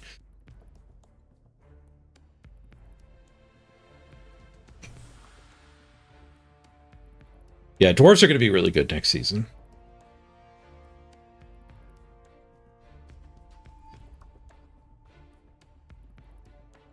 Vampires are maybe all right. People are saying they're okay at mid-size. Khorne, Chaos, and Nurgle are all best avoided, I would say. Renegades? Maybe you could rock Renegades. Like, you keep 2 big guys every redraft. So your worst / the one you've had the longest big guy you can rotate.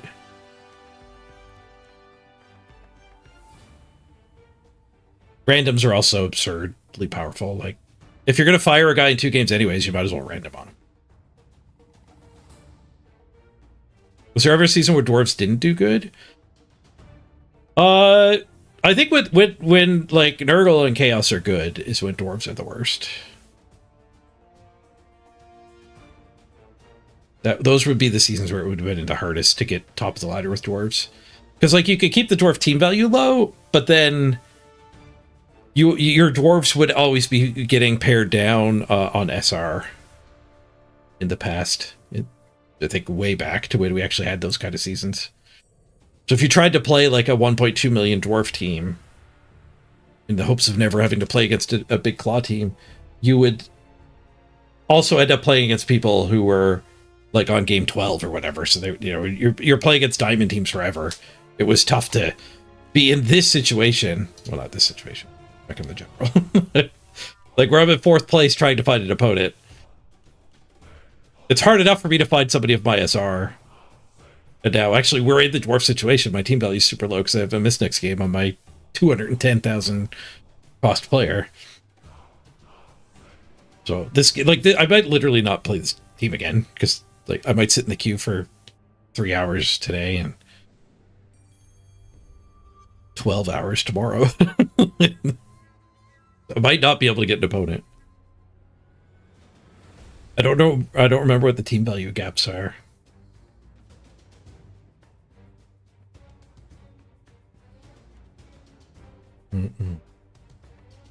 Lizards might be good next season.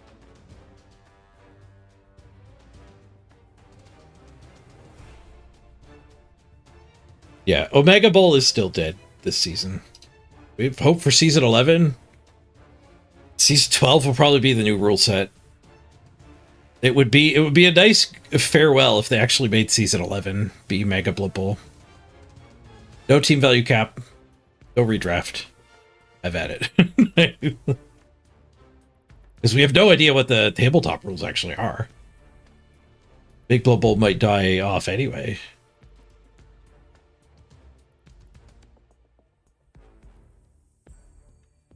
Necro look like another big loser? Yeah, Necro like to be kind of big. Do we know the rules? Yeah. 1.4 million redraft every 8 games. That's what they're doing next season. Undead will be everywhere for sure.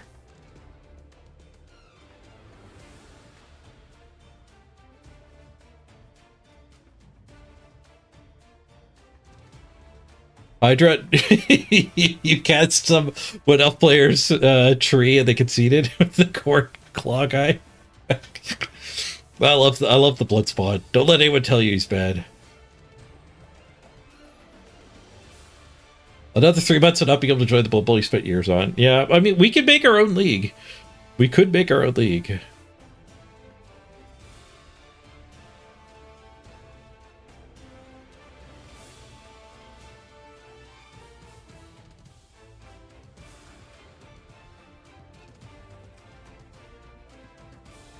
Almost worth it to buy a second account so I can play Blood Bowl while I wait to play Blood Bowl.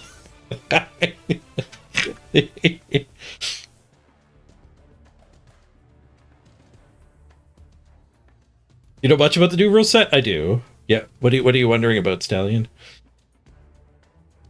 They gave me access to the preview build, so I might be able to answer your question.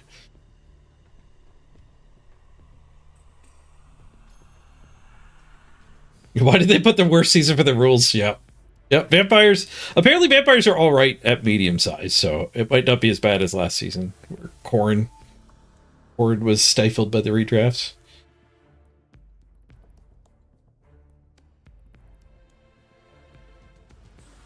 And the arena apparently is the same rule set as World, so I might end up hanging out in the arena for this subathon. Yeah, like Goat said, we could make our own league, but it's not the same as the ladder. And the thing is, like, making a big team is such a huge commitment. Like, it's hard to ask people to do that commitment in my league, but it's like unknown how much interest will be in a month. Like, on the ladder, you knew there would still be games to be played.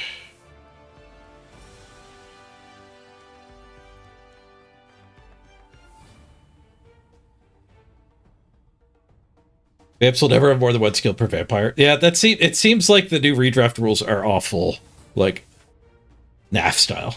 A lot of level 2, maybe some level 3, maybe a level 4 player for a while.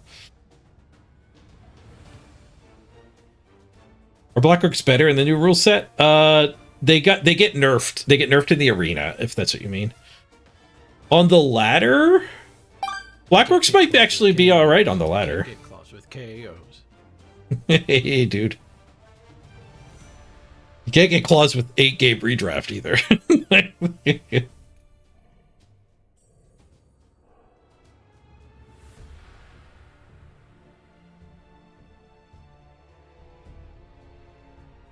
But when I said new rule set, I think I kind of meant both. Like, there's a new tabletop rule set coming that we'll get on Blood Bowl 3 at the start of some season in 2026. So not next week, not in 3 days, not in 3 months. That's December still. Maybe they go ahead of schedule and we actually do get it for season 11 in December, but probably not. So season 12 or 13 seems likely for the new rules. The tabletop rules. So season 11 being no holds barred mega ladder would be great. Because we don't know if the new rule set, the tabletop rule set, we have no idea how the leveling up will be done in that.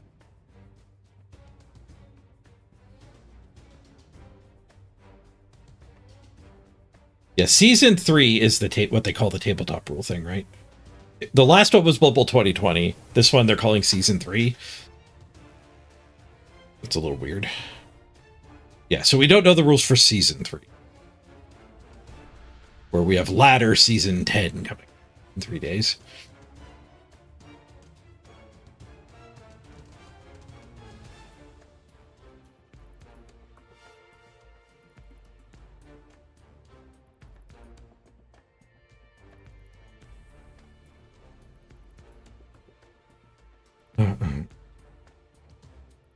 Do we know if they bothered with the vampire pitch? No, it was not in the battle pass. You see, that one was so good too. That sucks.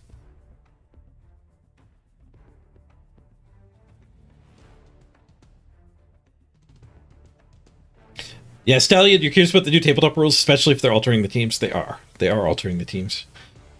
I think it's going to be a light alteration to most of the teams. And they said High Elves, they haven't forgotten about. High Elves will get a rework at some point. They're just going to have a Team of Legends PDF type thing at first. And Khemri and Imperial Nobility are both getting reworked for the box set. We know those for sure. And Imperial Nobility are going back to Bretonnians. No big guy, Dauntless on the Blitzers. The Linos lose Fend and get Wrestle instead. No more farmers, no more peasants, just squires. Have I played tested tabletop rules? No, I've never played tabletop at all. No, in fact, of the people that stream Blood Bowl and make Blood Bowl content, I'm the most likely one to actually leak stuff. Because if anyone did want to drop a PDF in someone's mailbox, you know, my Discord's linked down below. And I don't have an NDA. I haven't touched tabletop. So if a PDF showed up in my mailbox, it would show up for everybody pretty quickly.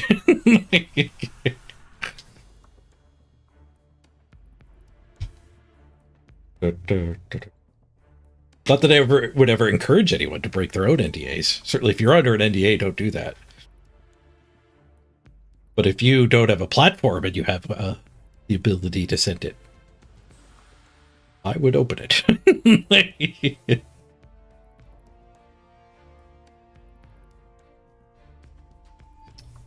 Imperial Nobility and Bretonnians are both going to exist at the same time? Really?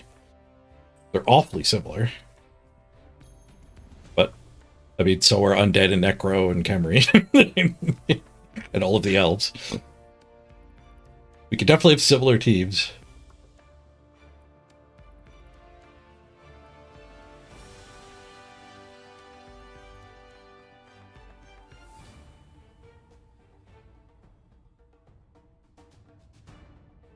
I don't follow Zinelli.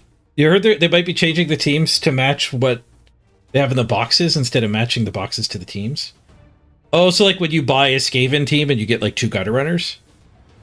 So they'll make it so like Skaven are limited to 2 gutter runners? Ugh. That is a scary proposition. Better from a consumer point of view, you buy the box and you have the team. The gameplay takes a hit, though.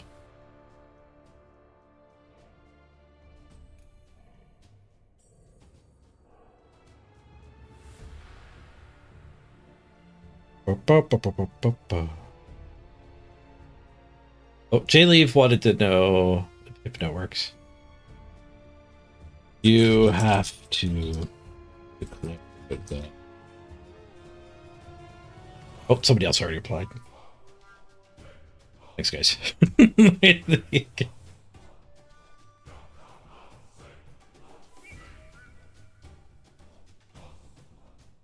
Dre, you got to see the 2024 Christmas model in advance. You got an NDA. Waste of an NDA.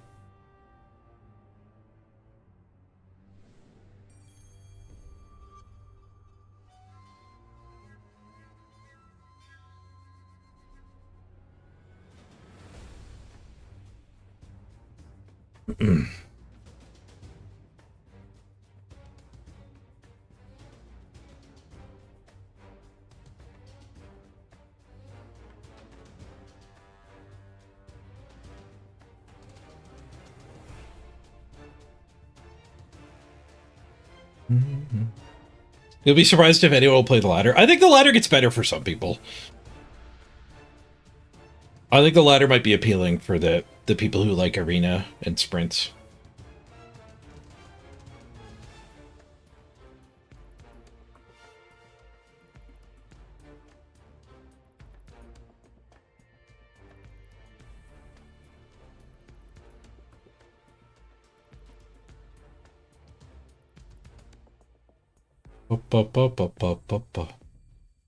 People who like arena can just play arena. Yep.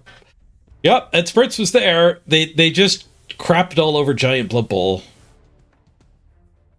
for No, like real tangible gain. I think the ladder is better for like some small subgroups. Like if you like wood elves or Skaven, well, not wood elves because wood elves likes a high team value.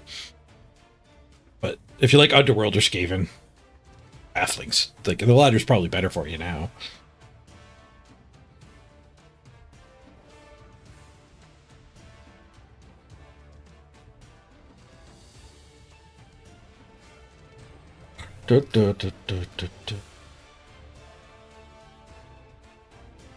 But we can hope that they're experimenting more, and yeah, like don't play on the ladder. Just don't play on the ladder if you don't like these rules. Send a message. Talk with your wallet. Don't buy the battle pass this season. Don't play on the ladder.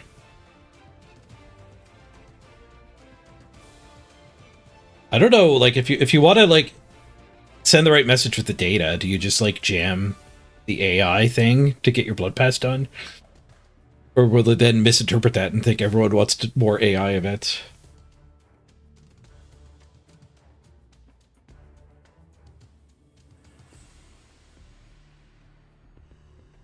Whispered, you hate playing the high T value Blood Bowl, but you still think the ladder should be that? Yeah.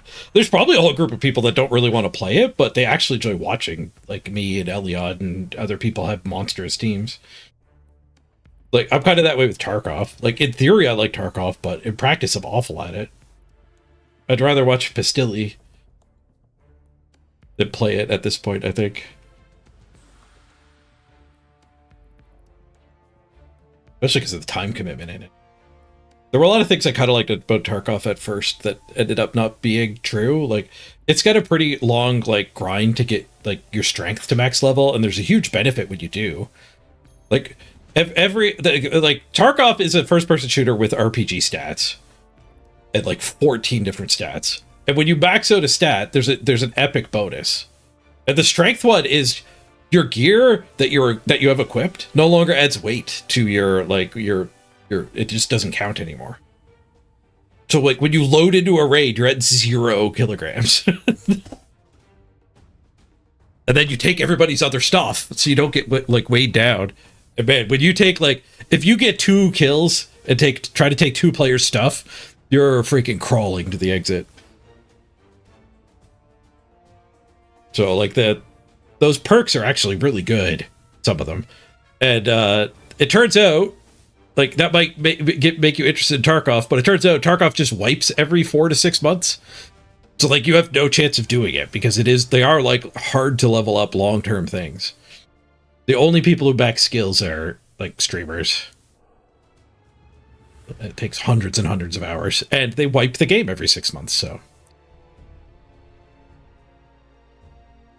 Turns out that's not actually part of the game. So, I'll watch Pestilli play with his max strength instead of getting my own max strength. You just sprint forever when you get max agility. They're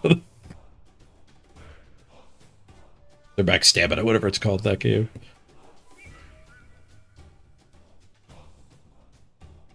But I'll play on the ladder? You were going to do ladder runs? Oh, play on the ladder if it sounds fun to you, but I mean, for everyone who's saying, like, you can't play Big Blood Bowl anymore. Like, I kind of need to make do on the ladder as a streamer. But they're going to look at the data that, like, the games played count on the ladder will matter for making them about face and not do redraft again.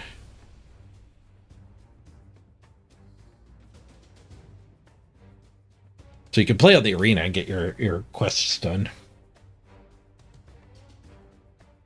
I mean, ultimately, play what you want to play. Don't. Like, your individual, like, you as an individual nerfing your own enjoyment to try to send a message is just going to make you sadder. It's not going to send a message. Like, do what you want to do, and that'll send the right message. Except in my case, where I'm going to give it the old college try again, probably. Like, hit it with dwarves, try to get #1 again.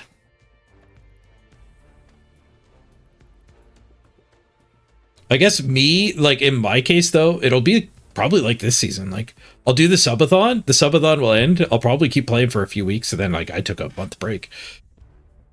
So, you know, this time, maybe when the subathon ends, will be when I start my Blood Bowl break. for the rest of the season.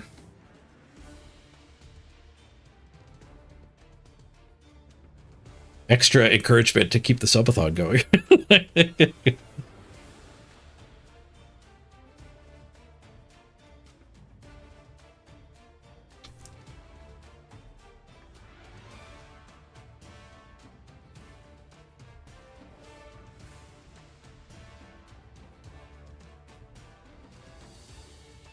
Yeah, the frustrating part go to like them gatekeeping the way that we want to play is like we kind of had a nice compromise going with sprints for people like Andy Davo. The arena was there for people who just want to practice for NAF tournaments and tabletop and enjoy that style. And you know, we still had team value caps and stuff. Like we didn't quite have the Mega Blood Bowl we wanted, but it was still there in a functioning enough form.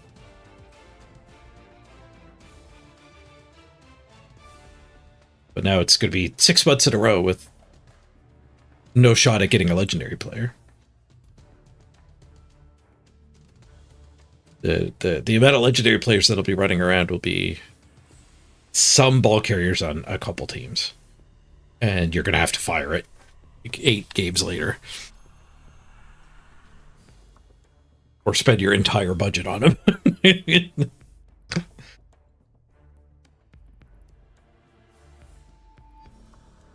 Isaac, you say you might get into PvE Tarkov for that reason? Apparently with Tarkov 1.0s, they're not going to force your character to get deleted anymore. So like Tarkov is 1.0ing like this month, I think. You'll actually be able to escape from Tarkov. The storyline quests will be there, and they'll be long. And I think that that will be the last wipe in Tarkov. If you like PvP Tarkov, the long form PvP Tarkov might be around the corner. And they added Prestige in Tarkov a while back, so if you do want to restart, you can, and you get a bunch of cosmetics and some minor benefits. Like, once you've Prestiged twice, I think you get extra weekly and an extra daily mission. You normally get 1 weekly and 3 dailies. So, you know, that is a nice perk, but it's not game-breaking. There's supposed to be like 10 levels of Prestige. Right now, we only have those 2. Cosmetic only at the first one, and then the extra daily quests at the second one. So presumably when they add in 10 more, there'll be some, you know, God knows what perk they'll add. Actually, in RuneScape, I just got my Ava's device, and that is a backpack you can wear that recovers 40% of the ammo you shoot out of your bows and arrows and I think all the range stuff. They could add that as a Tarkov perk. You just get like 10% of your ammo back. Call it scavenging or something. It'd be sick.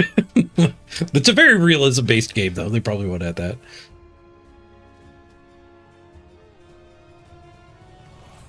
By the same logic, if you like 8-game redraft, yep, jam games. Jam games. Just play it. You're thinking of just playing your leagues. That would send the message, yep.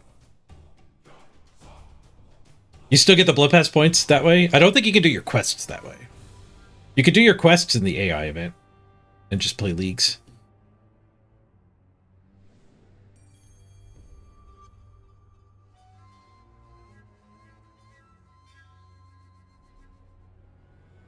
Yeah, it is. I agree. It is a little frustrating.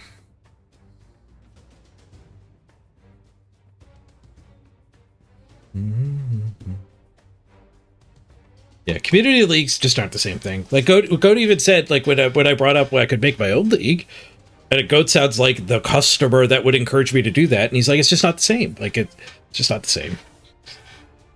Having an official place to do it gets more players, like my brother said, and it gets you better matchmaking, and there's more like prestige, like just the aura behind it is there that wouldn't be there if I made my own.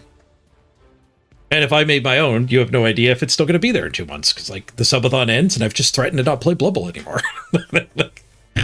Why grind out in my league when it's going to die off?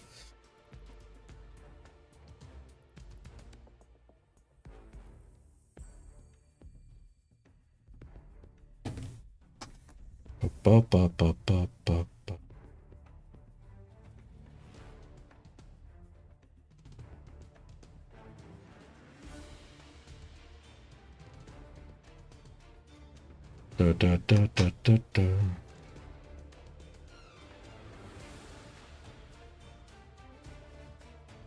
Da, da, da.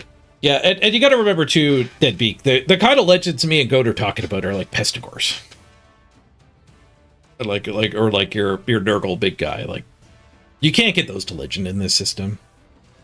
Takes too many games. It's like 50 game missions. No player gets to play 50 games in this system. Your team can. No player gets to. Agency fees blew it up to. Let's do the math. 50 divided by 8 times 20. 50 games, it's only 125, so you can have one of those. You can have one of those.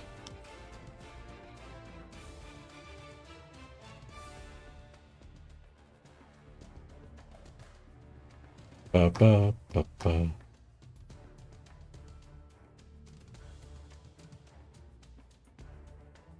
If the agency fees weren't there, I think I'd be down. I'd be down for this season if the agencies weren't there. It would be very similar to like when we were playing with 1.6 million hard cap without redrafting. But a more interesting skill testing redraft procedure. It's kind of like drafting in Magic the Gathering or sideboarding. Like these were little hidden parts of Magic where good players got to get a huge edge over like casual players. People would often make their deck worse during sideboarding.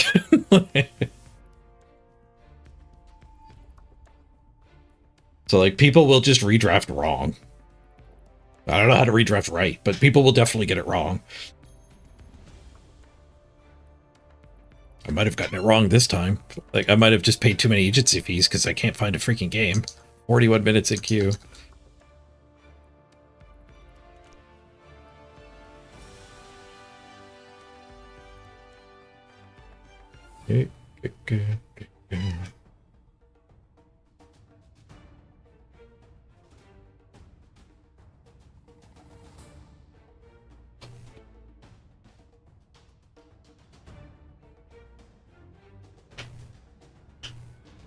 Burp, burp, burp, burp, burp.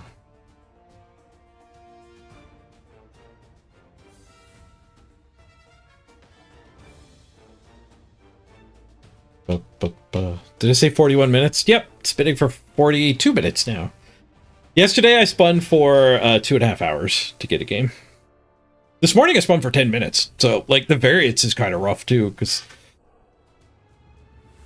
Like, how long do I sit here before I fire up RuneScape or One Spot of Galaxy or whatever? Like... Luckily, we have stuff to chat about, so that just chatting's okay.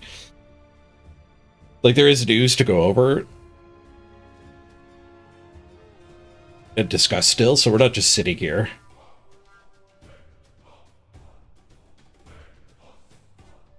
But, yeah, it does kind of suck.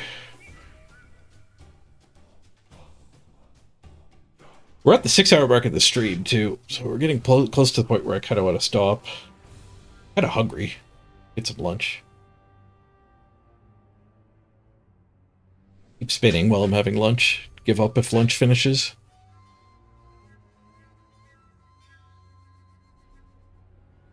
You want to play with 4 or 5 blood vampires and you kind of can't. Yeah.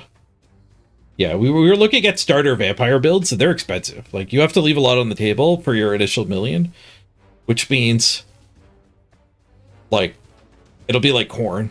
Corn's the same way. You have to leave a lot on the table, you play some games, you get your missing positionals and rerolls, and then redraft hits you. And it's like, you just literally can't have all of your positionals. Even unskilled, you can't have them. So, like, 4 or 5 blood vampires, no shot. No one will ever redraft with 5 blood vampires. You'll be lucky to redraft with 5 vampires.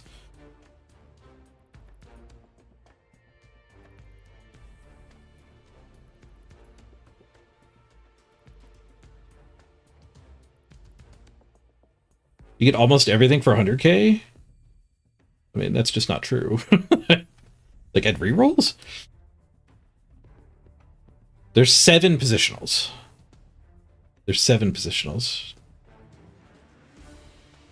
Like this, I think vampires are a team where you actually want both throwers. Like, there's a lot of teams where you never take both throwers, but it's still a freaking vampire. It's just better than the Bubble 2 vampires. It has pass or whatever they have.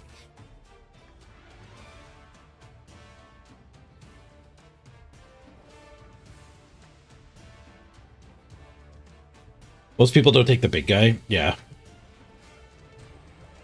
Yeah, the big guy probably has to get cut.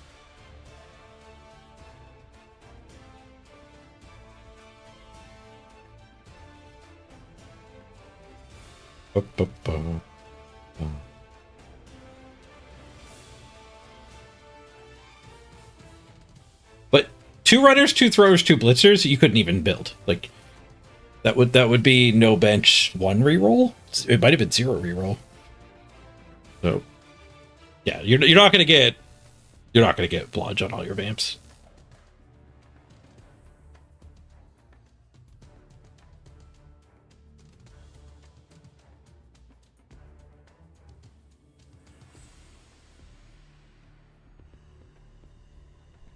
Yeah, and like Zagidi said, the big thing is just realize that people play games in different ways. That's like saying, if you're a League of Legends player and you're like, all random all mid is dumb. I can't believe they made that an official version where you can, it's just like 1 click away on the main screen. They should bury that back into custom games and not support it. Like, how absurd is that? It's just a button there. You can ignore it. Like, you don't need to go play ARAM. You don't get a daily quest to go do 6 ARAM games. Like, all random all mid is a lot of fun. It's completely nothing like actual League of Legends, but it's the way I enjoy playing MOBAs the most. 15-minute no rush. Lost Temple StarCraft, where we all just build our battle cruisers and carriers. It's like, yeah, the pros aren't playing tournaments with that rule set, but it's sure what I play with my friends.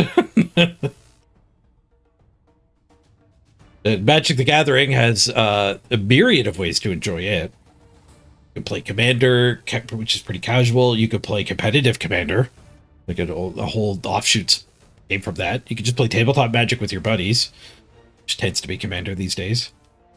You could play Standard at Friday Night Magics. You could play Draft at Friday Night Magics. Or you could be really competitive and try to qualify for whatever their Pro Tour is called now. And the key to Magic success is embracing all of those modes. Not they didn't make a Pro Tour that was Commander. They didn't make all of the like try hard pros just go play Commander.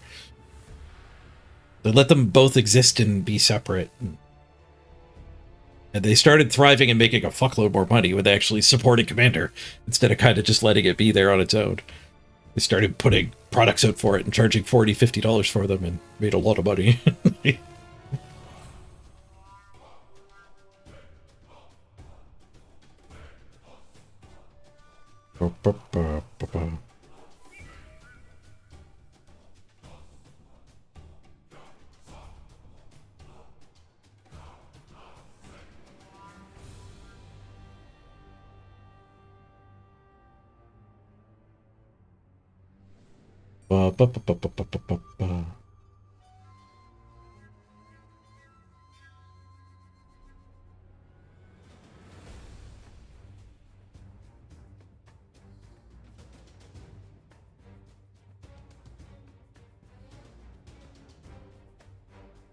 We still have the core team. Yeah, we actually got 1 game with the core team, but this is what the current redraft rules did to Corn. The first team I played. This is what you get game 41 redraft. I played 1 game and picked up some Misnex games. Certainly didn't play another game because it was awful. It was as bad as you would think it would have been. A team with 9 positionals. I had 3 positionals, 8 Linos. One of them was a sneaky get dirty player, so let's go. This is what redraft does to Big Blood Bowl.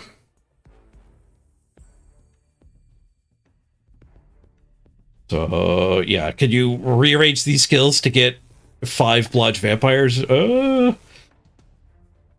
Maybe, but this was 20 game redrafts. This was not 8 game redrafts.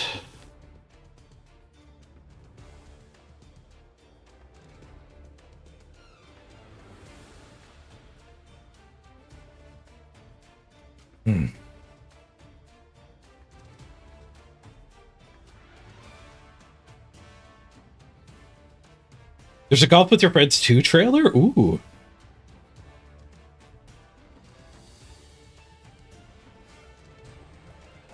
You laughed when you saw the balls grinding the pipes instead of going through them? Like Tony Hawk, pro golfer.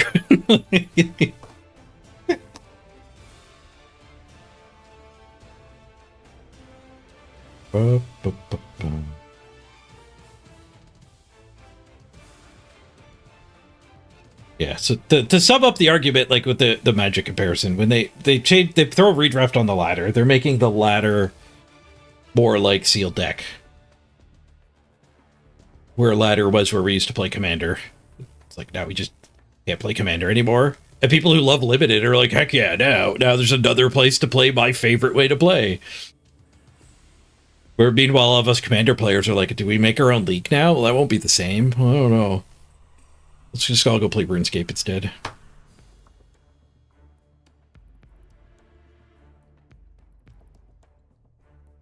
Because it's not like they're like, okay, official ladder where you qualify for Worlds is now redraft.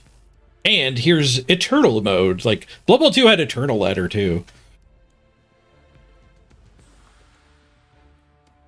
They didn't even just throw an Eternal ladder in here.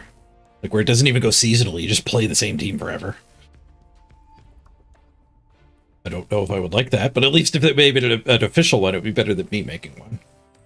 But then I think you're getting into splitting the queues, and we get back to the part of the argument of like we trashed the ladder for Commander players. Like, and who did we give it to? We gave it to people who already had sprints, and they already had, like, we didn't enhance the world for limited people that much. They already had places to play. All we did was dunk on the Commander players.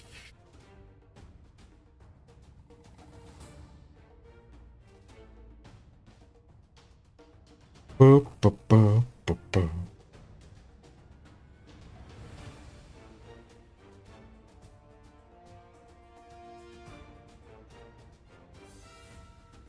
Ba, ba, ba, ba, ba.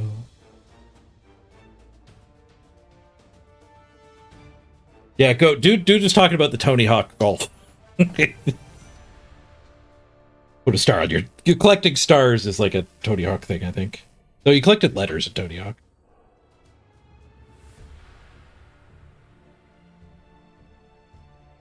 Yeah, it really sucks just having your favorite game ripped away from you. Because this is what your team will look like next season. It'll be worse than this. Like I think it'll actually be lower level amounts than this. Because it took a lot of games to get like a level 6 Corn Core. So you can't go this big anymore. You got to go a little more spread out with 8. Which means you just have to fire these players.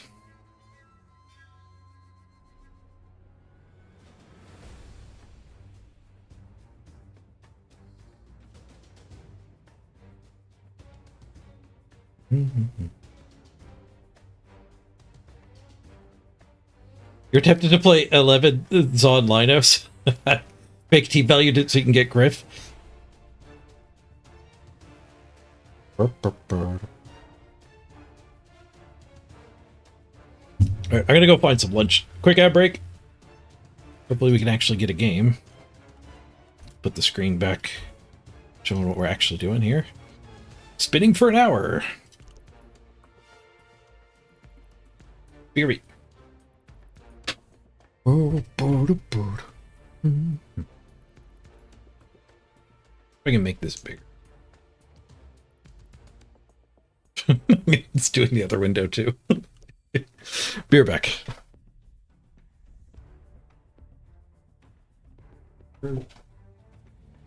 Yeah, I don't know.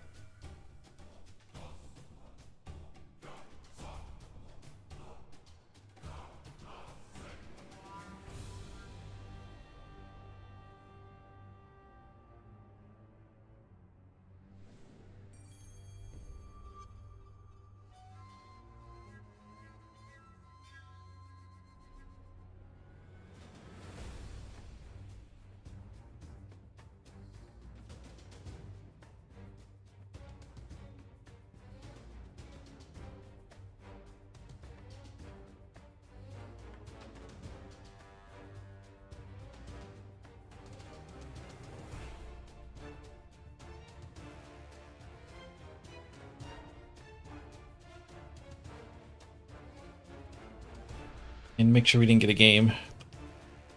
58 minutes.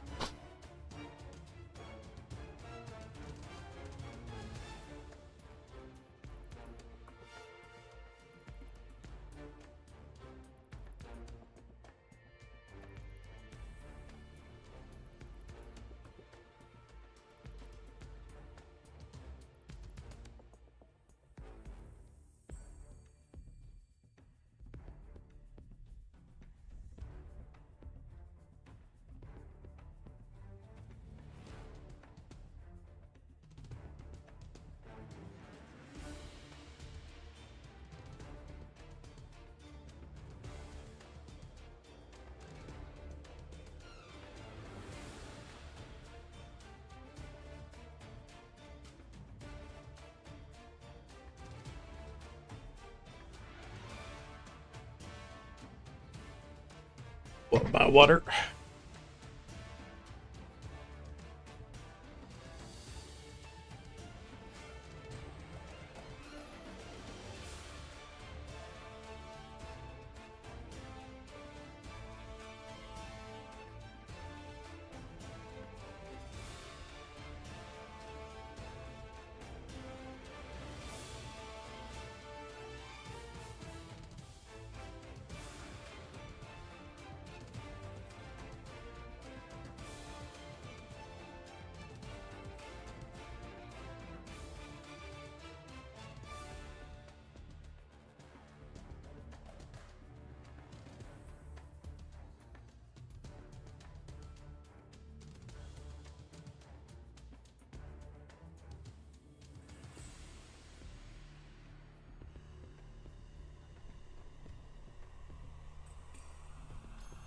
Ba, ba, ba, ba, ba, ba, ba, ba, ba, ba.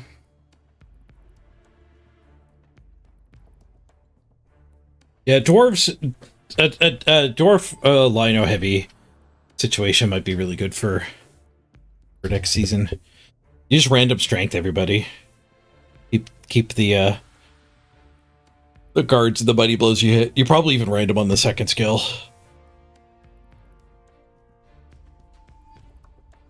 And then if a dwarf ends up at 6 SPP, then you just give him guard and don't redraft that one. You'll have guard for 4 games or whatever.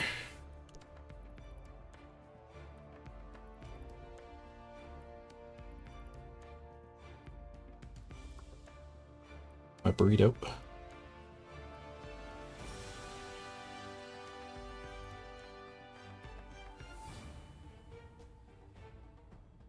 BRB with a burrito.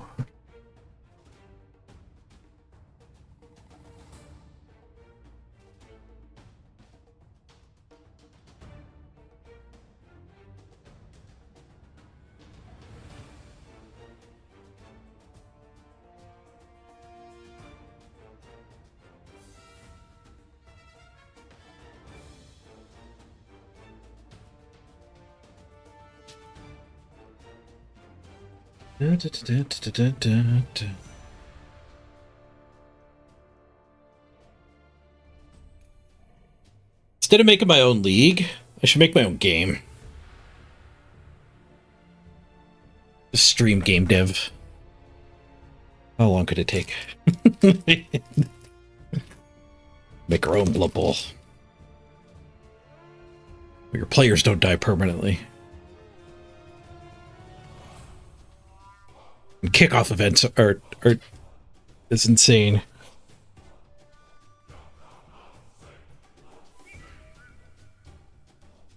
And the person in charge of the ladder plays on the ladder. Permadeath is part of the fun. I think you could. Well, I mean, people said that about MMOs. That's kind of where I'm thinking. People like when World of Warcraft came out, and they're like, "What? When you die, you just like have to run back to your corpse." Because like in other MMOs at that time, when you died, you would like lose half a level of experience, which is probably like hours and hours and hours worth of experience. And like your gear would all drop. You'd have to run back to the same place without any gear, hoping you get to your corpse first to get your gear. It was like World of Warcraft just softened that, and it ended up being incredibly more popular than EverQuest ever was. So there, you know, I agree that like the tension of like leveling players up and having them sometimes die is part of the experience, but I don't think it's a core part of the experience. And you could even probably keep some of that by, instead of getting rid of deaths entirely, you add in like a regeneration vat. So when a player dies, you stick him in the vat, and then after like 3 or 4 games, he gets better. So you could, you know, that would still suck when your player dies, but it wouldn't reset your progress as far. It'd be more similar to having to run back from the graveyard to your corpse and then respawning, like in World of Warcraft. So there's still a penalty for dying. It's just not as brutal. You also play Hardcore WoW? Hardcore WoW is fun too. I'm surprised people play Hardcore WoW that like didn't play WoW back in the day. Because for me, Hardcore WoW was just like a way to spice up the nostalgic WoW. Because like going through the WoW grind when you've already done it wasn't that appealing. But then when you add the spice of Hardcore, it's good stuff.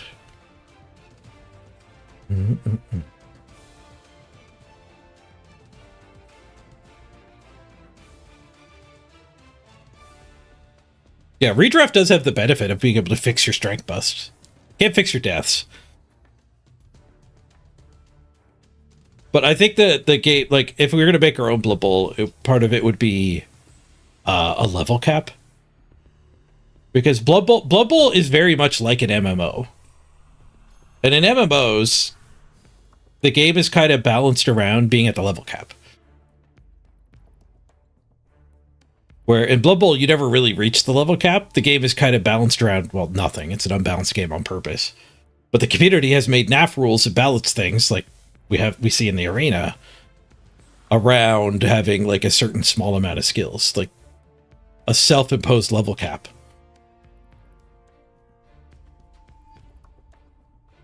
So if you're going to design a new fantasy sports game where your players level up, you'd have to have the like getting to the level cap being a little like somewhat achievable. And then most of the competitive play happens at level cap.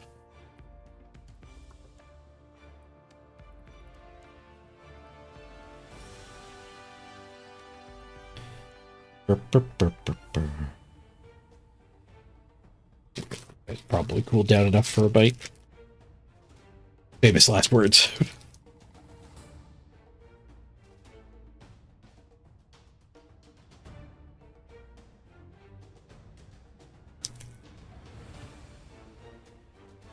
Yeah, I agree. The agency fees are the big problem.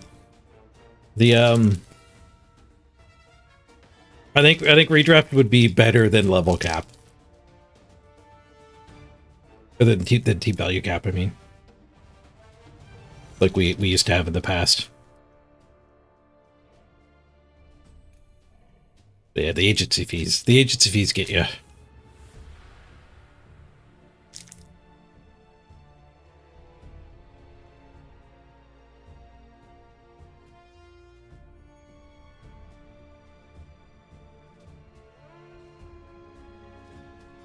I really like the idea too of your players leveling up by doing the thing instead of gaining experience and spending it. So like once you've killed a player, you get Mighty Blow. When you get a touchdown, you get Sure Hands, or or a chance at a touchdown skill, maybe. So you do activities in the game a certain amount of times to unlock that ability on your player.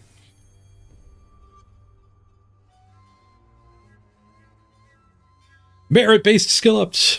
Yeah, if it was a flat tax, it'd be fine too.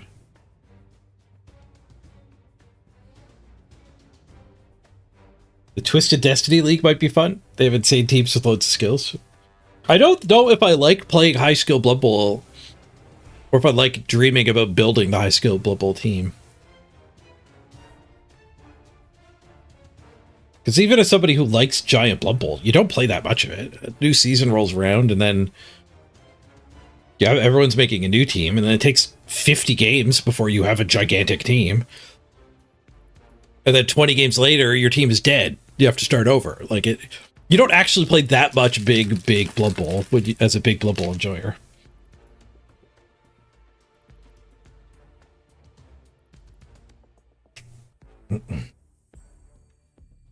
Especially if you don't concede.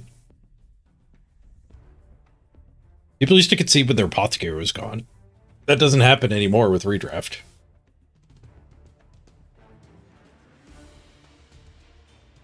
Yeah, it's not the destination, it's the journey. Yep, 100%. And like the thing that's missing is like going to bed, and as you're lying in bed, your eyes closed to the dark, and you're thinking about your day or whatever. When I was new, it would like the thoughts, the shower thoughts I would have. Another way to put it is thinking like, what if I tried a Skaven team next, and what if I could get, you know, a block, dodge, diving tackle, sidestep gutter runner. I'll bet you that's a pretty good piece. Or what if I could get a bull centaur with stand firm, dodge, block, and diving tackle? That might be insane. How would anyone ever deal with that guy just blitzing a cage corner and being on the ball? Like, you can't have those thoughts in the current system. It's just gone. Just gone. You can't even dream about what if I can get blodge on 6 vampires. Like blodge on 6 vampires is just not even that level of like cool theme to dream about is not possible. I would argue guard on 11 dwarves is probably not possible anymore either.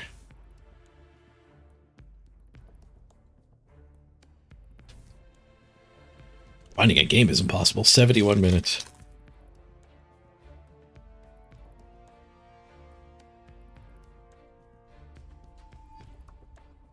Next season, hopefully, you'll be able to find games. It is crunching everyone together more.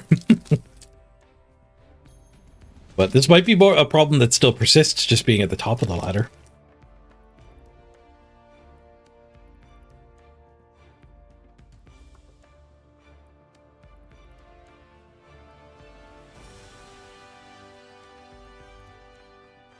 You feel like you're being forced to play Arena? Arena does sound more appealing than the ladder. But I've already done an Arena season. We did that in the North season. I focused on Arena for that subathon. And it did fall a little flat. Not completely flat. But it probably is better than laddering on Tuesday.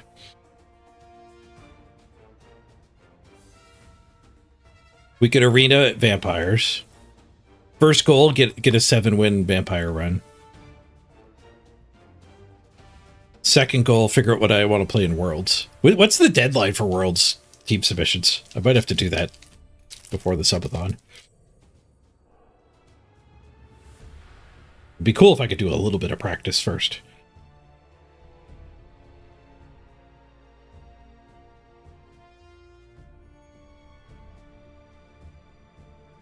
But I remember one of those cosmetics was pretty good looking. There was a really good banner. But I think it was in the special event, not the Arena. Yeah, I think it was the get raise dead 10 things was the cool banner, I think. Deadline is the 16th. Okay, we'll have time then to do some practice. Unfortunately, it can't overlap getting an Arena perfect run and practicing for Worlds because their vampires are banned. But we could do some test games with Amazon's, test games with the tier 4 teams. Don't quote you. Yeah, I won't trust it. I'll verify before putting it off that long.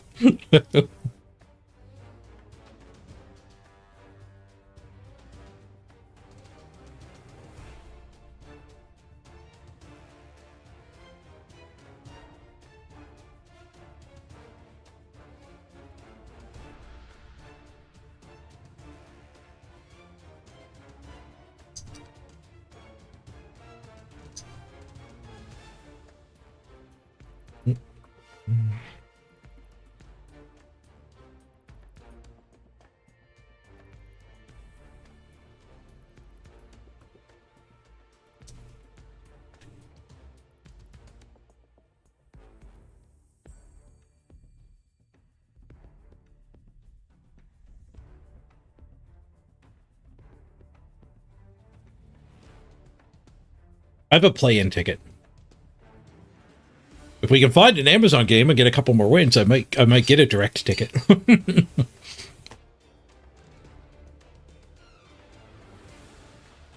You were really hyped for Vamps, and now you're on the fence?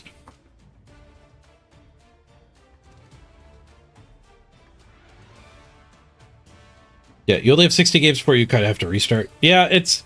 You need to, like the strategy is going to be, like, how many players...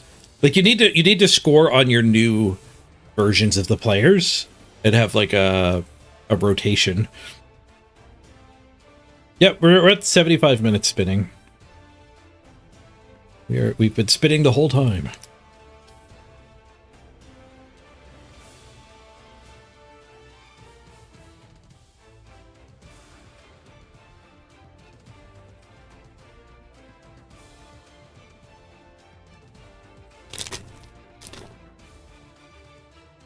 Vampires might still end up being good. People were saying they're reasonably good at medium team value. You still do have a buttload of hypnotize. It's not like you really want to level the thralls anyway, so... One of the versions of teams that will thrive in the redraft is when you have a lot of players on your team that you don't care about, that are fine as rookies. Whether that be line dwarves, because you can block and tackle, like they're good anyway. The line dwarves, the Amazon linos. Most elf linemen are fine.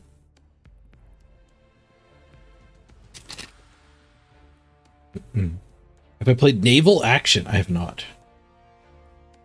I don't know what Naval Action is.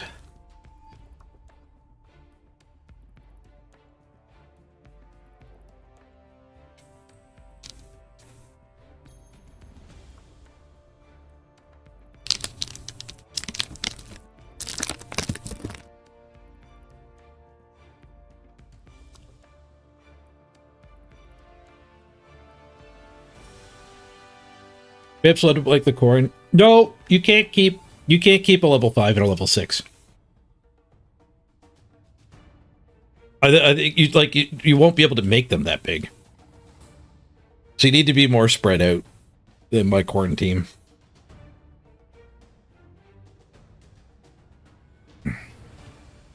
Yeah, you don't have enough games to actually get them that big anyway.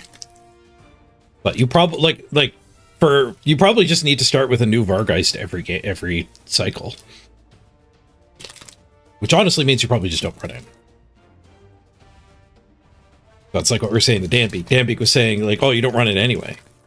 And then my brother was like, well, you don't run it because you're playing optimally. And this game mode means you can't play for fun. you can't run big guys anymore. Where the person who played optimally probably beat, like, the vampire player who had the big guy. And now that player just can't exist.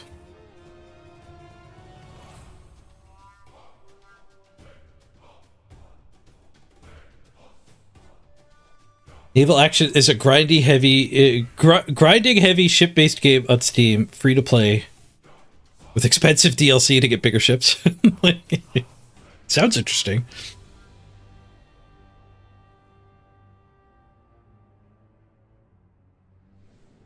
The Star Citizen business model.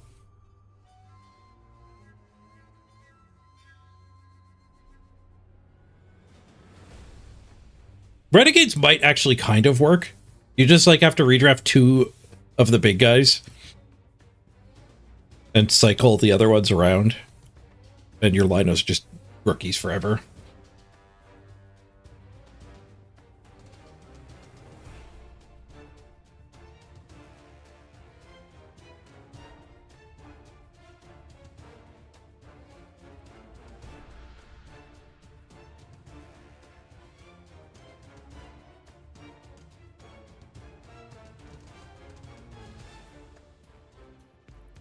Black Orcs might be alright, because they get Brawler. So you random strength your Black Orcs. Just like Dwarves. You won't really be able to afford to cycle the bad randoms, but you just keep them and get rid of them on the next redraft, I guess.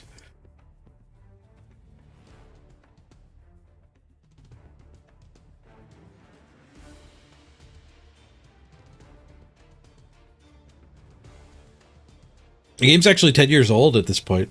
The relaxing games just want to run shipments between islands of the Bahamas. RuneScape's my chill grinding game at the moment.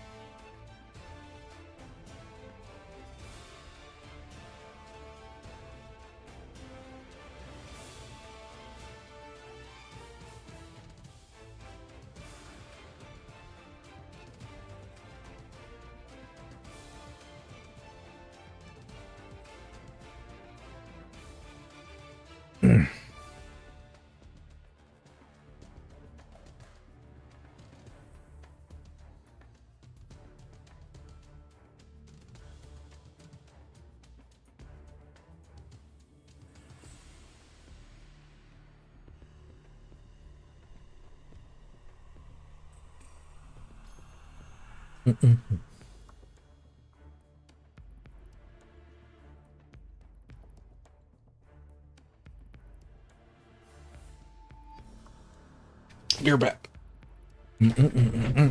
80 minutes.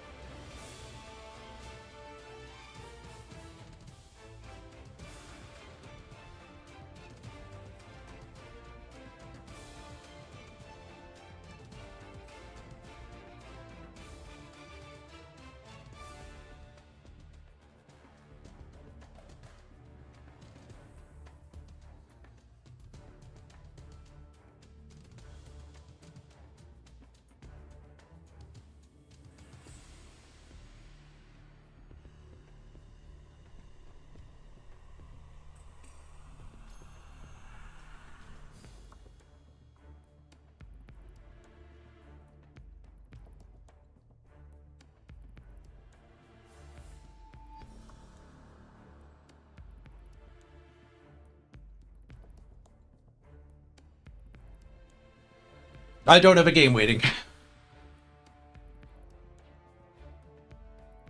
All right, I'm back.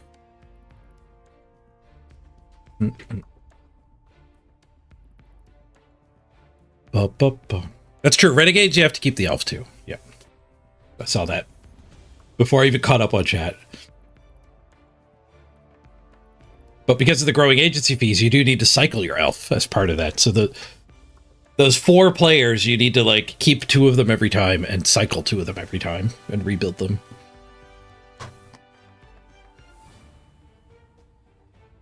Or something like that. You'd have to do the math to figure it out. Maybe you could do like there's 4 of them, so maybe like 1 of them has to get fired each cycle and rebuilt. Maybe there's enough money for that.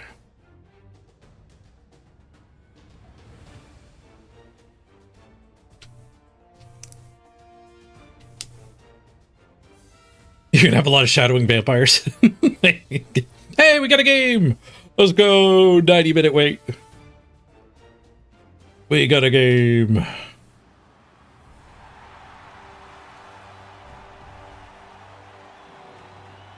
We still have 50 viewers. Thank you all for sticking it out through the wait.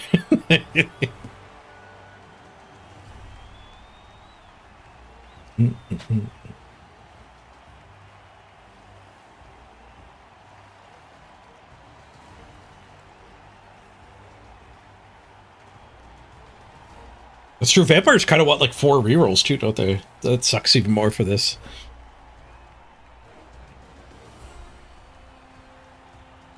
Yeah, when you won't have a lot of pro. Yeah. Ugh, rough.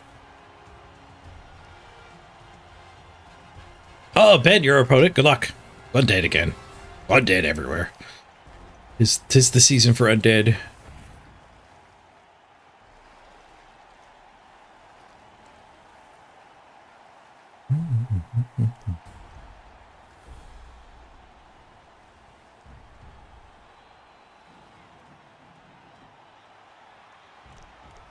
Okay, what are we up against? Ben, 1929. Better than the last opponent.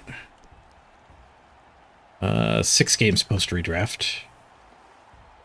Seems to be right around where everyone is.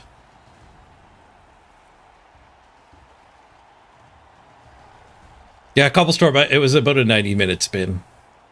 280,000, 5,000. Oh. Okay. There is a tackle Juggernaut Mighty Blow guard. Level 5. Block on both mummies. Block guard, Mighty Blow. So 4 Mighty Blow, 4 guard, 4 block. And then there's no ball carrying ghoul. There's a move up wrestle pro. Might be a little random. A little bit of randoming going on there. Okay, 280 to spend. We could take Zug again. Panky. Bye. Zug was alright. Zug's actually kind of good for like some muscle to deal with the mummies. This guy's got better mummies than the last one. 6 strength star player. He's got animal savagery. Once per game, you get to punch an enemy. But then it becomes a negative effect again. But he doesn't have block. Big guys without block are scary. 30 seconds left.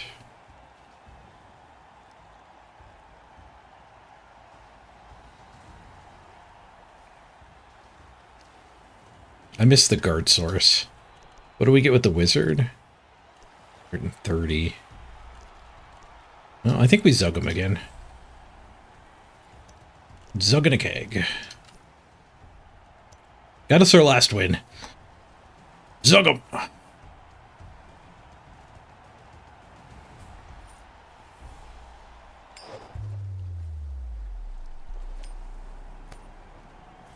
Yeah, you definitely can't go 0 reroll vampires to get more skills during the redraft, that's for sure.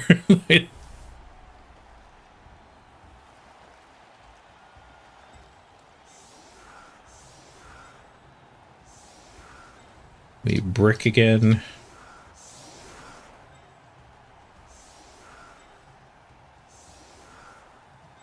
I don't have my ball carrier. That's rough. I do have an extra reroll compared to last time.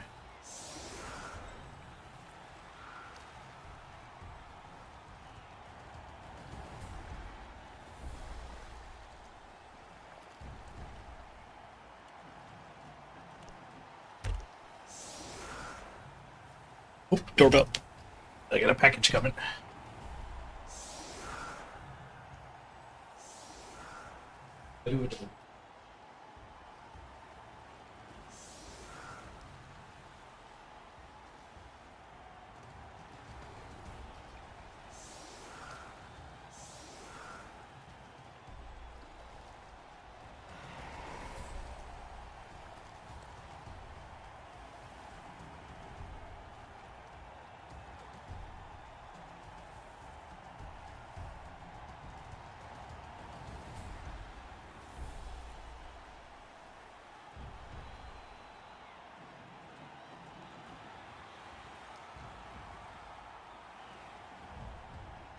That's remote.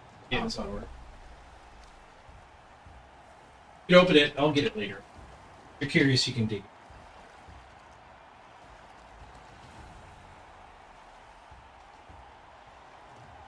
Back. Back for the kick.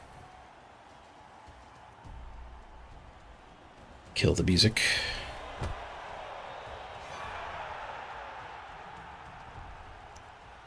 We all play arena. They might close the ladder altogether. No. They're experimenting with redraft rules.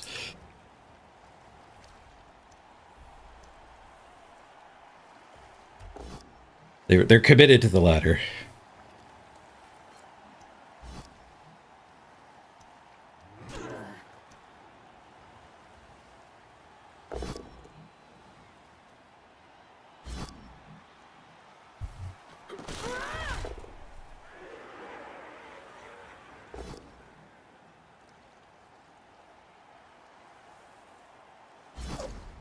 Whoosh.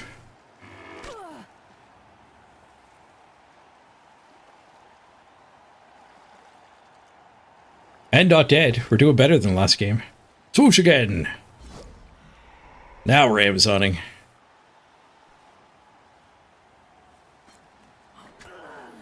Not thrilled that I don't have my ball carrier, though. We'll have to win this game on the back of murder. We can Zug the tackler. We'll leave Zug based. But blowing their tackler up might be a way to win this game.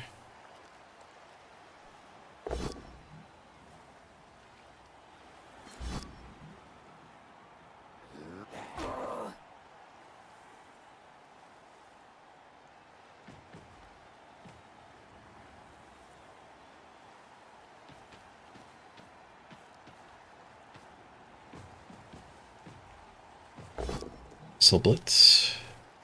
They get the both down, but they can't use it.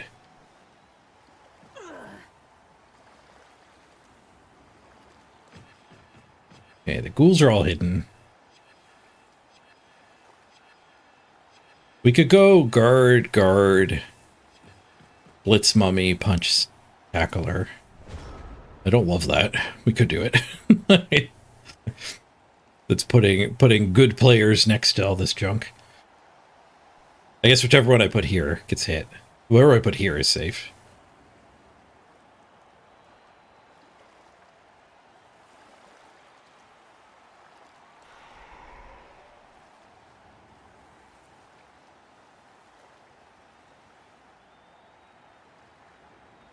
I don't think there's much nice blitzing otherwise. I guess we could like blitz here and have retries.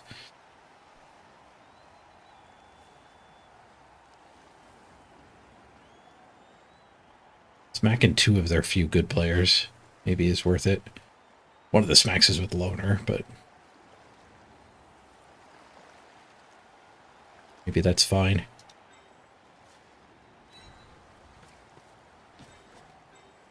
All right, let's do it.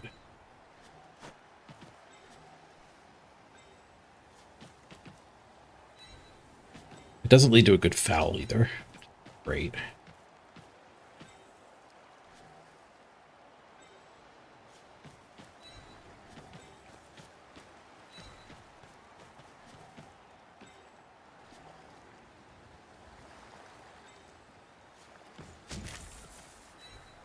Get him, Zug. Zug gets a POW. Well, I guess I didn't need that one there, did I? Because I was going to get a second assist here. Derp.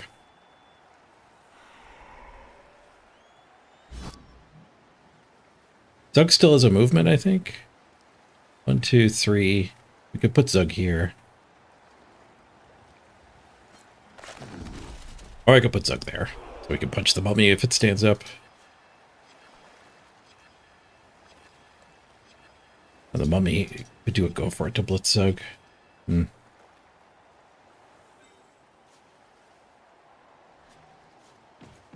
Yeah, let's put Zug there.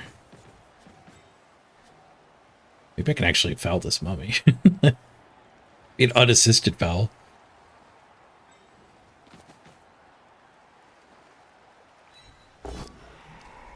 Fine. With the loner. Self-KO. Whoa. This is not how you become #1 on the ladder.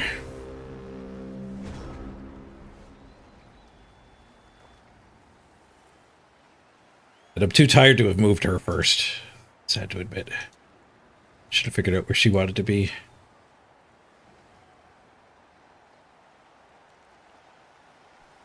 M&M's to the rescue. Get some sugar into me.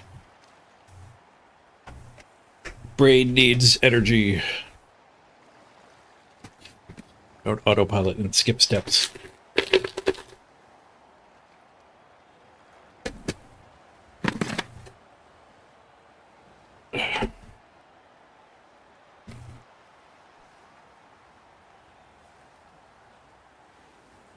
Never let Knuckle know there's something you need to do after a loner hit.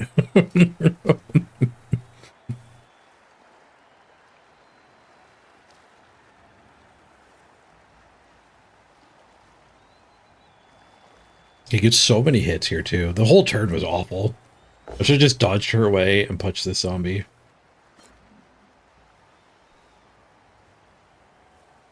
Not in that order.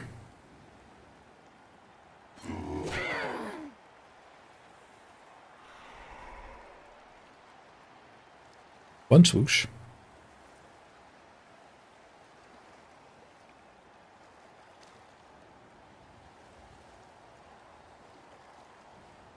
Defensive is doing some work here. It's a 1 dice still.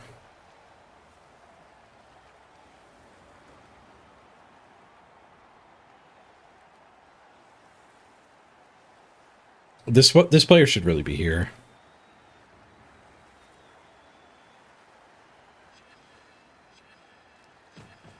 I guess that would just give them a good blitz.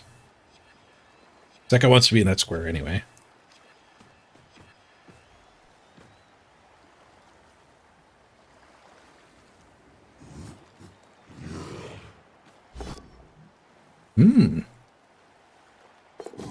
Whoa, snaked it. Nice. Okay. All right, we're in good shape now. Technically a hit on the ball. Double corner cut, double go for it.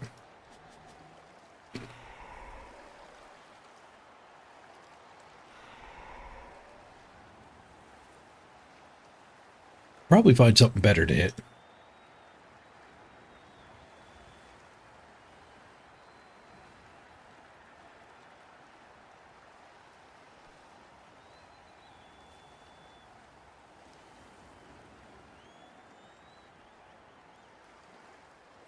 We punch that and don't follow up. We can do that hit. I can't hit from that square, but I can hit from this square.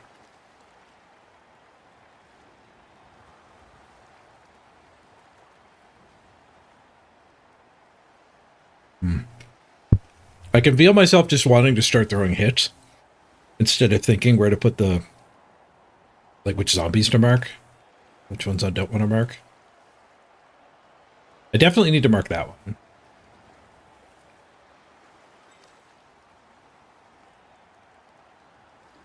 Blitzing this guy and just tagging the ghoul is certainly an option too. Especially if we get a push here and then we get a chain push and shove the mummy away. Then we just punch. Okay, so I've determined this is actually correct because I don't know where we want people. We failed to get the chain. So now we're back to blitzing here. So let's go you there, you there. Zug is fine on his own. He gets to 2-die these guys anyway.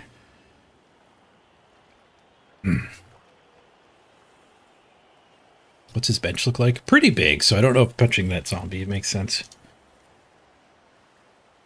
Punching this can clear a little bit better foul.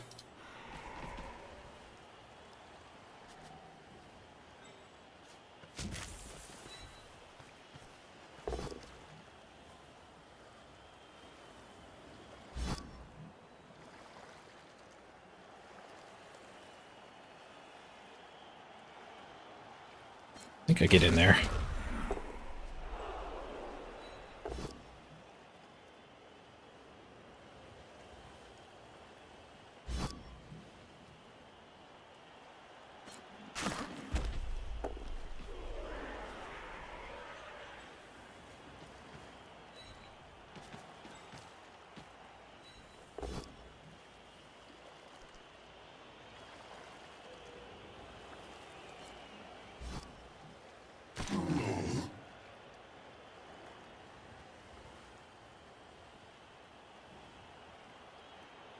I think I want that stomp. Go for gold here. Find a pow, Zug. Zug got wrestled down. Not ideal.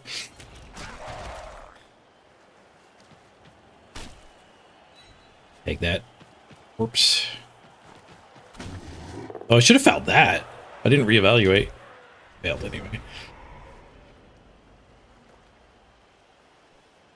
Yeah, my 2 assists just made it equivalent, but it's stomping the ghoul, and the ghoul's not stunned. Should have stomped. I shouldn't have moved her first, because she could have gone up and assisted the ghoul foul. Slight mistake. Not really punished because the foul sucked. Okay, we left the mummies, fine. But now they get... Well, they don't get a lot here. Thank you, defensive.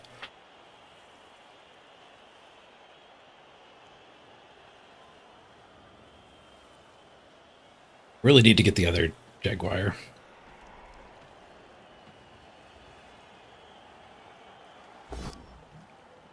So 1 die gets a wrestle.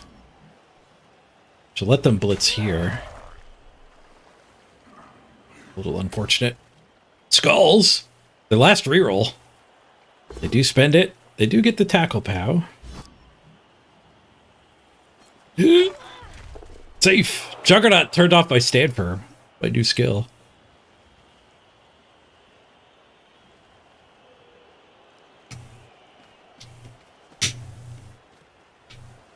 Oh, Aphis Dunk, I missed your arrival earlier there.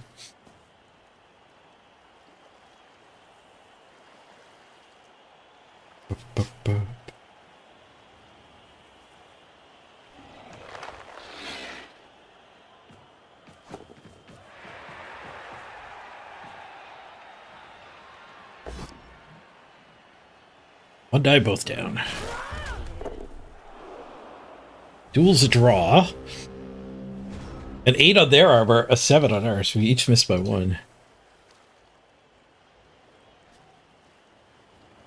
Any jump ups?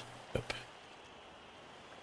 Why is Zug on the ground? What the hell happened here? Oh, we got wrestled last turn, right. We have a heck of a foul available.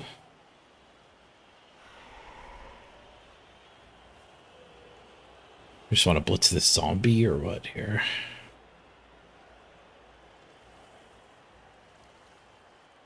Guess so. It's not that we want to do that, but not a lot else available.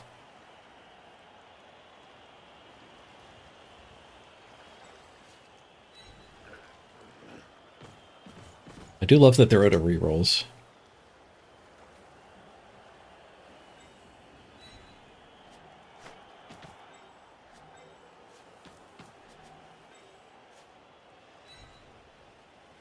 Oh, that doesn't work. I did that so we could have a retry with her.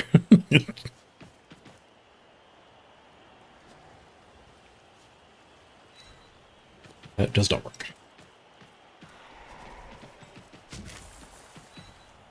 Took the square to push to.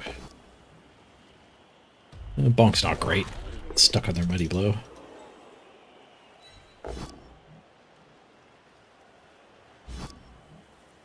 I could have a 1 assist foul there. 4 assist foul here is going to be better. 6+.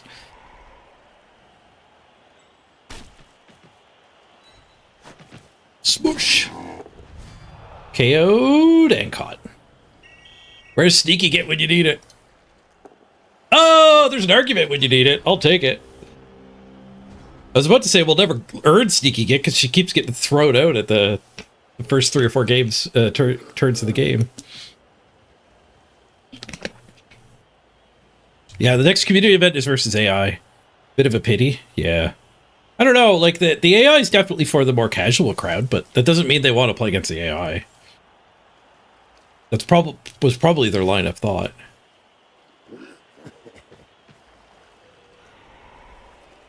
It's also faster. It's only 6 turns. And the AI plays quickly, so... People have speculated it'll be a really good way to just finish the battle pass if you need it.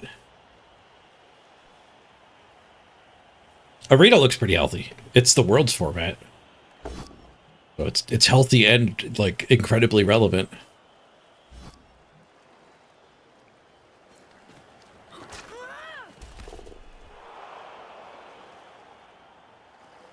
Two Starflings. A Puggy and a Carla.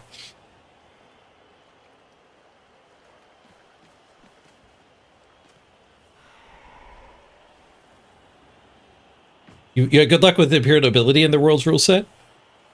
That does look like a strong choice. They're one of the stacking teams. Going tier 4 or lower so you can stack skills does seem pretty strong.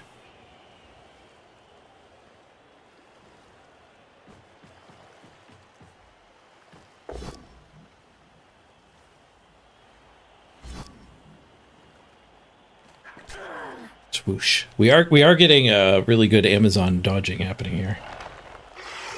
We've given them a ton of hits, but how are we doing?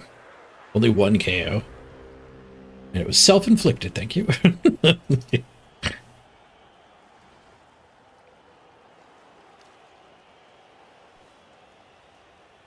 I could chain her up here, that's not enough. We get the second chain to get her there, red die the ball. Probably also not enough. We could hit here and we could blitz that one. Even going for a retry. Zug could also do the blitz, and then there's retry with Mighty Blow. I think I trust Zug with that mission.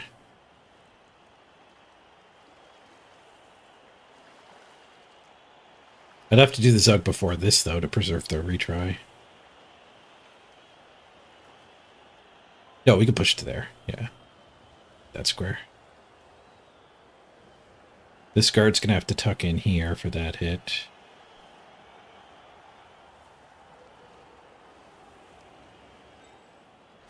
I think I want to spend this on a 3 die.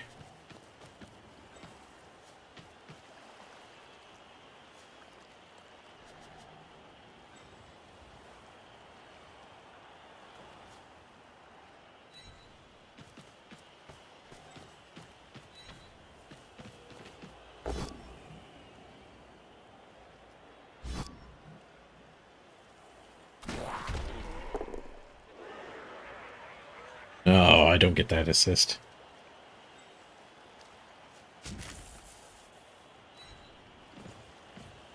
If I foul this guy? Probably. If I knock him down.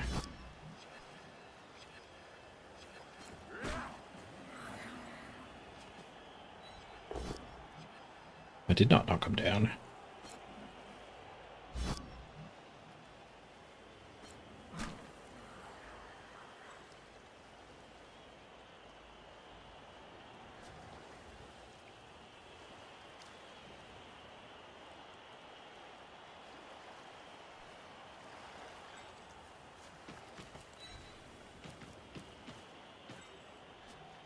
I don't think I ever fouled the zombie, that's for sure. We'll take this 1 die. Where do you go? Let's just go here. Or I could support the Zug. I don't want the dirty player getting attacked, though. I don't want that guy hitting dirty player. Oh, that guy's hitting leader. It's the alternative. He's not. That guy's not hitting dirty player. Actually, maybe leader is supposed to leave.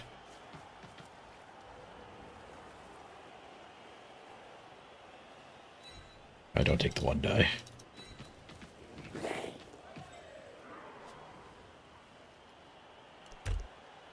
The leader line. I don't want to just run the leader farther away because then tackler becomes the target. Although I guess guard here wouldn't work. Anyway, the line is fine. The mummy can blitz into the back. Tackler can't. The tackler here will probably hit here. Move up the side. Or Zuck will get hit. He is starting to run out of time, though.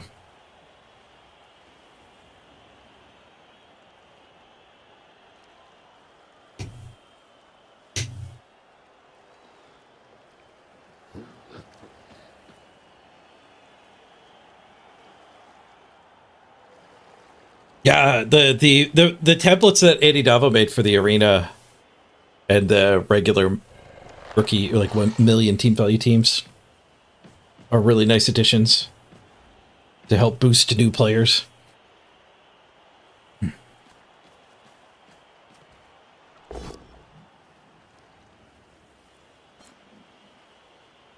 Okay, push up the sideline. I got my tacklers ready to approach this. I do get a KO. I'm glad it was on the loner. Our loners aren't that sturdy. Where can you find that stuff? It's in the preview build. So I showed it off earlier. If you wanna remind my VOD, we waited 80 minutes for this game. Before that, we were looking at the preview build for like a good 2 hours.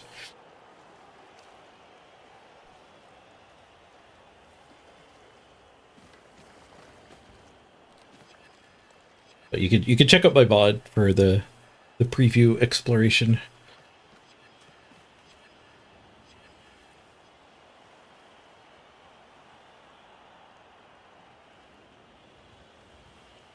We didn't look at all of Andy Davo's teams, we saw a couple of the previews.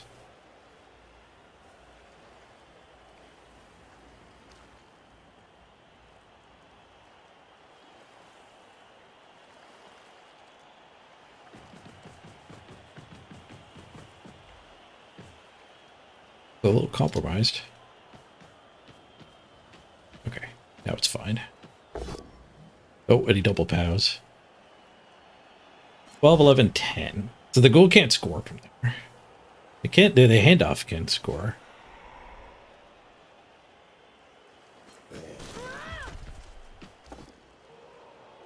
Get another KO. I have a keg, luckily. Everybody's getting KO'd this game.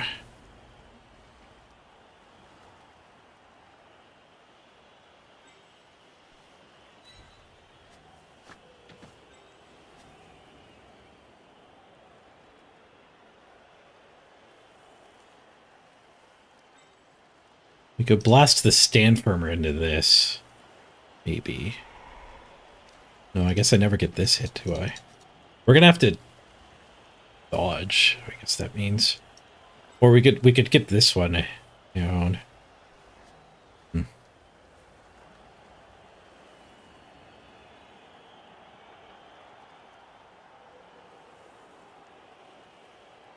I could send these two down to get in front. And then do a bunch of dodges after we punch that.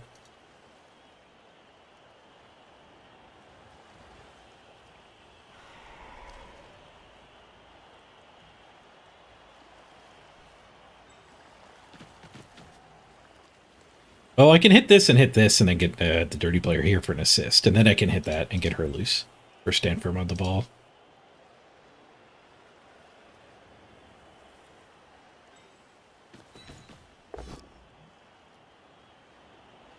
Failed.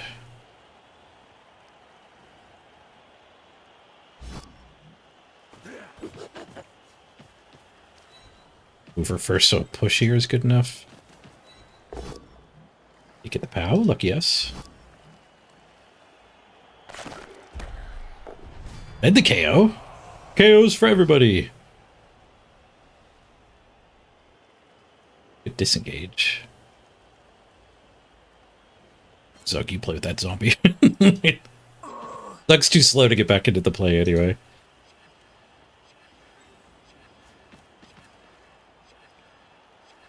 I don't think I want to be there if this fails.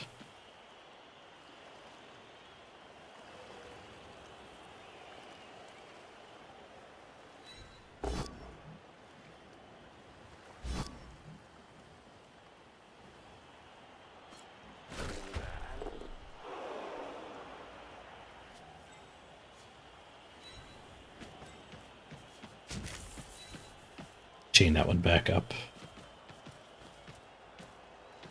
Or maybe I should keep it marked so it's, yeah, I should keep it marked in that one. If I go up here, I have a 1-die. I'm just trying to get away from that guy, I guess. I guess that's not necessary.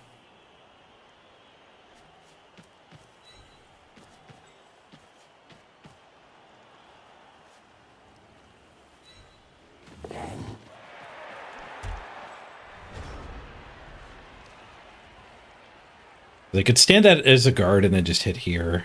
No, defensive zone. Then dodge forward is what I was going to say.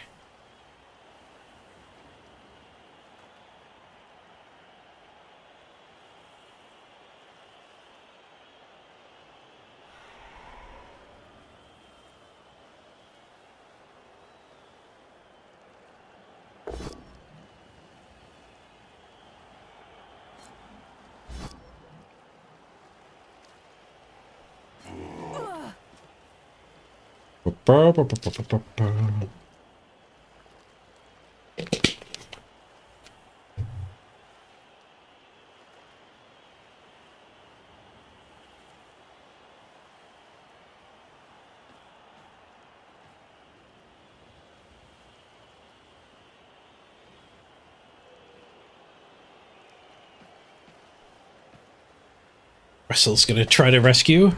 No, the tackler is. Tackler had enough.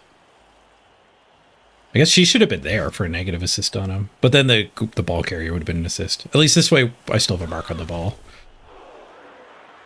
Juggernaut, too. Rude.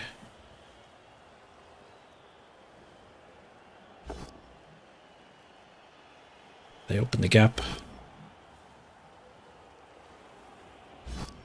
Row failed. Sticks with pushes. This wrestler gets pretty far back.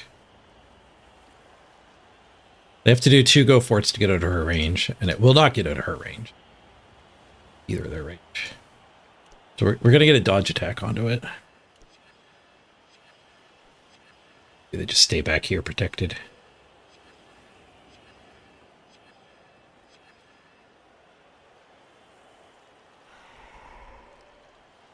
You could swing with the ball? I don't think that's a great idea, but it'd be awesome if it killed my leader. If it didn't, the ball would be in a pretty bad spot.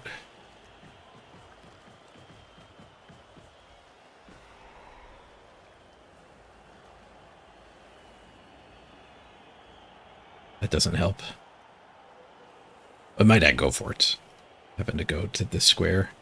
But I can go from here to there. Failed the dodge. Nice. Alright, this is how you get to number 1 on the ladder. Your opponent's actually failing their 1-9s. Okay. We got a guard.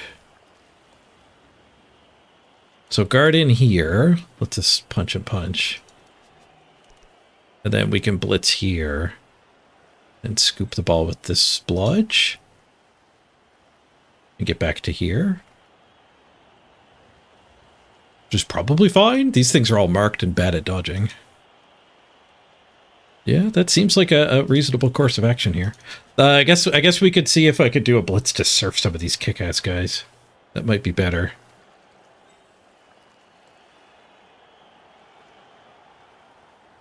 Well, I don't think we can.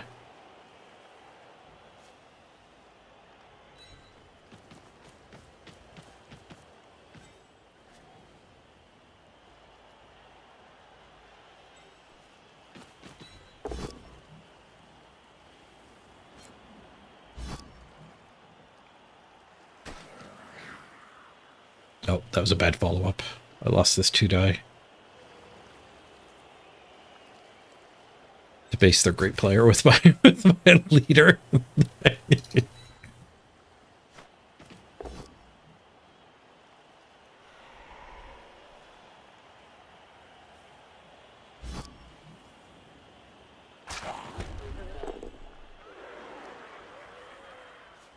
I pick it up on her, I need 2 go forts to score. If I pick it up on her, still need 1.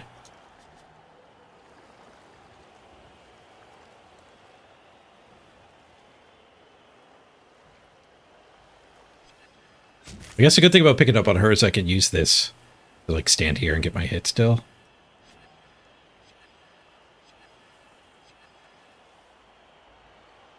Might not be worth it.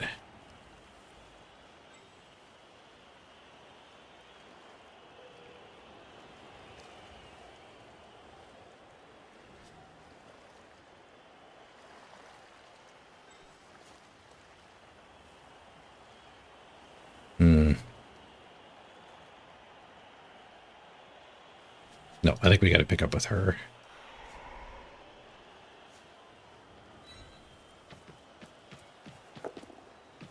Yoink. Zoggle.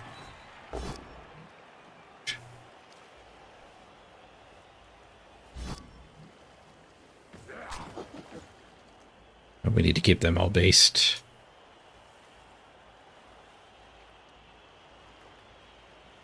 Okay, if I say go, he can stand, punch, follow up, punch. It does use all of those guys, though. So they 1-die here, and then that guy can go hit the ball. If I skull this, then he just gets this punch, and then that guy's free. So they can 2-die here, or use both. Yeah, okay, I have to just say go. I can't skull this. Letting him hit the leader sucks, but it's fine. And it might lead to me surfing the school, among other things. And he might not even see or want that line of play. But sculling here is just too easy for that hit without even standing him. But then I guess this hit is a 2-die anyway, because he's putting a guard in. Ugh.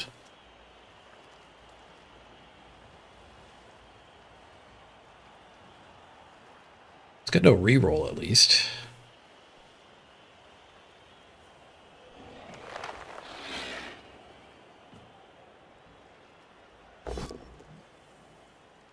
Bonk!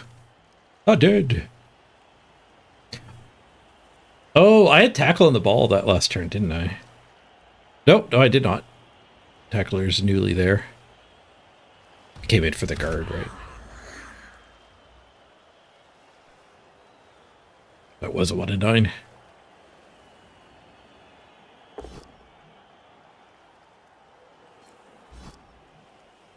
That opens the door.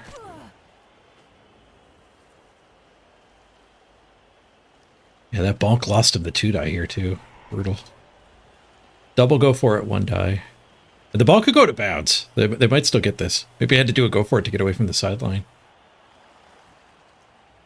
Because even dropping the ball in any of these squares would be better than the out-of-bounds scatter for me.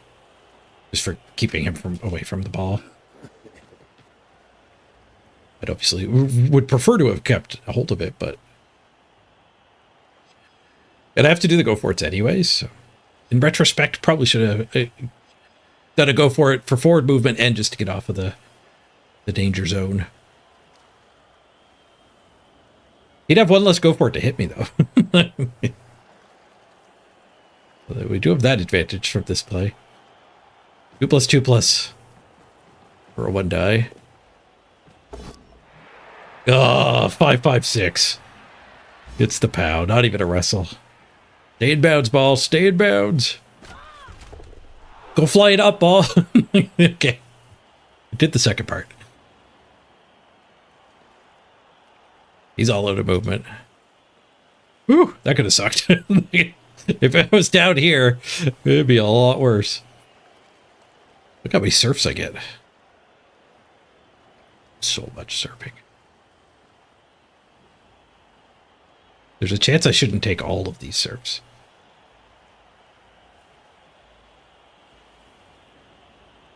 Should probably use the blitz to recover the ball. Oh, that ghoul doesn't get to move, though, so... Oh, and that ghoul fails his dodge. 2 dodge fails. Oh, it set up this surf. Okay. I need to get one of these 2 loose. I need to blitz this.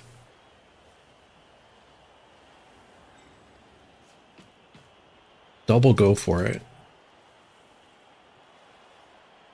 A dodge is better than a double go for it, right? No, that's not true. I have plenty of rerolls.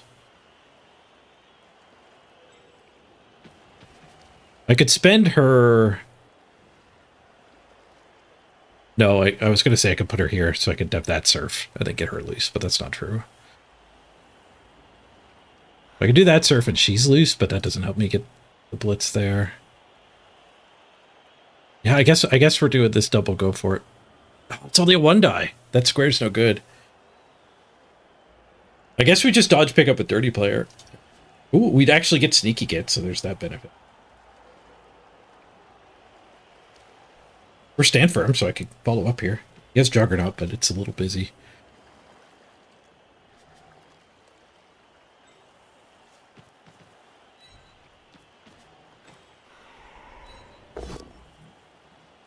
Bonk.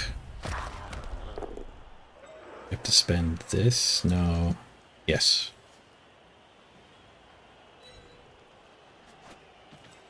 Surf the jugs.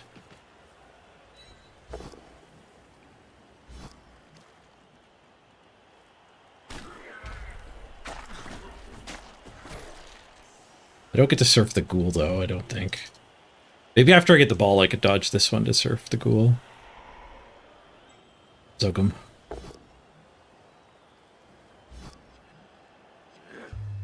Zugged him. Nice. Badly hurt. Does it regenerate? It does. Sadness. Her dodge any good? Nope. No, she's gonna dodge and surf after all stuff. Nice. Okay, what's your range? I need 2 go for it so that guy can't hit me. Or dodge to here? 1, 2, 3, 4, 5, 6, 7. Go. 1, 2, 3, 4, 5, 6, 7. Go. So it could quarter cut.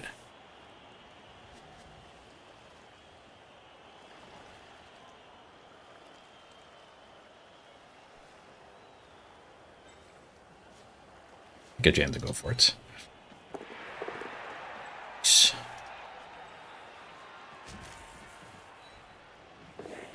Surf the ghoul.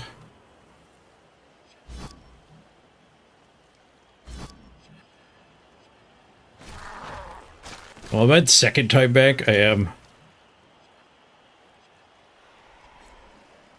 Don't love being at second time back.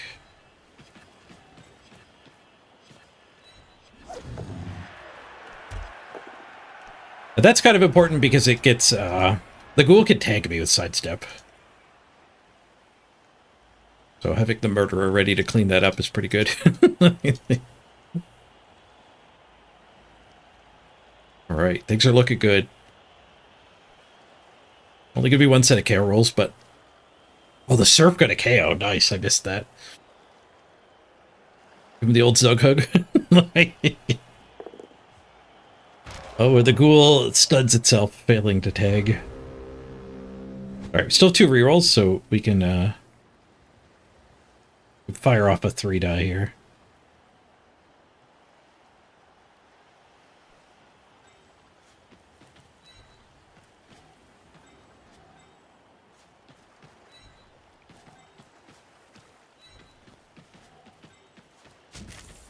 Do I want the 2 die retry?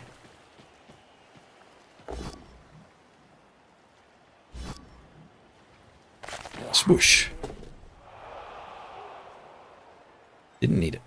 Alright, we get Sneaky Kit. That's a pretty big upgrade. Mr. Rocker Crocker gets the touchdown. Is Bubble 3 worth buying in 2025? You want to bite the bullet, but negative reviews and only having a Steam Deck. Have you hesitant? I've heard it works good on Steam Deck.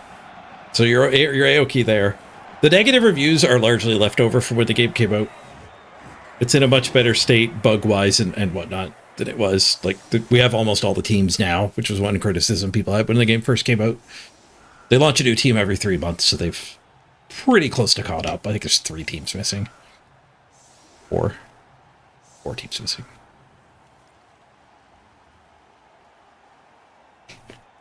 So I think it's a good time to buy in as a new player. The ladder's going to be of questionable quality next season, but I think that's a little nuanced for a new player.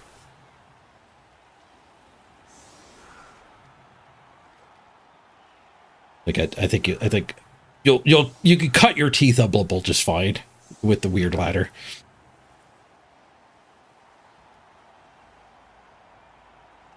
Hey, Mr. Rocker Crocker, you're watching on YouTube? Had to get in on Twitch to comment. You're still kicking ass on this team. And you got the touchdown. Appreciate you logging in to comment.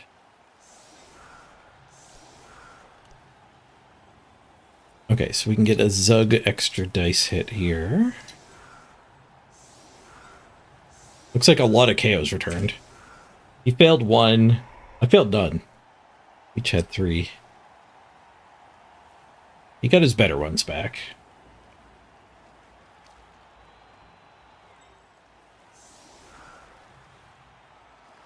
Whack. It's my blitz. I guess we're just blitzing a zombie. So this one should do the blitz. So 3 die with Zug. Whack. Whack. A mighty blow there. I guess I don't need a mighty blow there. No, but I don't want to run an assist up there.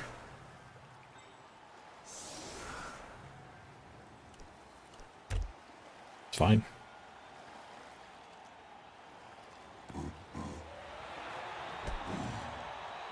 Global 3 does go on sale a lot too, so if you've been holding out waiting for a sale, it does make sense.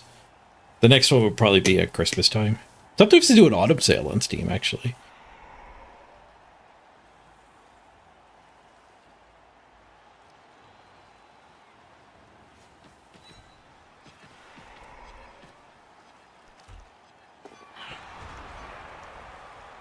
Bad habits.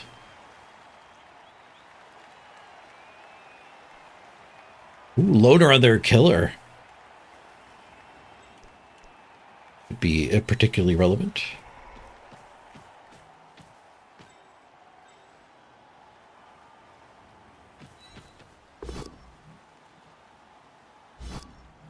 I think I'd eat skulls now, so we'll do the 3 die Zug. 2 skulls. Glad I don't have to eat them. Hold the line.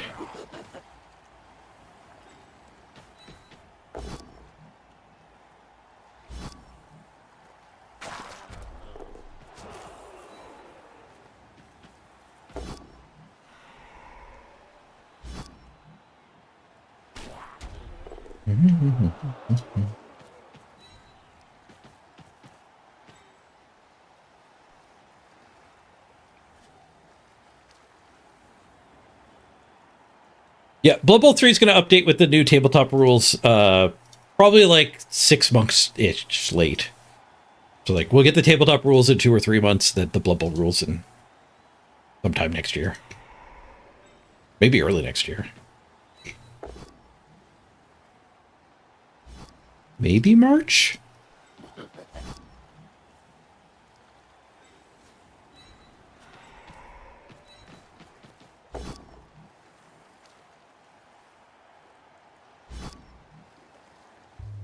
Hey, we blew up a zombie. Starting to get sad that all the zombies are taking the hits.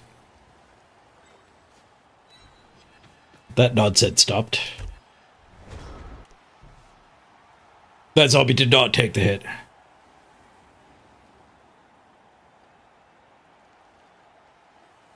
Ba ba ba ba ba ba ba ba.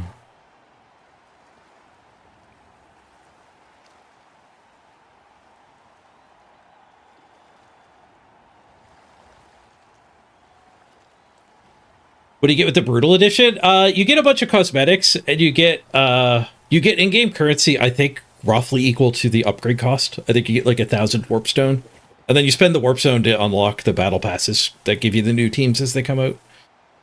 Or you spend warp stone to buy the teams that you missed out on because you're joining late. So like Corrin was the team we just got last season. We're about to get a new season on Tuesday. So like 3 days from now, 4 days from now, we have vampires coming out. So for 1,000 warpstone, you get to buy the battle pass and play vampires right away. And the way the new teams work is if you get to level 50 of the battle pass for free, you get the vampire team that way as well.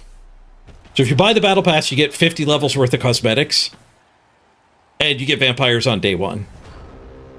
Where if you want to wait, you gain about a level a game as well. So if you want to just play 30 to 50 games next season, you can get vampires for free. So it's a pretty consumer-friendly model, I would say. Oh, that guy exploded and regenerated, failing his dodge. We could go Zug a mummy. I like that idea a lot more than punching zombos.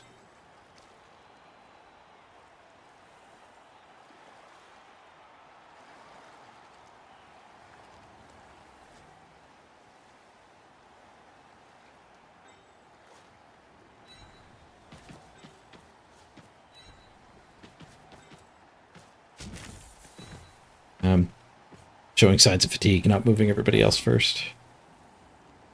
Kind of glad I didn't. Now we can adapt, because that sucked. Put you there. Stop Zug from hitting him.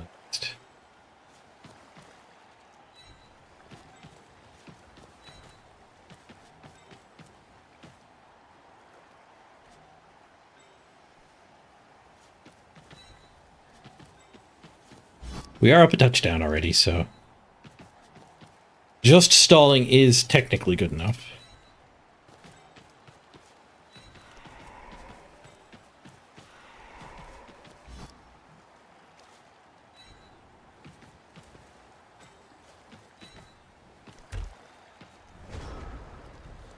I wanted to get Dauntless in the brawl with the mummy, so I didn't really want it standing next to a mummy.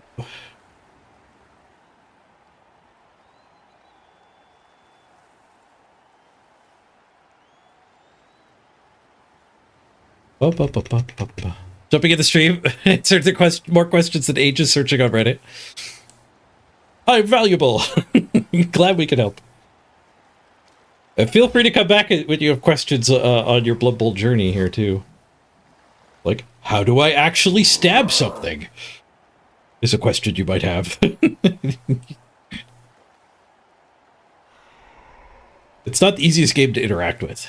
There's some finesse to where you have to click. What's the best anti-vampire team? I have no idea. I've never played with the new vamps. They're a lot different than old vamps.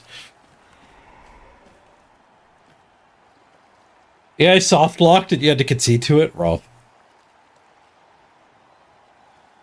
It was trying to pass with a zombie who caught the turn 16 kickoff. The AI didn't realize it wasn't allowed to pass. Oof. You would pick dwarves if you were facing vampires, Vienna? Freaking dwarves.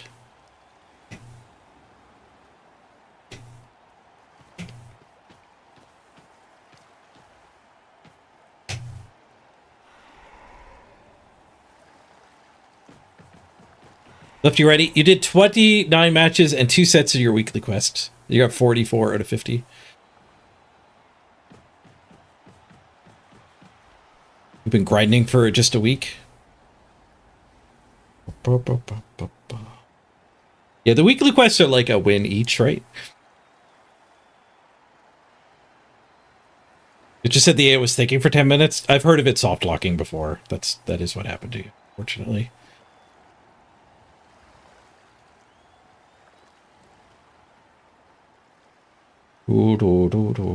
If we blitz this one, we can get the assists for this hit. Then get that hit and that hit. If I trust this loner, then we could get this one loose to just get in here and zug that.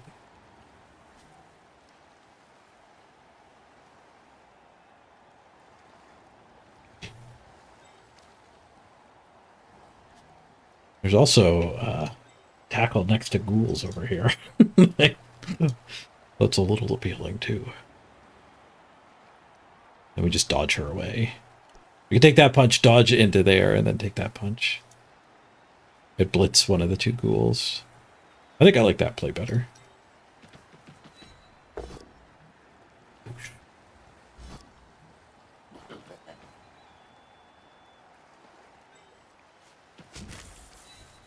Probably should have shifted the ball so it's not in a based cage before doing this stuff.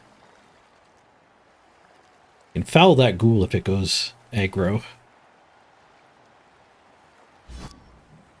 Retreated. And it blew up anyway! Armor bust. Or strength bust. Rough. Sorry, Ben. If you're watching the VOD back, I apologize.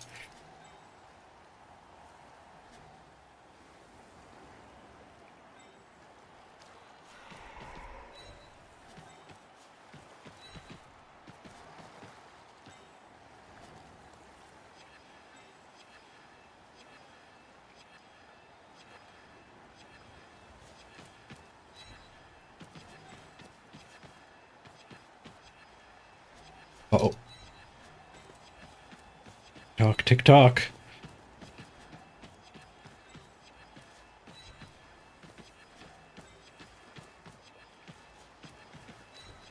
That might be too dense.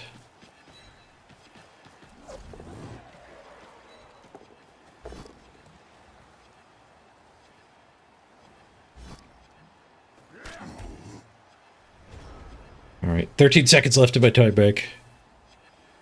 We gave him a stress turn. Get the audio.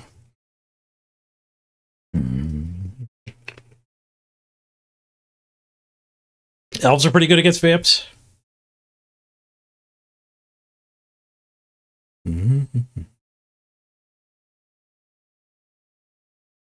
Or if you can grind the vampires to pace, that works well too.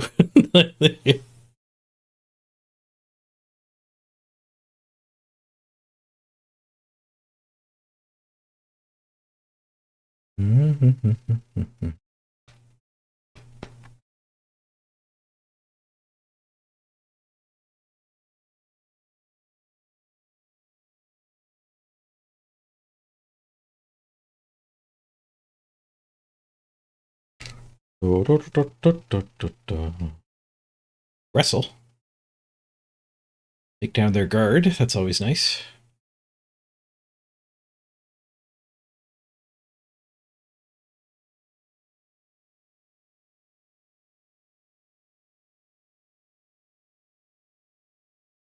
Better to target the vampires than the thralls. Yeah. The thralls kind of suck on their own.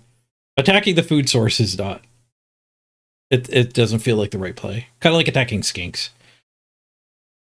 It's pretty rare to run lizards out of skinks. And even if you do, they can pick the ball up out of 5+, and now the ball's out of 4 strength player. Wrestle decision broke the stress sound effect. Broke us free.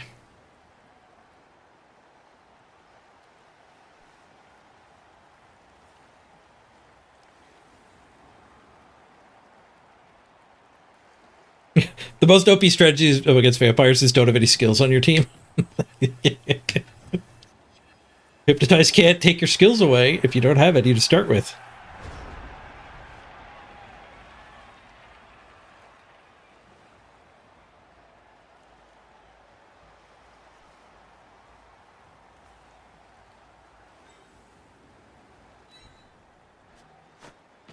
You have jump up here. Blitz this guy. Charge it forward. I'm gonna play a little quicker now. I was criticizing myself for playing too fast before, but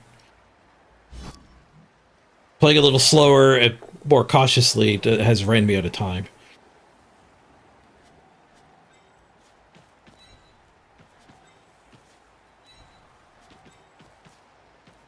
Assume we're gonna be safe here. We'll find out if that's true.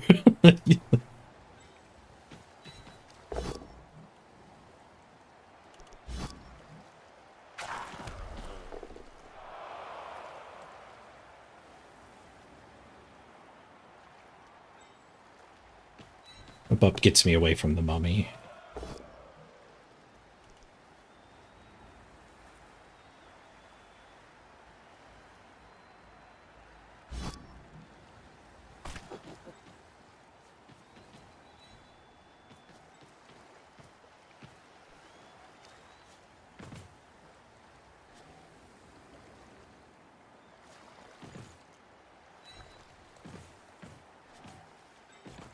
Sad position for Zug.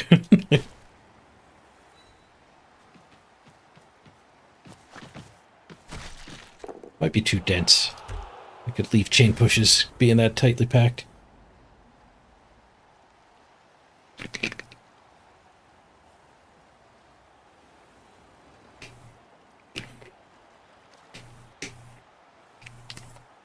Norse can certainly kill some vampires. I think like humans or Skaven that could do like a 2-turn touchdown might end up being okay against vamps. Like, the fact they could just crack cages so easily with Hypnotize means like 2-turn touchdowns maybe are actually a thing. Do vampires destroy the stalling meta?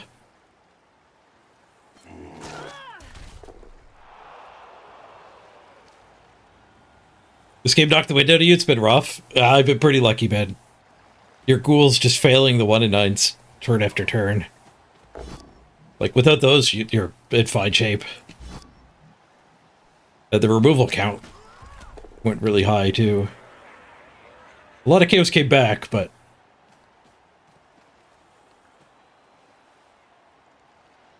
I hear what you're saying.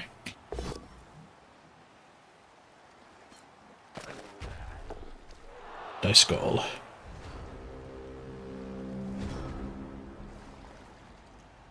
Vampires don't stall well either. True, because you gotta, like, eat your thralls. So vampires are anti-stall meta in 2 ways.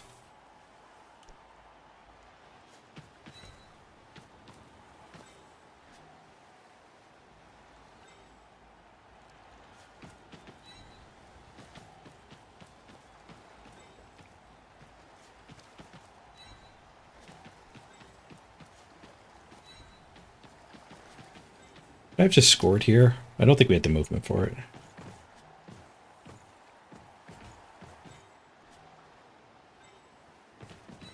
This one's probably blitzing.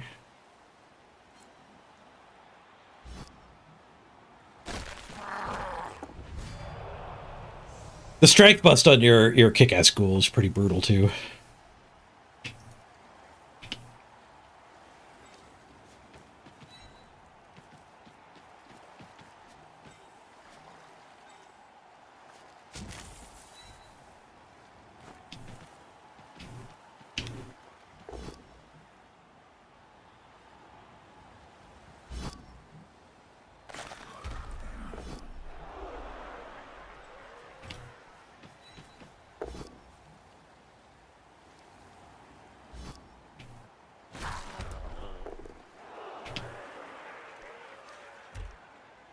Just leave that one tagging the zombie so it's not an assist.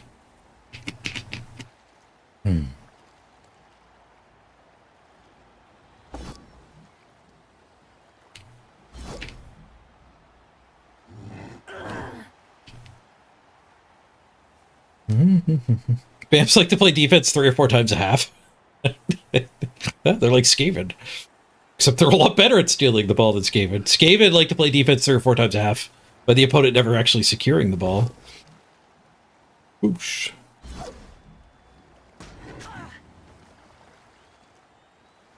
And for him to keep that one unbased.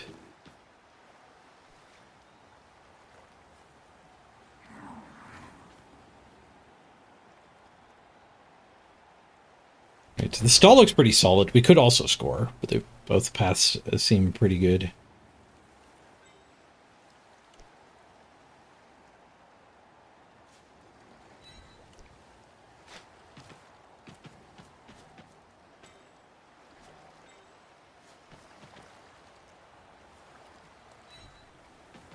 But I don't think saying go here would hurt us.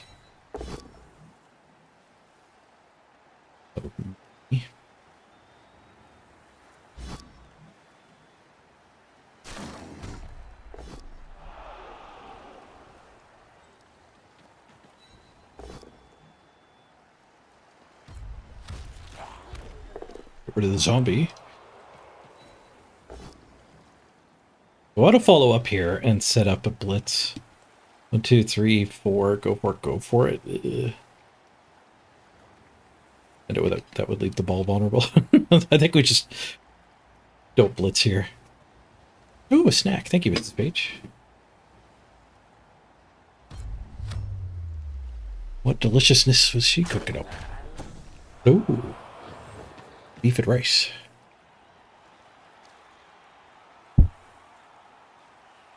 Oh, another regeneration. Or SPP for us.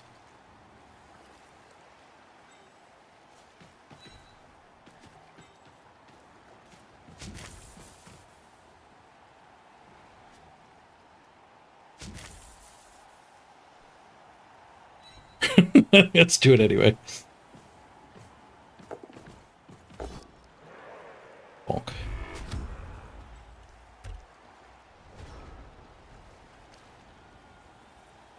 Guess I could have shift sides and been even safer. Eating the loner snack I offered them.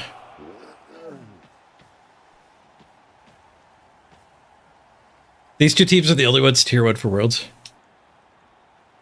I agree, Ritter. Gotta keep my energy levels up.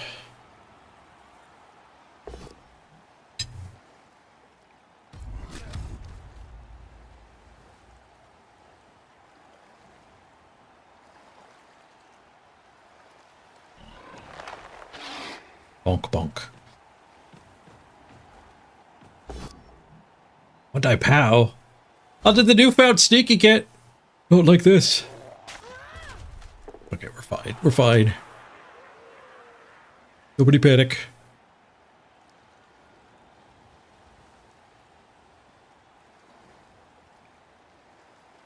Should be able to get a 3-die onto it. Leap over prone. Badly hurt.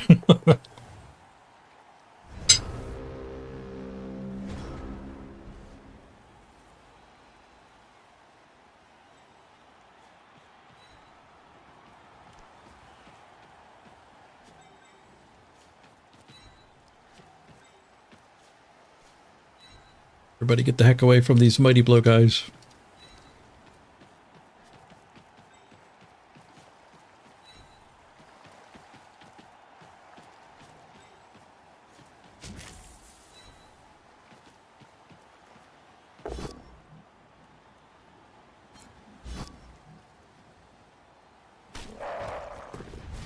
Hey-oh.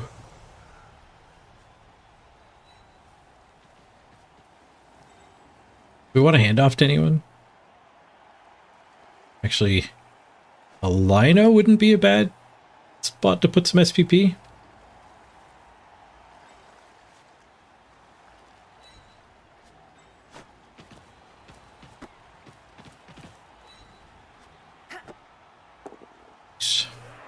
Oh, I should have zugged first. Zug 'em. We still have the once per game. We still have the once per game.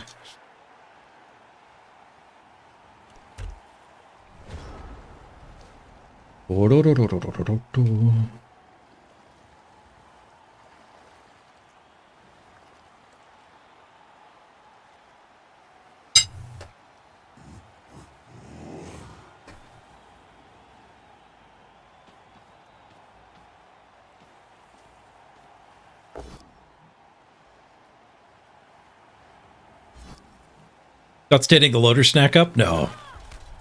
No, because these guys are only blitzing other loners. Like, man. And keeping them alive means they can tank line hits. Yeah, these three were all non-team members. And we do want them, though, for this turn. Touchdown. The silent touchdown.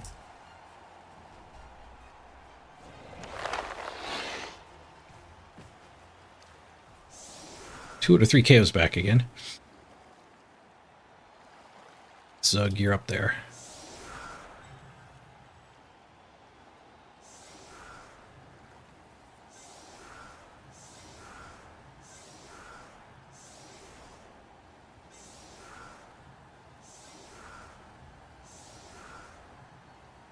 Check for SPP in case I want to hire one of them.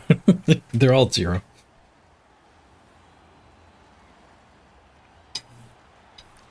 GG, Ben.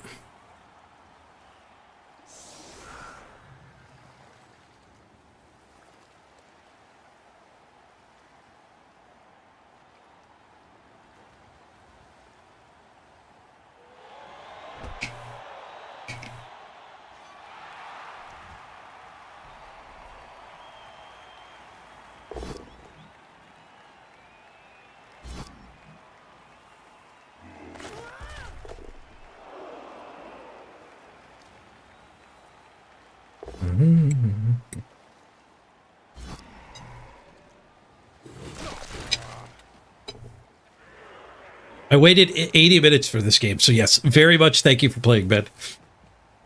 If Ben Bobagans didn't queue up, we might not have gotten a game. I was probably going to give up and stop streaming it fairly soon.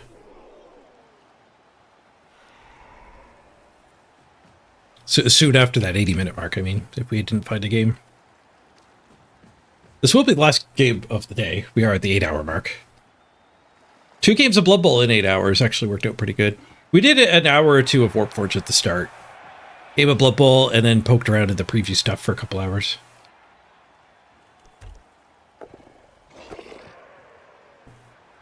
GG.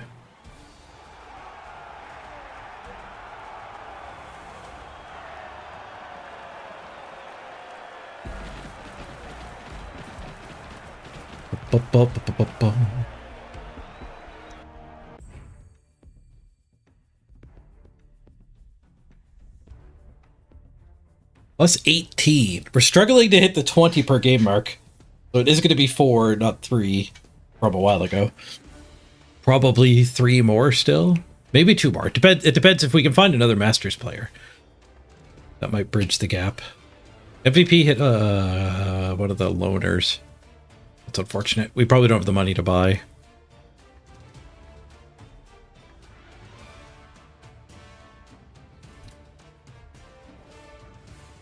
Oof, that pass far was the only SPP. Ouch. Rough game, Ben. Rough game. We can do a couple randoms. We get our sneaky kit. That's big.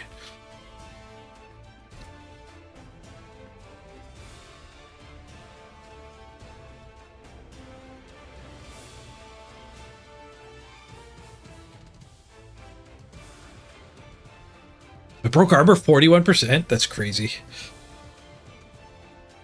They had 33%. That's more sane.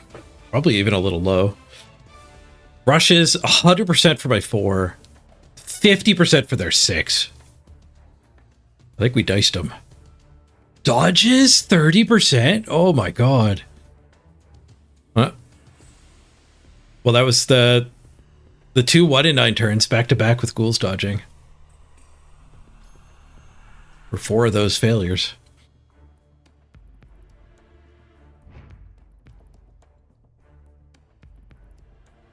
We got 175. That actually might let us buy the journeyman. First priority is the blocker.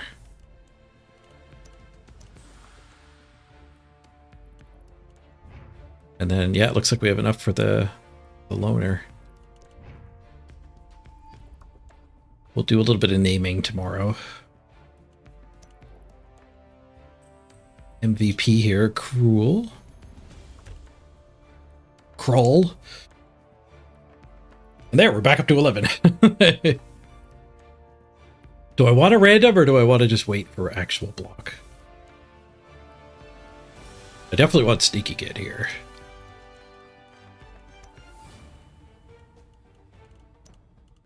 I think I'll sleep on the random or not. I also have to run to the bathroom, so I'm rushing the closure of the stream here. GG. All right, everyone, thank you for joining me. Hope you enjoyed the preview. If you just joined us and you don't know what I'm talking about by the preview, we were given the privilege of showing off the beta client for the patch coming up on Tuesday in the Vampire team. So if you wanna rewatch this VOD, I'm gonna rate myself. Let me get the VOD at the right time and find the link for it. Go back and watch the up and coming news. Go back and watch the up and coming news. Go back. Yeah, so on Twitch it's hard to rewind. You have to click the face to switch the page down here. They go videos. And then this is the VOD right now. So annoying to play against.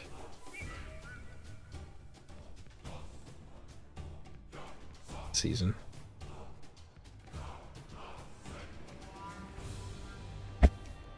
Put you back, but you're sturdy. Central East teams that are already like skilled up. Secondary block. It's around here. Okay, link. Share at that time. There. Rating myself.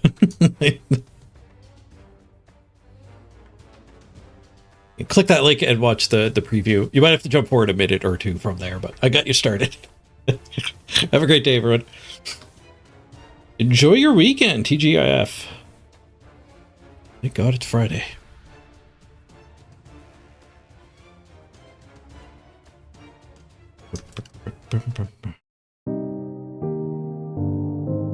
Thanks for the $5, Foggin.